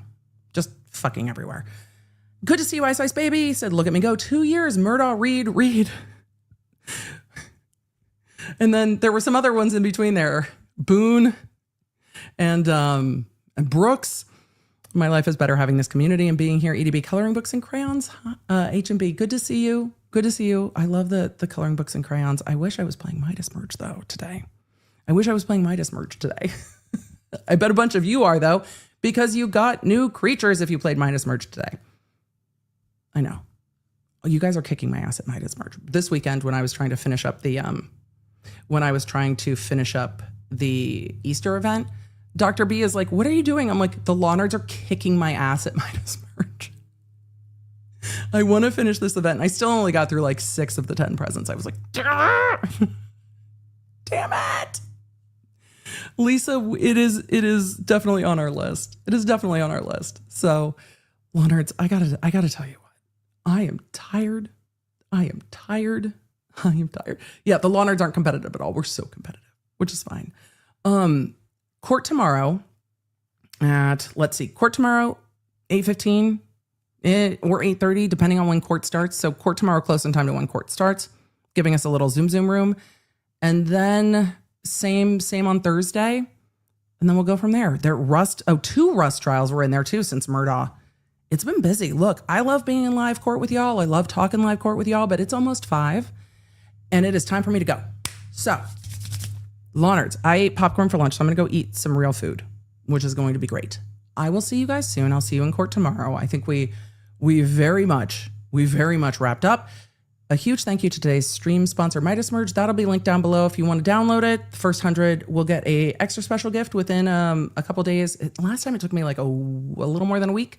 So you'll see that there if you're one of the first 100. And in the member spaces tomorrow, I will put up a place for you guys to share your friend codes if you want to do that, so you can find each other within the game. And with that, you guys, we are going to bounce so I can rest my voice for tomorrow. It's a long trial and a busy day. Honors, you're the best. Let me say goodbye. I will see you soon. Take care of yourselves. Take care of each other. Thank you for being here. Thank you for making this the #1 place to watch live trial coverage. You guys, day one and done. Day one and done. Hi, Fred. I know. Fred, are you going to come up and say hi? Hold on. We were just saying goodbye. We were just saying goodbye, weren't we? You're like, I'm not looking at the camera because there are birds outside. Yeah, birds. There are birds outside. All right, Fred. He's like, no, why didn't you put me where the birds were? You jump up there, buddy, if you want to be up. The stand desk definitely makes him well, he can jump on top of just about anything. He just doesn't like to. Fred's like, why would I jump when human will pick me up? Why would I do anything when I can just look at human and human will do it? I know, well-trained. Very spoiled cats. Law nerds, take care of yourselves, take care of each other. I'll see you tomorrow. We're in court. We're in trial, law nerds. All right. Tomorrow. Will tomorrow be as spicy as today? Nope. Nah, I don't know. It might. I'm waiting for Brennan. I'm waiting for Brennan to come into court and be like, okay, so That's my opinion! It's vibes that there's more text messages, Your Honor. Your Honor, vibes. It feels like they should be there. It just feels like there should be more. All right, you guys, see you tomorrow. Bye. Thanks for joining me on this stream. If you don't want to miss a moment in court, you need the Law Nerd app at lawnerdapp.com. It's a free download on iOS and Android where I can keep you in the loop with everything happening in court and, of course, when the jury has a verdict. So if you don't want to miss a moment of this trial coverage, make sure you get the Law Nerd app. Thank you for being here, and thank you for being a Law Nerd.